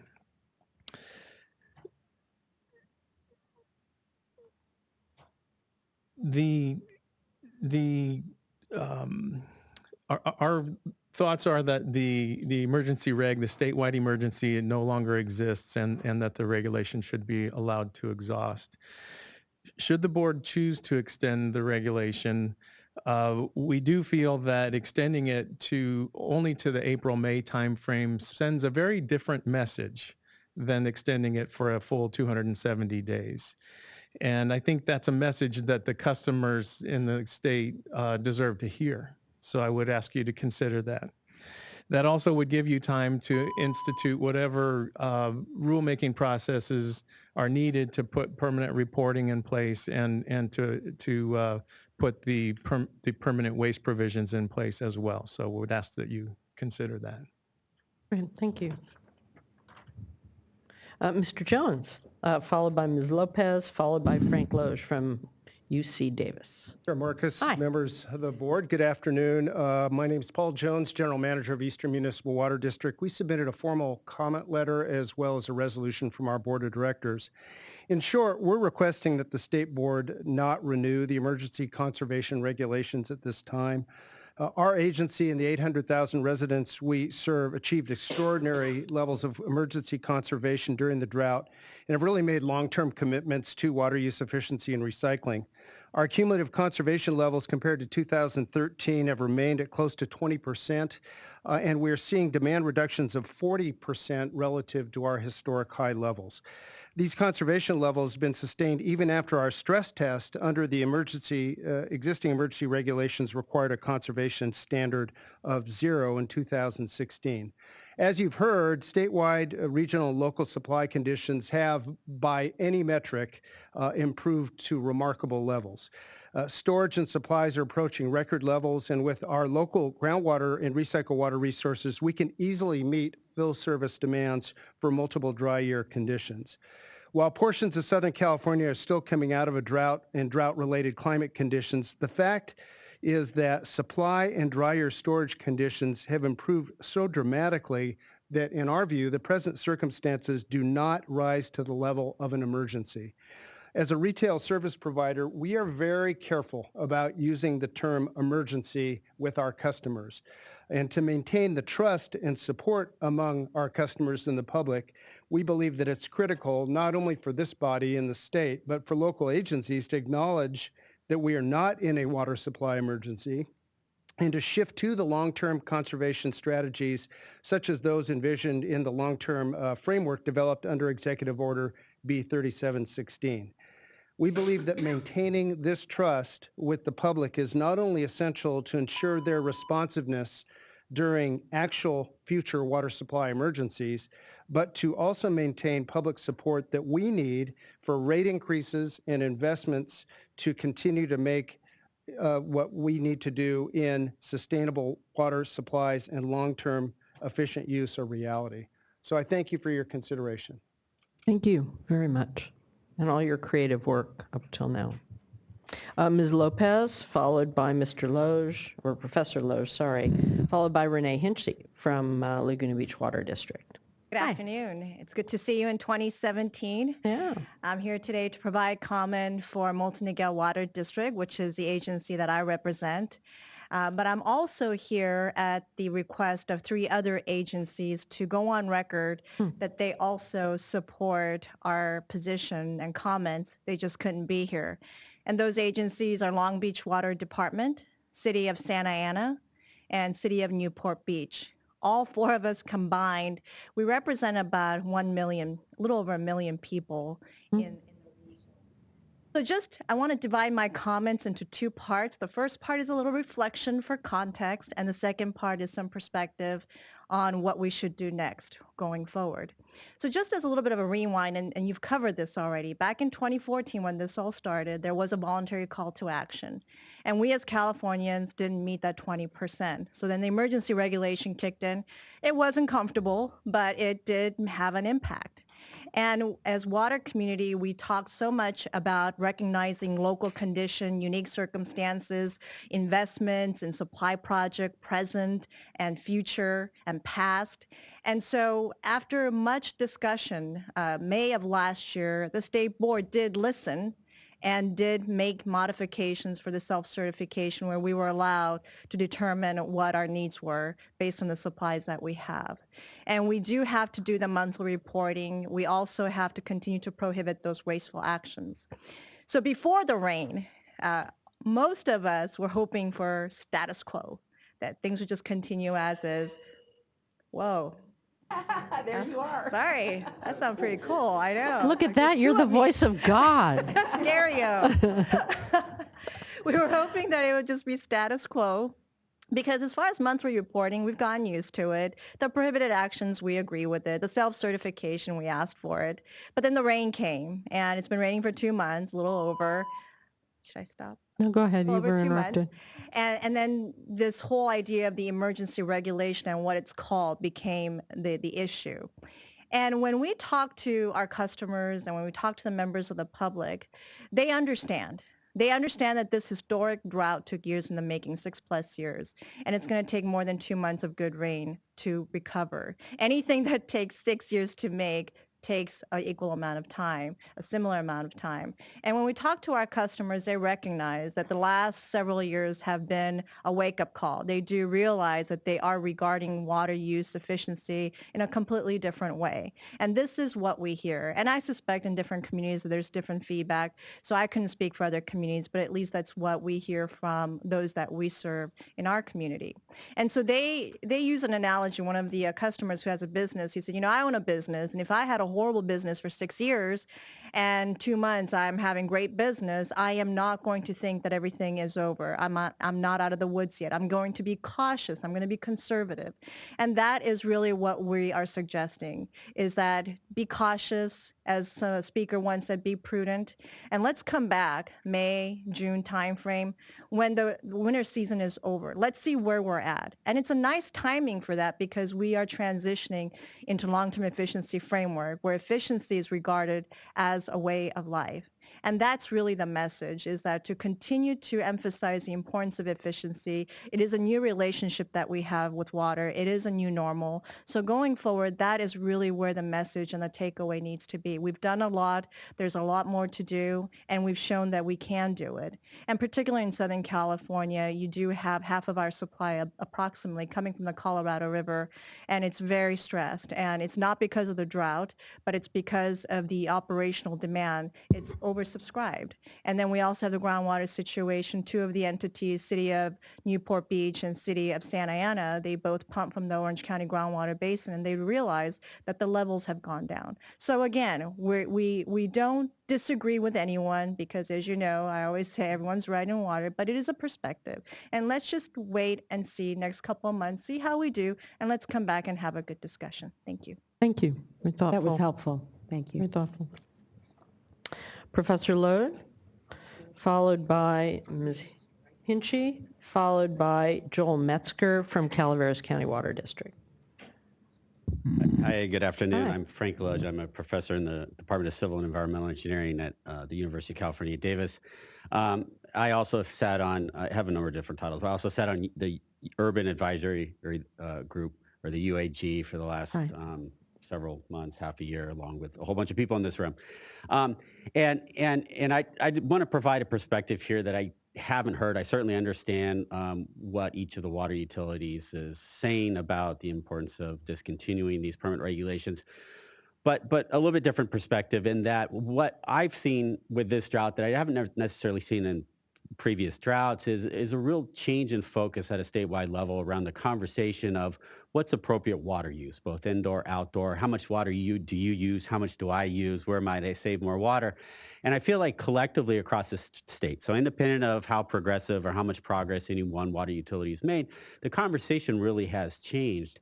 And to me, it's really important to maintain that momentum collectively with the citizens within the state of carrying forward that conversation to when the permanent regulations take effect. And so without a real substantive proposal of how to maintain that conversation until we get to the permanent regs, I think the most logical thing from my perspective is to maintain the emergency regulations to keep at the forefront that conversation about the importance of water use and water use efficiency until we can get at a time when we have permanent regulations in place and conservation and water use efficiency is a way of life. So for lack of an alternative proposal of how to maintain that conversation collectively with all the citizens in the state of California, I really do support the staff's recommendation to keep these regulations in place for the next 270 days. Thank you. Okay, thank you. Thanks for your service, too. Ms. Hinchley, followed by Mr. Metzger, followed by Greg Bunson from Sac Suburban Water District. Hi. Hi, good afternoon, Chair Marcus and State Board members. It looks like there's a few of us here who are in support of extending the regulations out. And looking back, I'm just going to go back to last year in May when we did the self-certification. And at that time, our particular district in Laguna Beach, we had enough water supply for the 3-year drought. However, we chose to still stay with the message of water conservation. And what we did is we really wanted to send the message that conservation is a way of life. We are going to be in drought cycles, and we need to learn to live with that.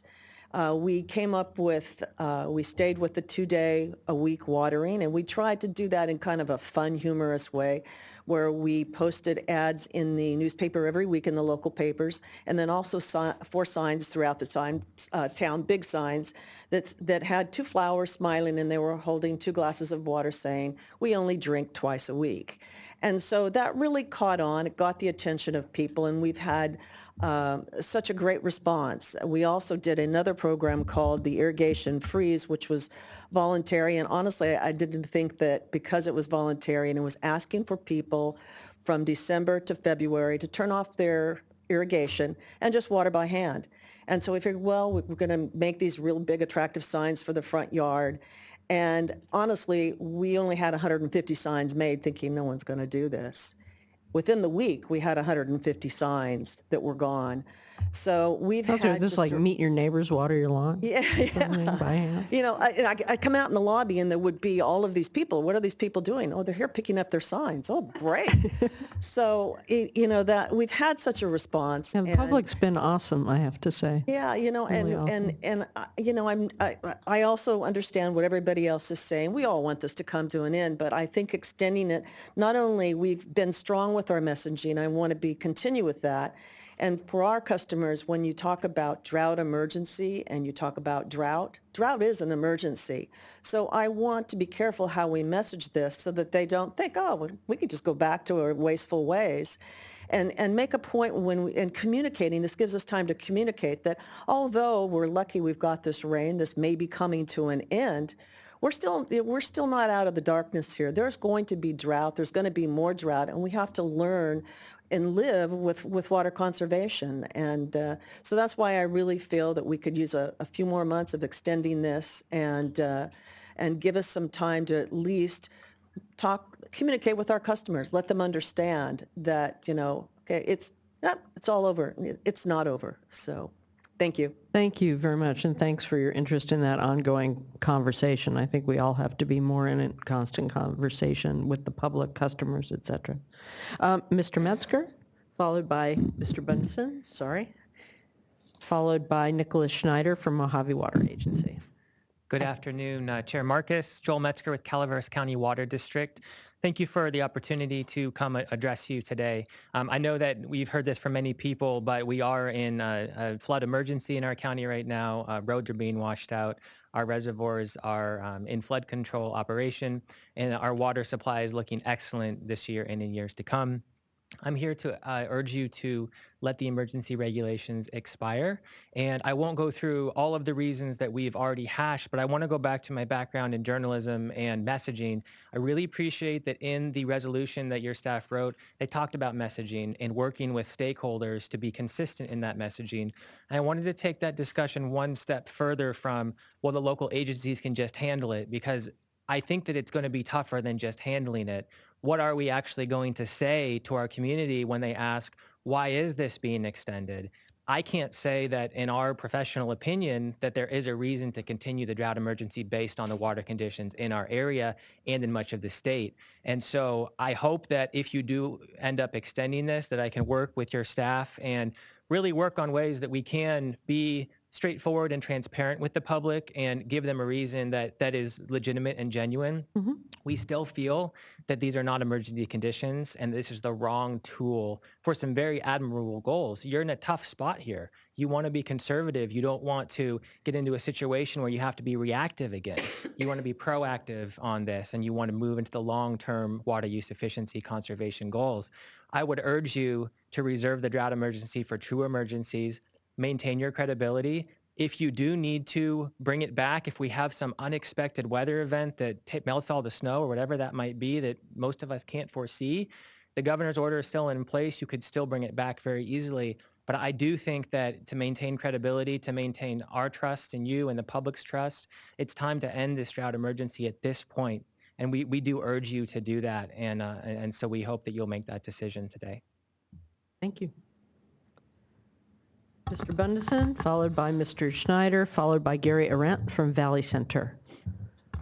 You think he was talking about a heat storm, Felicia? Remember the heat Yeah, I storm? remember the heat storm, yeah, last year. I also remember the February flop, but. Afternoon, Hi. Chair Marcus, State Board. Thank you so much for allowing us to come out today and comment regarding staff's recommendation. The Sacramento Suburban Water District maintains its position that the state of emergency, which existed in the recent past, has ended in many parts of the state, and with exception of a couple of areas. Over the past 12 months, Lakes Oroville, Shasta, and Folsom alone have released over 2.58 million acre-feet of water and flood control releases. Staff's proposal is not just a modest extension of the emergency regulations, that the term emergency is going to become lost to the public, making long-term water efficiency messaging more and more difficult for water agencies who are able to self-certify that they have sufficient water supply to meet their customer demand for 3 additional years. Water agencies are having great success at maintaining conservation levels without mandatory reduction targets. And in conclusion, Sacramento Suburban Water District is committed to preparing for future droughts and advancing water supply through a balanced approach, including conjunctive use projects and water use efficiency programs. We will continue to enforce the district's regulation number 15, which acts as our water shortage contingency plan, which prohibits the unreasonable use and waste of water, including but not limited to irrigation runoff, watering during and or within 48 hours of measurable rainfall, and a menu of other inefficient uses of water. Thank you so much. Thank you. Great. Mr. Schneider, followed by Mr. Arendt, followed by Liz Crossan, on behalf of Mayor Eric Garcetti of the City of Los Angeles. Hi. Thank you for allowing us to speak on this matter. Nicholas Schneider, Mojave Water Agency Water Conservation Manager. Our agency is a state water contractor. We have about 9 urban water suppliers.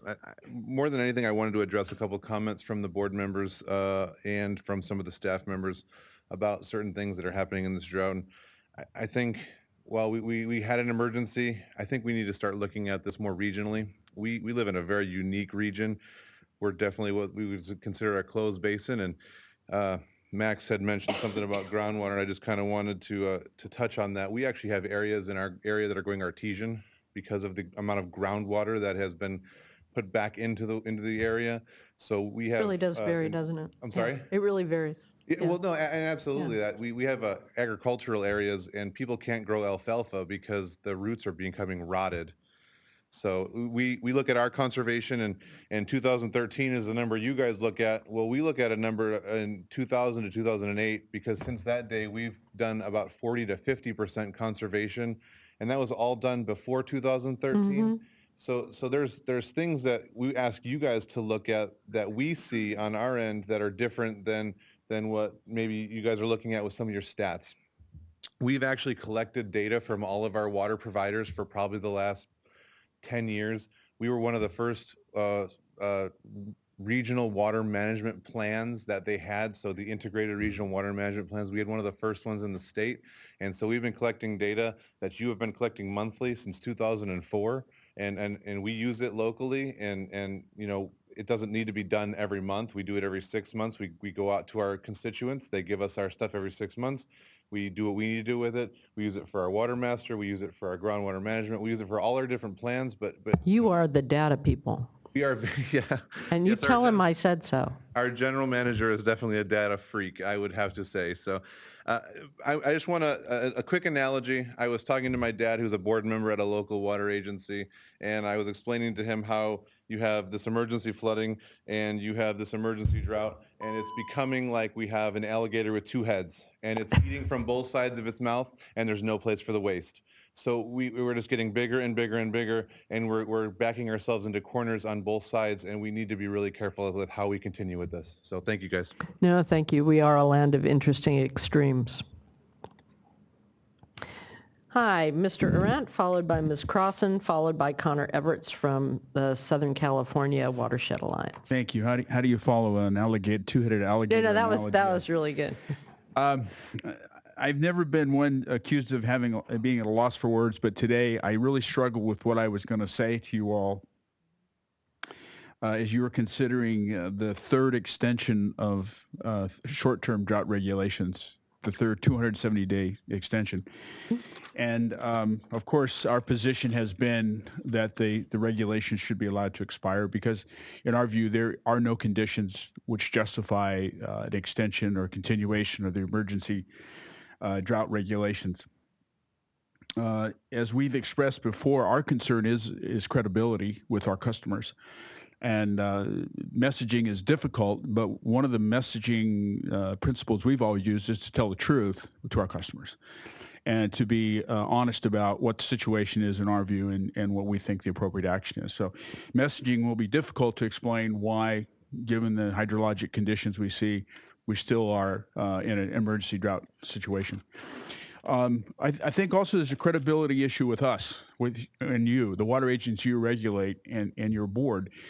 And my belief has always been, as a former regional board member in San Diego for a long time, we were an independent, science-based board making decisions based on data. And what I'm hearing today is we want to extend this regulation to continue having us make monthly reports and keep the use prohibitions in place, not because there is actually a drought emergency. So that creates a real problem in my mind about how we move forward into developing a long-term relationship through the long-term water use efficiency regulations and so forth. So I'm concerned about that, and I hope you are too. So our board adopted a resolution Monday supporting the Water Authority's declaration of the end of the drought in San Diego. We forwarded that to the governor. We sent you copies, and we've sent you letters of comment that, in our view, the emergency drought regulation should be allowed to expire, and that's our position. So thank you very much. Thank you. Ms. Crossan, followed by Mr. Everett, followed by Jeff Stevenson from the San Diego County Water Authority. Hello. Good afternoon, Chair Marcus, members of the board. Thank you for this opportunity to be here. I'm here on behalf of the City of Los Angeles. I'm Liz Crossan, Water Policy Advisor for Mayor Eric Garcetti. And today, LA is supporting the extension of the regs and your staff's recommendation. I also want to thank you for your leadership in these times, these 5 years of drought, and also for the consideration and recognition that you've put forth about the differences and unique circumstances in the different cities and communities. And you really took that into consideration when you amended the regs. And now what we have is a system, I think, that makes sense and that has actually achieved some results for the entire state. Under Mayor Garcetti's leadership, the city is diversifying our water portfolio. We do have, so that we are better equipped in the future for future droughts that we understand are inevitable. We will reduce our dependence on imported water by 50% by 2025 and locally source 50% of our water by 2035. So we are on our way, but we are not there yet, which is why conservation is such a critical component of our water portfolio and our water management strategy.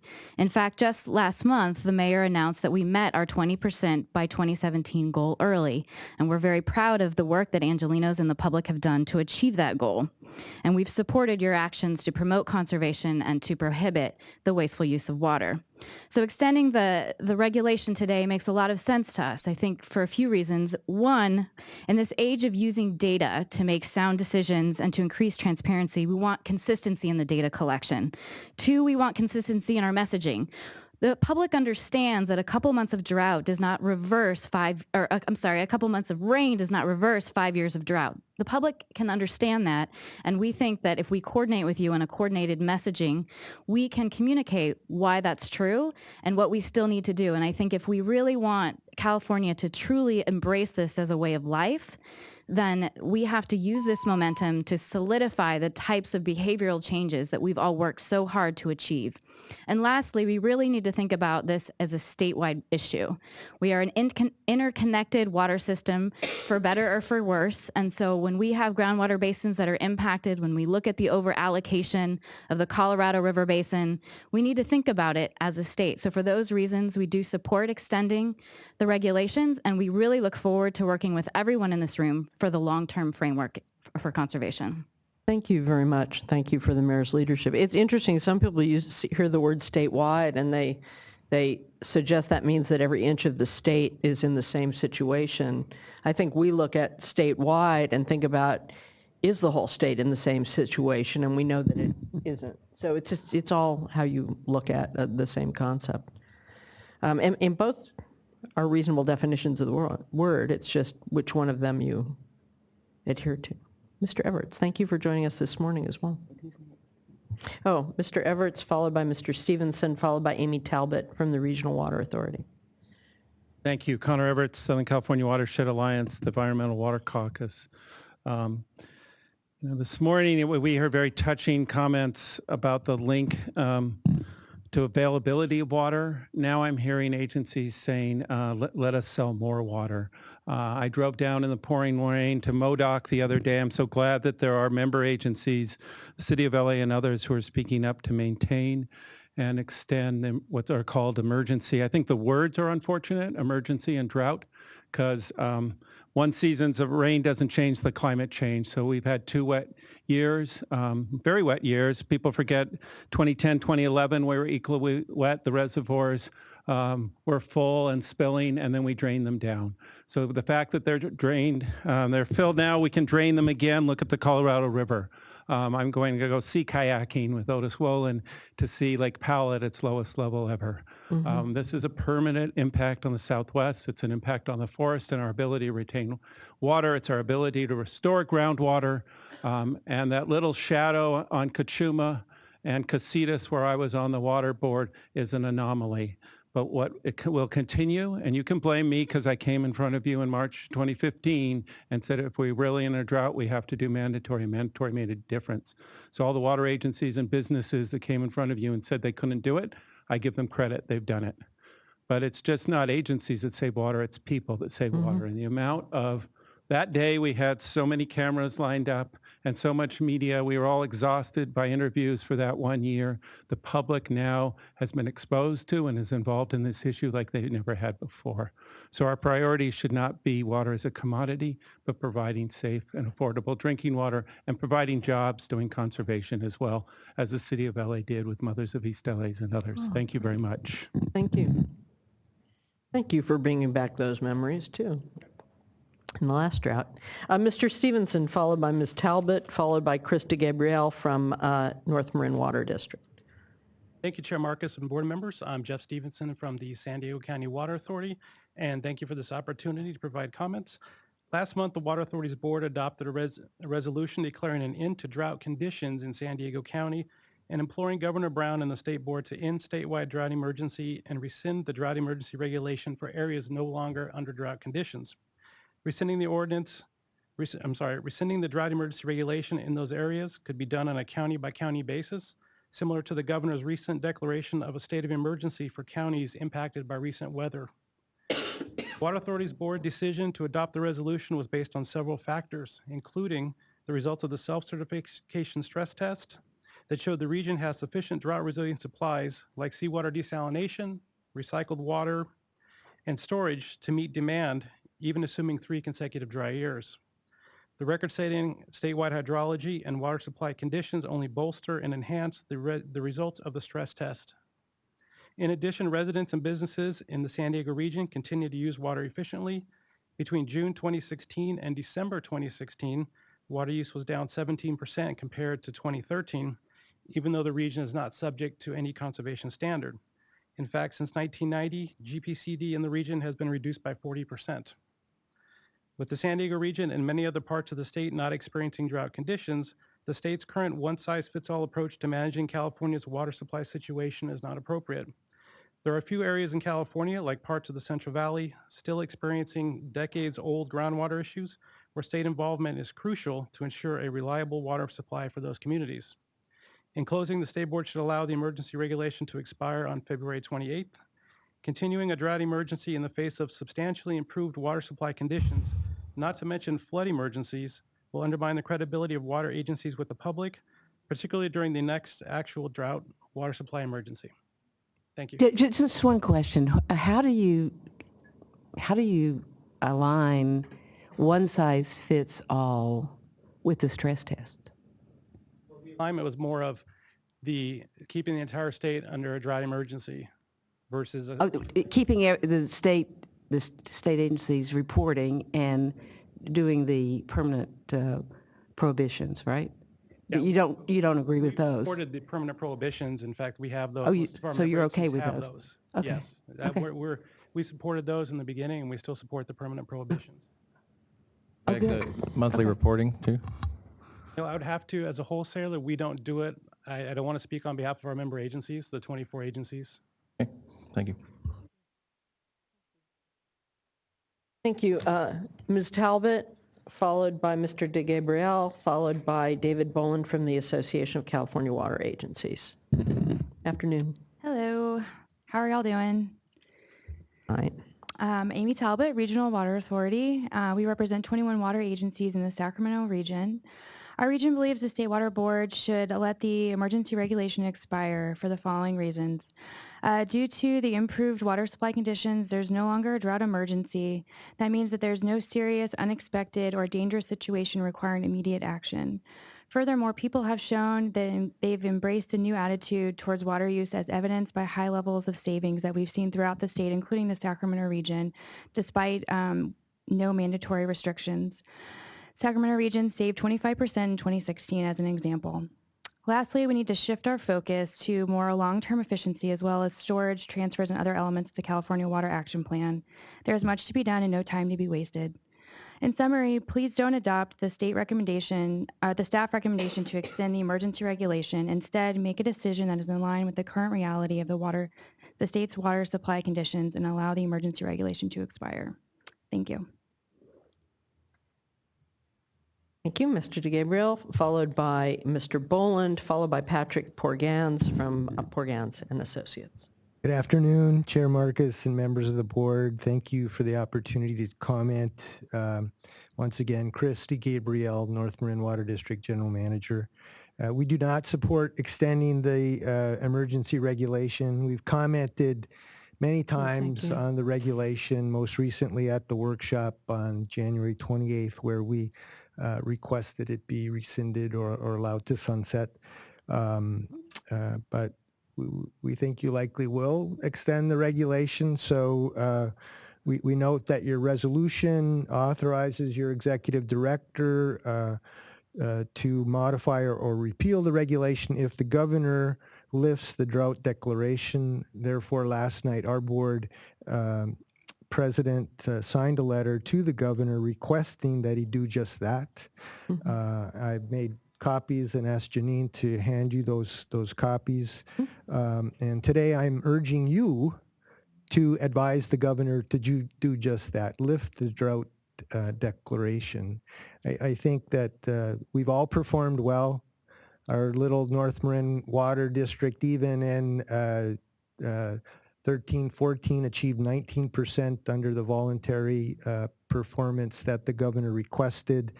Our Sonoma Marin Saving Water Partnership has done a great job coordinating together. Even before the mandatory monthly reporting, we were doing this before our public members every month at our Water Advisory Committee meetings. I'd like to have a conversation with Board Member Moore about the other reasons for water conservation, because it supposes that we've not done those in the past, and we have.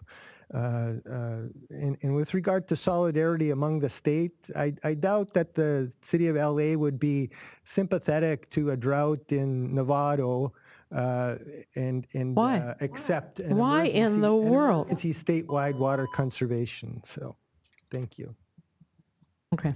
We're both from Los Angeles, so we can say that. I grew up in LA and I live in Marin. Yeah, a lot of Angelinos sitting here. Sorry. I got family down in LA. Yeah. Mr. Boland, followed by Mr. Porgans. You think badly of us, but we're really quite wonderful. We're very thoughtful and think of ourselves as part of the whole state. And followed by Tracy Quinn from NRDC. Hi. Good afternoon, Chair Marcus and board members. David Boland, Association of California Water Agencies. We represent 430 public water agencies around the state. It's been a proud day for me to see a number of the leading water agencies in the state here to make a really eloquent case and pretty much blow all of my message points out so that all I have to do is reiterate points that have been made throughout the day by a lot of better speakers than myself. The bottom line is that the association has made it clear through our comment letters that we believe the time has come to let the emergency regulations expire. I'm going to cut to the rationale for why the proposal should be extended and try to rebut those positions. The first, I guess, concept is that we need to continue our monthly reporting, that data is important. And we agree with that. Data is important. Monthly is interesting. It's a lot more interesting than yearly. It may or may not be actionable, but it is fascinating to see the charts that we can compile about water use around the state, not only by agency, but by area, and how it's performing compared to the different parts of the regulation that are in place. I guess we'd like to see one that involves no emergency regulation and see how that performs, how we are performing. We think we know that we're going to continue to perform quite well. The trends are there, especially now that we have such a secure water supply situation this coming summer. It's quite unlikely that most areas will jump back to the bad old days of pre-drought water use. Again, conservation trends have been in place for a long time. We've been focused on trying to pivot from a reactionary policy for a drought response, a kind of a crisis response in 2015, to a long-term response. We believe that's where the action is. We're looking forward to working with the administration on the long-term policy. We believe that that's the attention that we need to focus. In terms of communication with the public, again, we need to message the truth. I think the truth is a good thing, and the truth is out there. It's clear to everybody.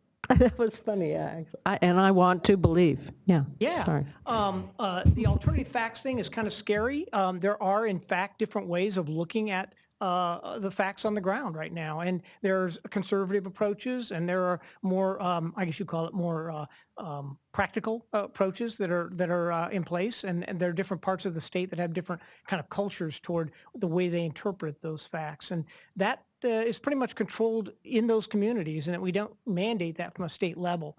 We can do the best we can to try to help the state to make its case as to why any extension of the emergency would be made, and we would try to be as factual as possible about what that rationale has been and what has been provided by the state. But we think the functions of the emergency regulation can be and will be achieved by both the permanent regulation on the monthly reporting, which the staff is working on, I guess. It's part of the emergency or part of the executive order in May. And then the other permanent regulation on prohibitions. We think that could be, we could make progress on that as well. And as many of the agencies have pointed out, many of them already have institutionalized those permanent prohibitions, and that they already have the local authority to do that. So we just encourage the state to go ahead and let the word emergency mean something serious, so that we can use it again with some integrity. Thank you. Thank you.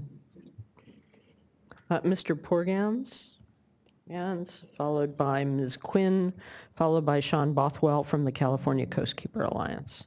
Yes, thank you for giving us the opportunity. First of all, let's make it very clear. Droughts and floods are a normal situation in California. I've been here since 1970, and I can tell, and I have 79 fact-finding volumes on water, and I can tell you that this board, and I don't mean it in any derogatory sense, you're in a catch-22. First of all, the water districts are not the ones that should be responsible for the statewide planning for the water needs of all of us. That's the Department of Water Resources' job. Now, getting back to this issue of floods, almost every major reservoir in California right now, especially in the north, are in the designated floodplain. And they can be encroached, but they have a habit or a propensity to keep more water stored in there so that they can have it for their customers later on. We informed the Corps of Engineers to strictly enforce those laws, because that's how we get major floods after these droughts. Now, I'm saying to you that we saved 3.2 million acre-feet of water, roughly. You got 2.4 up there for conservation. We had another 1.2 for the relaxation on the Delta standards. Yeah. So I'm giving it 3.2 million. That's on the market. That water's worth $3.2 billion. I've asked this board where that water went. You still haven't given me an answer. I don't believe that people should be paying more for water and using less. I believe when people use less water, they should pay less. The problem that you have here is endemic in the fact that the state water project sold more water than it can deliver. Okay, that's your major issue. And the problem here is they're not being held accountable. Now, in this information I provided up there, and I'm researching the Oroville Dam construction of that spillway. This is Bulletin 200. We've got some information that's going to be very revealing in terms of, and again, I never thought I'd agree with Mr. Tim Quinn, but inadvertently, your credibility is on the line. I can show you that in just before every major drought, they were delivering more water than ever in history, okay, the projects. So in conclusion, I'm not well enough to give you all the information you need. But I'm explaining to you now. I'm going to have to come and meet with somebody over here and enlighten somebody as to what's really going on. The people should not be in this imposition. The imposition should be placed back on the government, in particular DWR and the Bureau, unless this board wants to lose its credibility to the rest of them, because you've already lost mine. Have a good day. Thank you. Ms. Quinn, followed by Mr. Bothwell, followed by Kelsey Hinton from the Community Water Center. Good afternoon, Madam Chair, members of the board. Thank you for the opportunity to speak on this matter today, and thank you for your leadership over the last 6 years of this drought. I'm here today to speak in support of the staff's proposal to extend the emergency regulation. As you mentioned in the opening remarks, near and long-term uncertainty warrant extending the emergency regulations. The extension is important to avoid confusing messaging about the importance of conservation as we transition from the emergency to long-term permanent conservation and making conservation a way of life. Bless you. We've heard some water suppliers today talk about concerns about credibility.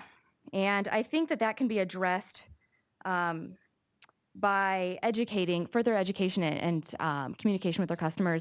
Chair Marcus, as you mentioned, we need to do better at informing Californians about the fact that you can, in fact, have rain during a drought, that there is, the continued importance of conservation for affordability and for sustainability.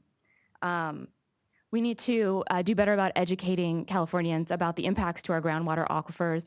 We all see the rain falling from the sky. We see the full reservoirs and the flowing rivers. What we don't see is the fact that our groundwater aquifers have been decimated, and I think it's a good reminder to Californians that we rely on more than just our reservoirs and our snowpack. Well, especially since we spent this morning hearing from people in communities that are still out of water. Exactly. And then finally, as you mentioned... Today, now. Oh, yeah, this Not theoretically. And then, as you mentioned, that the Colorado River is still in extreme drought, 17 years in now. And so, the reservoirs don't tell the full picture. We've also heard today that monthly reporting and prohibited practices are not controversial and will be permanently required under the governor's executive order. Most water suppliers, as mentioned, have a 0% conservation target, and under the proposal would be the remaining agencies would be allowed to transition to 0% if their supplies warrant it. So I fail to see the downside of extending the emergency. For these reasons, I support the cautious and conservative approach that the staff has taken in preparing this proposal, and I hope that you extend. Thank you. Thank you very much. Mr. Bothwell, followed by Ms. Hinton, followed by Jennifer Clary from Clean Water Action. Good afternoon, Chair Marcus, board members. My name is Sean Bothwell. I'm the Policy Director for the California Coastkeeper Alliance. We represent 12 California waterkeepers statewide. On behalf of the waterkeepers, we're here to support staff's recommendation for the resolution here today.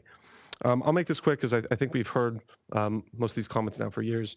But, rain or shine, California needs to make conservation a way of life. And I think California has already committed to doing that with the permanent conservation regulations. And so it does us no good to stop the momentum that we've already created by letting the emergency regulations cease. And it does us no good to stop the messaging that all Californians need to do their part to conserve water. It doesn't help us at all to stop the reporting and the data collection that's really been invaluable throughout this drought, and it should continue to help us as we adopt the permanent regulations. I think we need to remember that parts of the state, large parts of the state, are still in drought. Places like Santa Barbara are still in extreme drought. And even though our surface flows in some areas might be high, our groundwater still hasn't recovered, and we've heard about the Colorado River that's still in pretty bad shape. So with that, just ask that you support the recommendation, and thank you for all your work. Thank you very much. It is interesting on the messaging. You see what the headlines could be either way. I mean, it's still just figure out the right answer and move forward. It's not always easy, but you can make the argument both ways about unintentional messaging. I thought about that. Hi, Ms. Hinton. Good to see you. Followed by Ms. Clary, followed by Tim Worley from the California and Nevada section of the American Water Works Association. Good afternoon. I know it's been a long day for those of us who have been here since 9, so thank you for taking the time to listen to all of our comments and really take all of this into consideration. And thank you to the staff for all of your hard work on this and continuing to work on this moving forward. It was mean of us to give Max a double header in one day, I have to say. Just get it all done at once. I don't know. I'll have to ask him later. Like 2 final exams on the same day. Yeah, I'll be taking a break tomorrow. I may have to buy you a beer on the train, but I'm probably taking a later train. So a lot of what I will say you have heard, but I think what I really want to focus on, and as you pointed out, Chair Marcus, is what we heard this morning is there are still people in our state who this drought is very much impacting them. They still don't have water. They don't have that safe, accessible, affordable source that they can rely on in their homes. So while much of the state may be fortunate and things are looking better, this is not the case throughout the entire state. And I think it's really important that we keep that in mind. While maybe some water agencies, it sounds like, and we have seen, have been doing great work in making great strides in conservation, and their public has really stepped up. That's not the case all over the state. And keeping these emergency conservations continued until that executive order is in place, or at least to revisit later in the year, is so crucial to ensure that that work doesn't go to waste and that we're continuing to collect this data. We're continuing to protect our most vulnerable communities who have been impacted by this drought. And I think the other thing to bring up that we've touched on a little bit is how important conservation and these types of regulations are to affordability, which was the other portion of what we heard about this morning. Conservation measures and efficiency measures, those are some of the most cost-effective ways to increase affordability for our environmental justice communities, for our low-income communities. Coming up with new sources of water, they can't afford those new supplies in their communities. So it's just really important that we focus on what is practical and what we can continue to move forward with that's going to help our entire state, but especially those vulnerable communities who are still very much in drought conditions. Thank you very much. Ms. Clary, did we lose her? Mr. Worley, you don't have to put your jacket on for us. Camera's gone. Oh, but people are watching on the webcast. Form, it's all form. A little warm this morning. I didn't want to show the, any sweat. Yeah. No, it's been warm, and it's funny. It's been warm, and it's usually cold. It's odd. Anyway, yes, very warm room today. Chair Marcus, members of the board, please indulge me to offer this summary. The governor declared an emergency. The drought was a matter of real urgency. Our lifestyles must embrace efficiency, but there's rain and there's snow, as we all can see. So to extend the reg strains credulity. Thank you. Concise. I think that's good. Interesting. So different views all around. Colleagues, I'm sort of curious as to your thoughts, or if you have any questions for staff, or if you all want to add, you guys want to add anything? I have a few thoughts.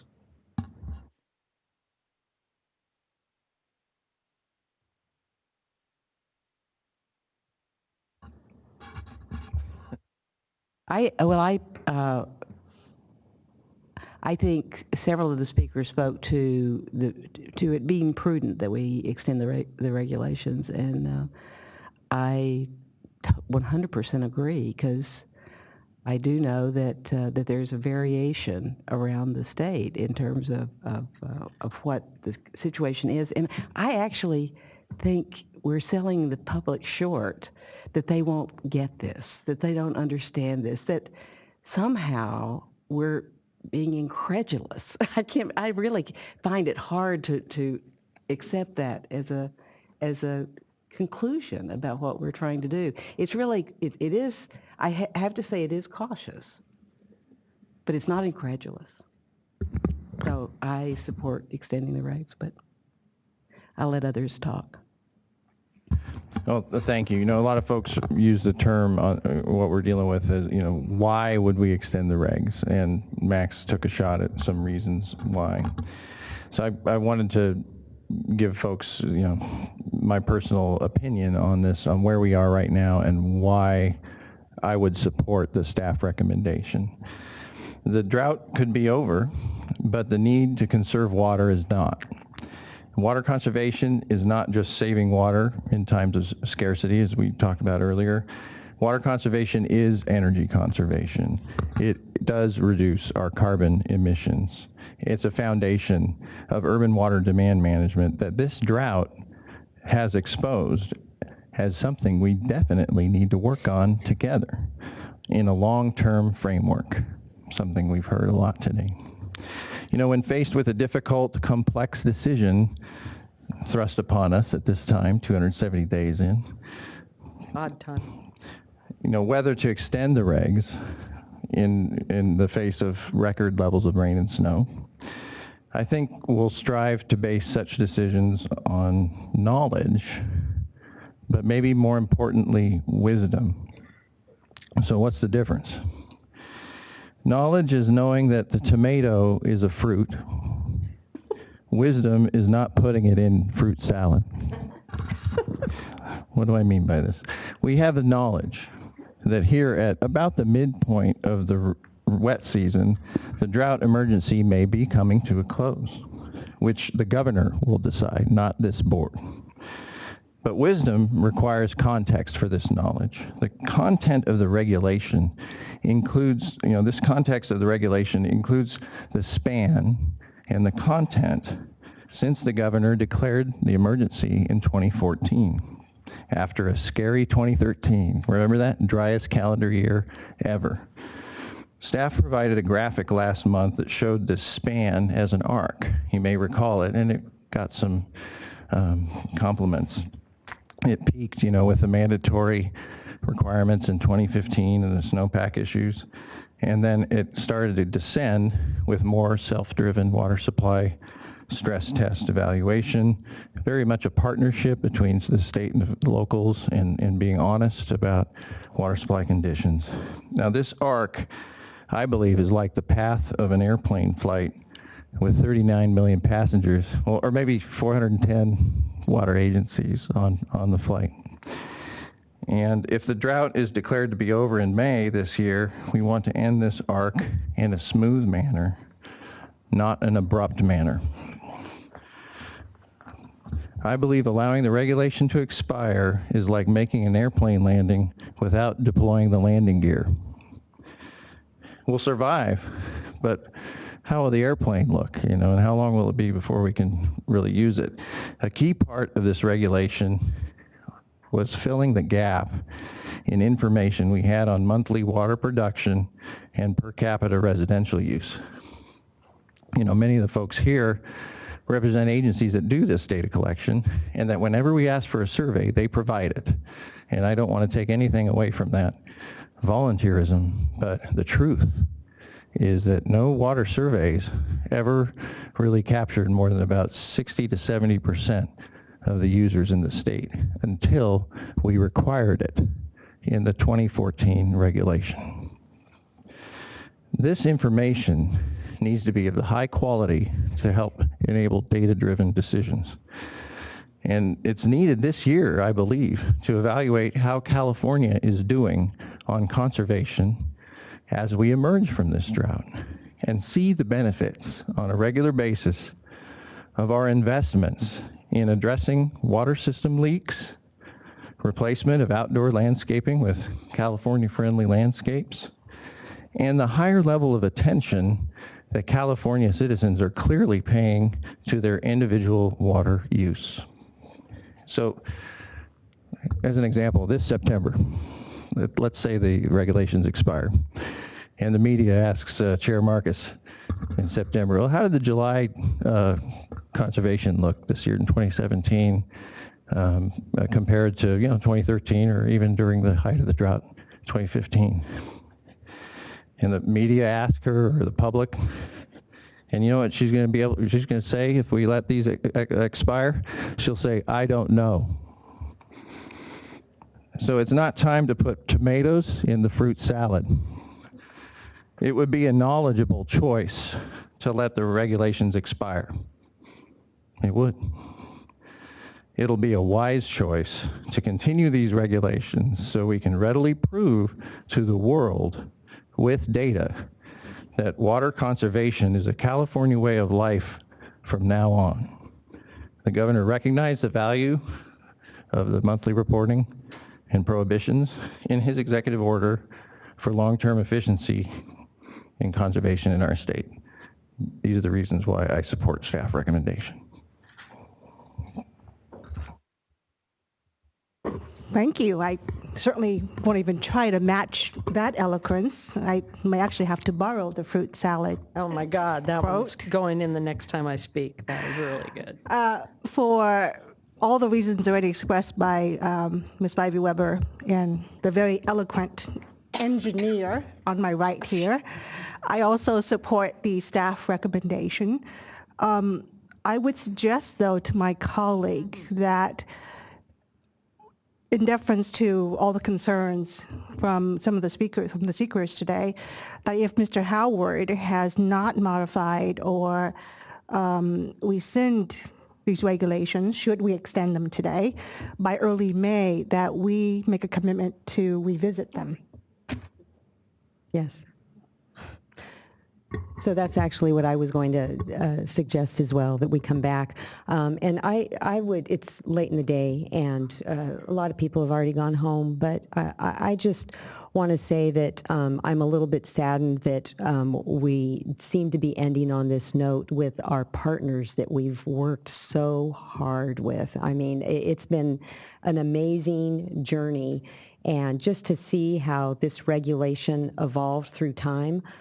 I initially was not real happy with it. In the first round, because I thought we needed to take into account climate and that sort of thing. But I think that there was something in every iteration that folks didn't like. But the way everyone pulled together and just made it work. So I'm saddened by some of the comments, but at the same time I understand it, because there's some principled feelings out there. So I'm really hoping that after we adopt here, that we'll just move on as we have in the past. I think that the work that the water suppliers have done is just amazing, and I'm really pleased with where we ended up here on a truly local program.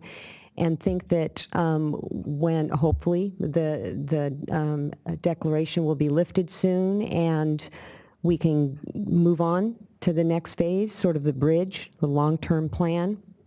And my feeling is that if we end up with, not if, but when we end up with another crisis, that we can take a lot of the good work that was done and sort of dust this off, and maybe we'll be focused more on efficiency standards at that point. But there's a lot of good work that, so just want to take this time to compliment the staff and all the water suppliers that stood with us every step of the way and really helped to improve this.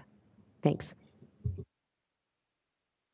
Thanks, very thoughtful comments. Interesting, and I said some things at the opening. I do think, most issues we deal with, including this one, I think reasonable minds can differ. This, as I said, it's a choice. It's a practical choice, but it's a choice that informed by a variety of factors, not just one. If I'm saddened by anything, it's folks that can't see the other side, no matter who they are. That I frankly find hard to, that piece I do find hard to understand, as opposed to the fact that there's a choice here. And I really do appreciate the folks who've tried to acknowledge that choice, but then say why they, on both sides, why they prefer a certain thing.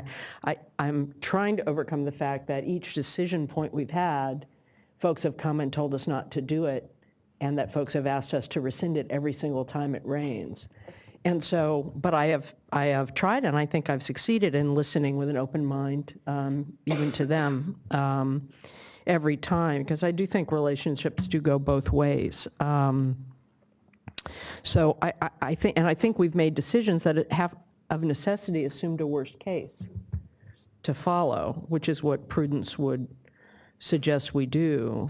And I do think there is this issue of what does statewide mean? Are we one state or are we multiple states? And we are in obviously a different situation than some water agencies. I completely understand both the pride and the concern, particularly the pride of individual water agencies, the happiness at their water supply situation, pride at how they prepared themselves even for this drought, pride in how they responded even to regulations they didn't like in the first place. I think all of that is understandable and fantastic. And so I can understand the perspective of looking at these regs in terms of that individual view. But I do think we need to put yourself in the shoes of a decision maker that needs to think about the whole range of communities and to think about the complexity of communication. And I can see how rescinding because of or letting expire because of the accident of how long these emergency rules last, sending another message, which is counter to what everyone here has said they want the message to be. And I do think that we have some control over the message and how we deal with the media and also how we follow up with customers and the public. And so I do think it's important to figure out how to think about it from a statewide level and think about what the most prudent thing to do is right now. I think the big decision we made was over the stress test, which people in this room disagreed with strongly at the time, which we took with a much more modest rainfall, and which does allow any mandate to apply to folks, any actual impact based on their need. And so I will confess to at first being a little surprised by the pushback that we were receiving, but I've spent some time thinking about it, and I could argue it both ways. But I tend to agree. I think Board Member Moore is very eloquent about how you land the plane and when you do it. And I think, left to our own devices, the logical decision point for this is definitely at the end of the rainy season, which is it's like a rerun of the movie we had last year when we could be very thoughtful and be able to tie things up in more of a bow rather than making an abrupt decision when we know there are parts of the state that are still in pain. Although fortunately, a lot fewer are in pain, and the situation is very exciting at some levels, even as we worry about people being hurt by floods in some parts of the state. But that is the complexity that's California. So again, I don't think there's just one way to go, but I think the better decision is to extend and relook at it later and see where we are. And if I may, Chair Marcus, I just want to note that staff is absolutely ready and willing to work with any of the associations or water suppliers that wants to collaborate on messaging. Oh yeah, I'm happy to help too. That's absolutely the case. I do. So I move that we adopt the emergency regulations. Are there... Before you move it, might I ask Mr. Lawfer if he might have suggested language in terms of the board revisiting this issue in May should Mr. Howard had not taken any action by then? Sure, I have some language for that. And before I get to that, I do want to amplify a point made in Mr. Moore's comment, because we did hear some legal comments today that Oddly enough, we the did. governor's executive order should have expired by now. And I think you heard Mr. Moore speak very eloquently of that. And you've heard throughout today, both from some of the commenters as well as your staff, some of the circumstances that still support that the drought declaration from the governor. Droughts are not like other emergencies. When you have a fire or a flood, you may know when it's over right away. And even then, those drought declarations can extend a long time as the cleanup activities are undertaken by relevant agencies. Droughts are much slower moving, and the No, that's right. The circumstances that- emergency of an earthquake doesn't end when the ground stops shaking. Exactly. You stole that one from me. I was about to use that. But regardless of that determination, at this point in time, we still have a valid declaration from the governor of a state of emergency, which is an essential predicate for the board acting under this authority. The other thing that I think Mr. Moore said quite eloquently that also goes to that is the board has, both in its action last year as well as the staff proposal today, tailored the action that it is taking under that emergency authority to the circumstances, in the sense that this is not trying to impose the mandatory conservation requirements from several years ago. They're fairly modest requirements that you've heard staff talk about at different times also as a bridge to that permanent vehicle. And with that in mind, and with Board Member Doduk's comments about bridging us to the end of the rainy season this year, the language that I have that would affect her comments would be to revise two of the resolved clauses in the resolution. These both appear on the bottom of page 4 of the staff proposal.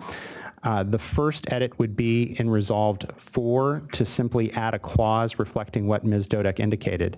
So we would pick up at the end of existing Resolved 4 and insert after the declaration of a drought state of emergency, a comma, and if the regulation remains in effect on May 1st, 2017, comma, to schedule a board meeting in May 2017 to consider repealing the regulation based on hydrologic and supply conditions at the end of the rainy season, and then pick up with the period that's already there.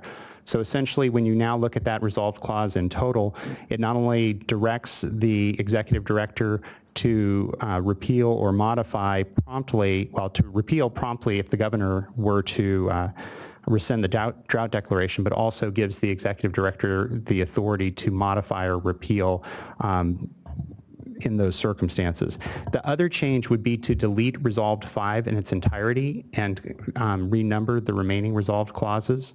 Resolved 5 essentially becomes a little redundant now that we have Resolved 4, and I note by deleting Resolved 5, it also removes any reference from the resolution to the regulation staying in effect for 270 days. Thank you, Mr. Laufer. Would you mind, Ms. Spivey Weber, moving it now with that revision? I'm sorry, Board Member Doduk. If you were making changes to the resolution, there was one typo that was pointed out to us that we may as well change right now. And that's paragraph 15, not a 15 that gets renumbered, but paragraph 15 on page 3 that references April 2016 and should be April 2017. May as well make that change now. That's a good call. Thank you. All right, so I have a motion, and I will second. All right, all in favor? Aye. Aye. Aye. Okay, it carries. Thank you for that, and really the biggest thank you to the public in California and the agencies for stepping it up this year. I think something impressive happened with everyone working together, so let's keep doing that. All right, now I believe we have minutes. I will so move the adoption of the 2 minutes. Second. I may have to abstain from... Yes. I have to abstain from the 4th. I will move the minutes of the first January board meeting. And I will abstain from that one, I think, right? Second. Yeah. Second. Another one? For the 3rd. right. Yes. Oh. So can she not move She them? can't. I believe I was here. Really? Okay, what date is this then? January 3rd and 4th. Move I adoption. was here. Tim, were you that quiet? Wait a minute. Move adoption of January 3rd and 4th minutes. And I second. All right, all in favor? Aye. Aye. All right. According to the minutes, I was present. Hello? Aye? I was not. So we'll let Tam be the second on that, just. Yes. Okay. It stands. I believe I was here for that meeting too. I move adoption. Moved. Second. Great. All in favor? Okay. Yes, Mr. Moore. All right, so the minutes are approved. Board member reports. I will just quickly report on one. Last week I attended the final meeting of the expert review panel for ELAP. They met in Costa Mesa at SWRCB, and I was able to spend the morning there, listen to, I think, the 4 expert group panel members discussing the changes that have been made by the ELAP program staff over the last year and a half since that group presented their report to us in 2015, I believe it was. If you'll recall, that year 1 report by the expert review panel was not complimentary of the ELAP program, and they specifically provided recommendations for improvement in 5 specific areas that staff has been diligently working on, and so they are now taking a look at the changes that have been made, and they are evaluating and making further suggestions, and they will be submitting their final report and recommendations to us, I believe, in May of this year. So I look forward to, as I'm sure we all do, hearing from them and their acknowledgement of the changes and the improvements in the program, but also looking forward to additional progress that could be made. I'll report on 2 meetings that I went to. One was in Brawley in Region 7, and you can get there fastest from San Diego. That's something to know. But this was a waste discharge permit that was being given to a meatpacking plant, and very controversial, super controversial in the past. It went through swimmingly, very fast, and largely because, at least according to the stakeholders who were there, because the staff from Region 7 worked so closely and so well with the discharger. So that was, I thought that was very good. The second was I attended the CARB update of their scoping plan. I guess it was 2 weeks ago, and represented the water energy issues, but also the water board and what we were trying to do in terms of climate. And there were a number of agencies there, but it was good that we were there as well. And they were Mary Nichols was particularly appreciative of the emphasis that we're putting on data. And she felt like that if we just need a lot more data in order to make the points that we make, either in terms of reducing GHGs or making changes.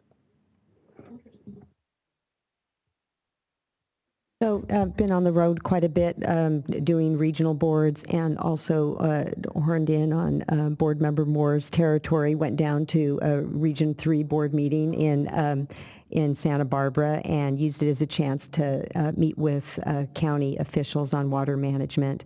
And what I've been doing is I've actually stole Max's PowerPoint on water conservation and used it as a chance to give a drought update, and just had a real lively conversation at Region 8 and Region 3. Usually what I do is Max and his team has been great about pulling out selected water suppliers just to give sort of a flavor of what's going on in their region. And just a lot of interest in water conservation. So I actually think the messaging is going to be fine. It was well understood at the regions. And then today spoke at the Calusa Farm Show just this morning, and then Blue Diamond Almond Growers, and there was another one on here. Oh, South Valley Water Association, which is the southern portion of the former Friant Water Authority. Great.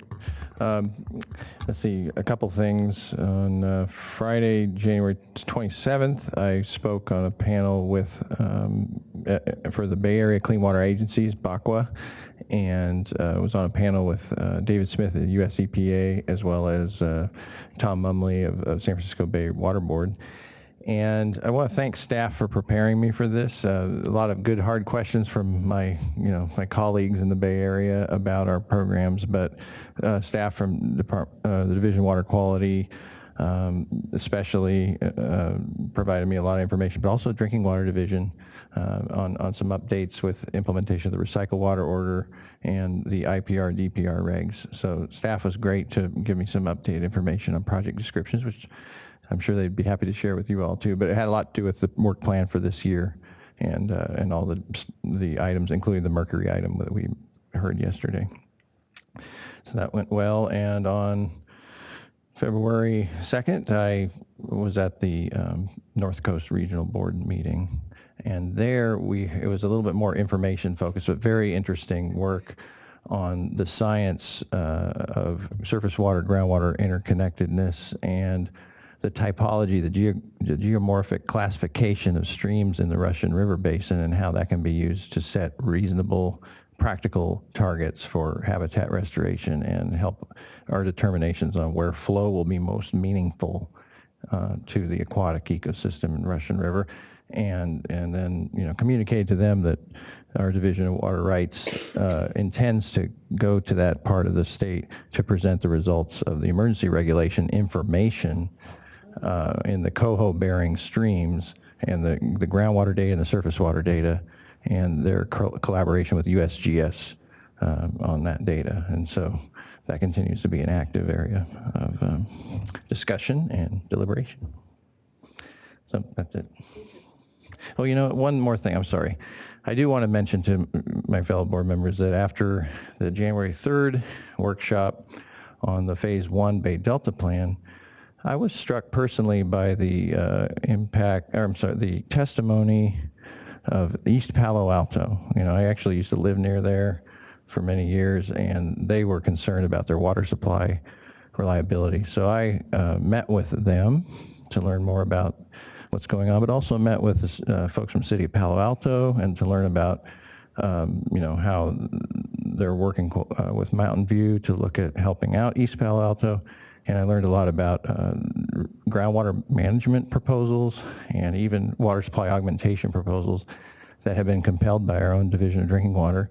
So I then met with our Division of Drinking Water staff to learn more about East Palo Alto's challenges, and I think there's possibilities there for financial assistance through our disadvantaged community programs. So I was trying to help educate them and bring them to our staff's attention.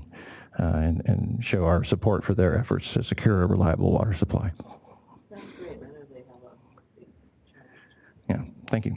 Thanks. That's great. I love hearing about that stuff. I think actually it's really valuable. The only thing I'll mention is something that was alluded to earlier today. I mean, some of us were at an event last night with some of the activists on clean and affordable drinking water, and I had a conversation with Mr. Garcia from East Porterville, and then I had a conversation with DWR, with our Hinojosa and Gita about where are we on East Porterville, and Art was able to pull up a spreadsheet of where we are, how many people have signed up to say yes in each phase, how many people have filled out the paperwork, where are we on that? And I just wanted to ask that at some future board meeting that we get an update on East Porterville, because I was looking at it on a phone, and it's really cool. And the questions come up of what will happen next. What are all the efforts that folks have been doing to try and get folks to sign up for that? Because people have to sign up and opt in. They've got to do some paperwork. There was, some of us were looking at it not that long ago, and we weren't getting very many signups because it had started to rain, and people thought, well, my well will come back again, so why do I want to hook in? Because you have to abandon your well if you hook in. What are they going to charge me? And the staff, Gita's team and others, have spent multiple weekends and Sundays in East Porterville helping to educate people, knocking on doors, going with community groups.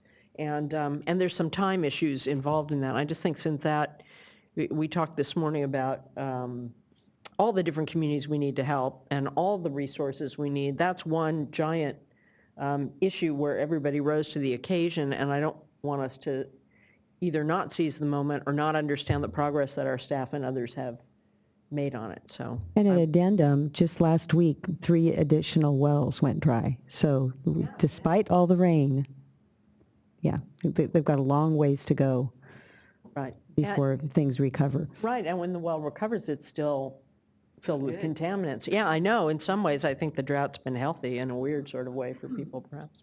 Well, and one thing that I would say to Eric is, Eric Ekdahl, is that I don't know if you've caught this, but when Inland Empire Utilities Agency spoke to their groundwater basins are filling up a lot, largely because they simply aren't selling the recycled water to their member agencies, and so they're putting it in the ground. I mean, they're not letting it go to waste, and so it is a groundwater where you have recycled water and that asset. It can be very, very quickly, actually, and they have some difficult areas to refill. It is starting to show progress. So. Right. Is there anything else? Oh, no, there's the executive director's report. I don't think there is. Is there? Not this time. Oh, come on.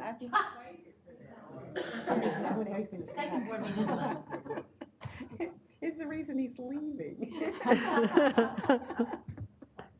I say we grill him the next few months on every item in the executive director's report. No, actually, the efficiency of it is being able to just read it. That's the beauty of it. Yes.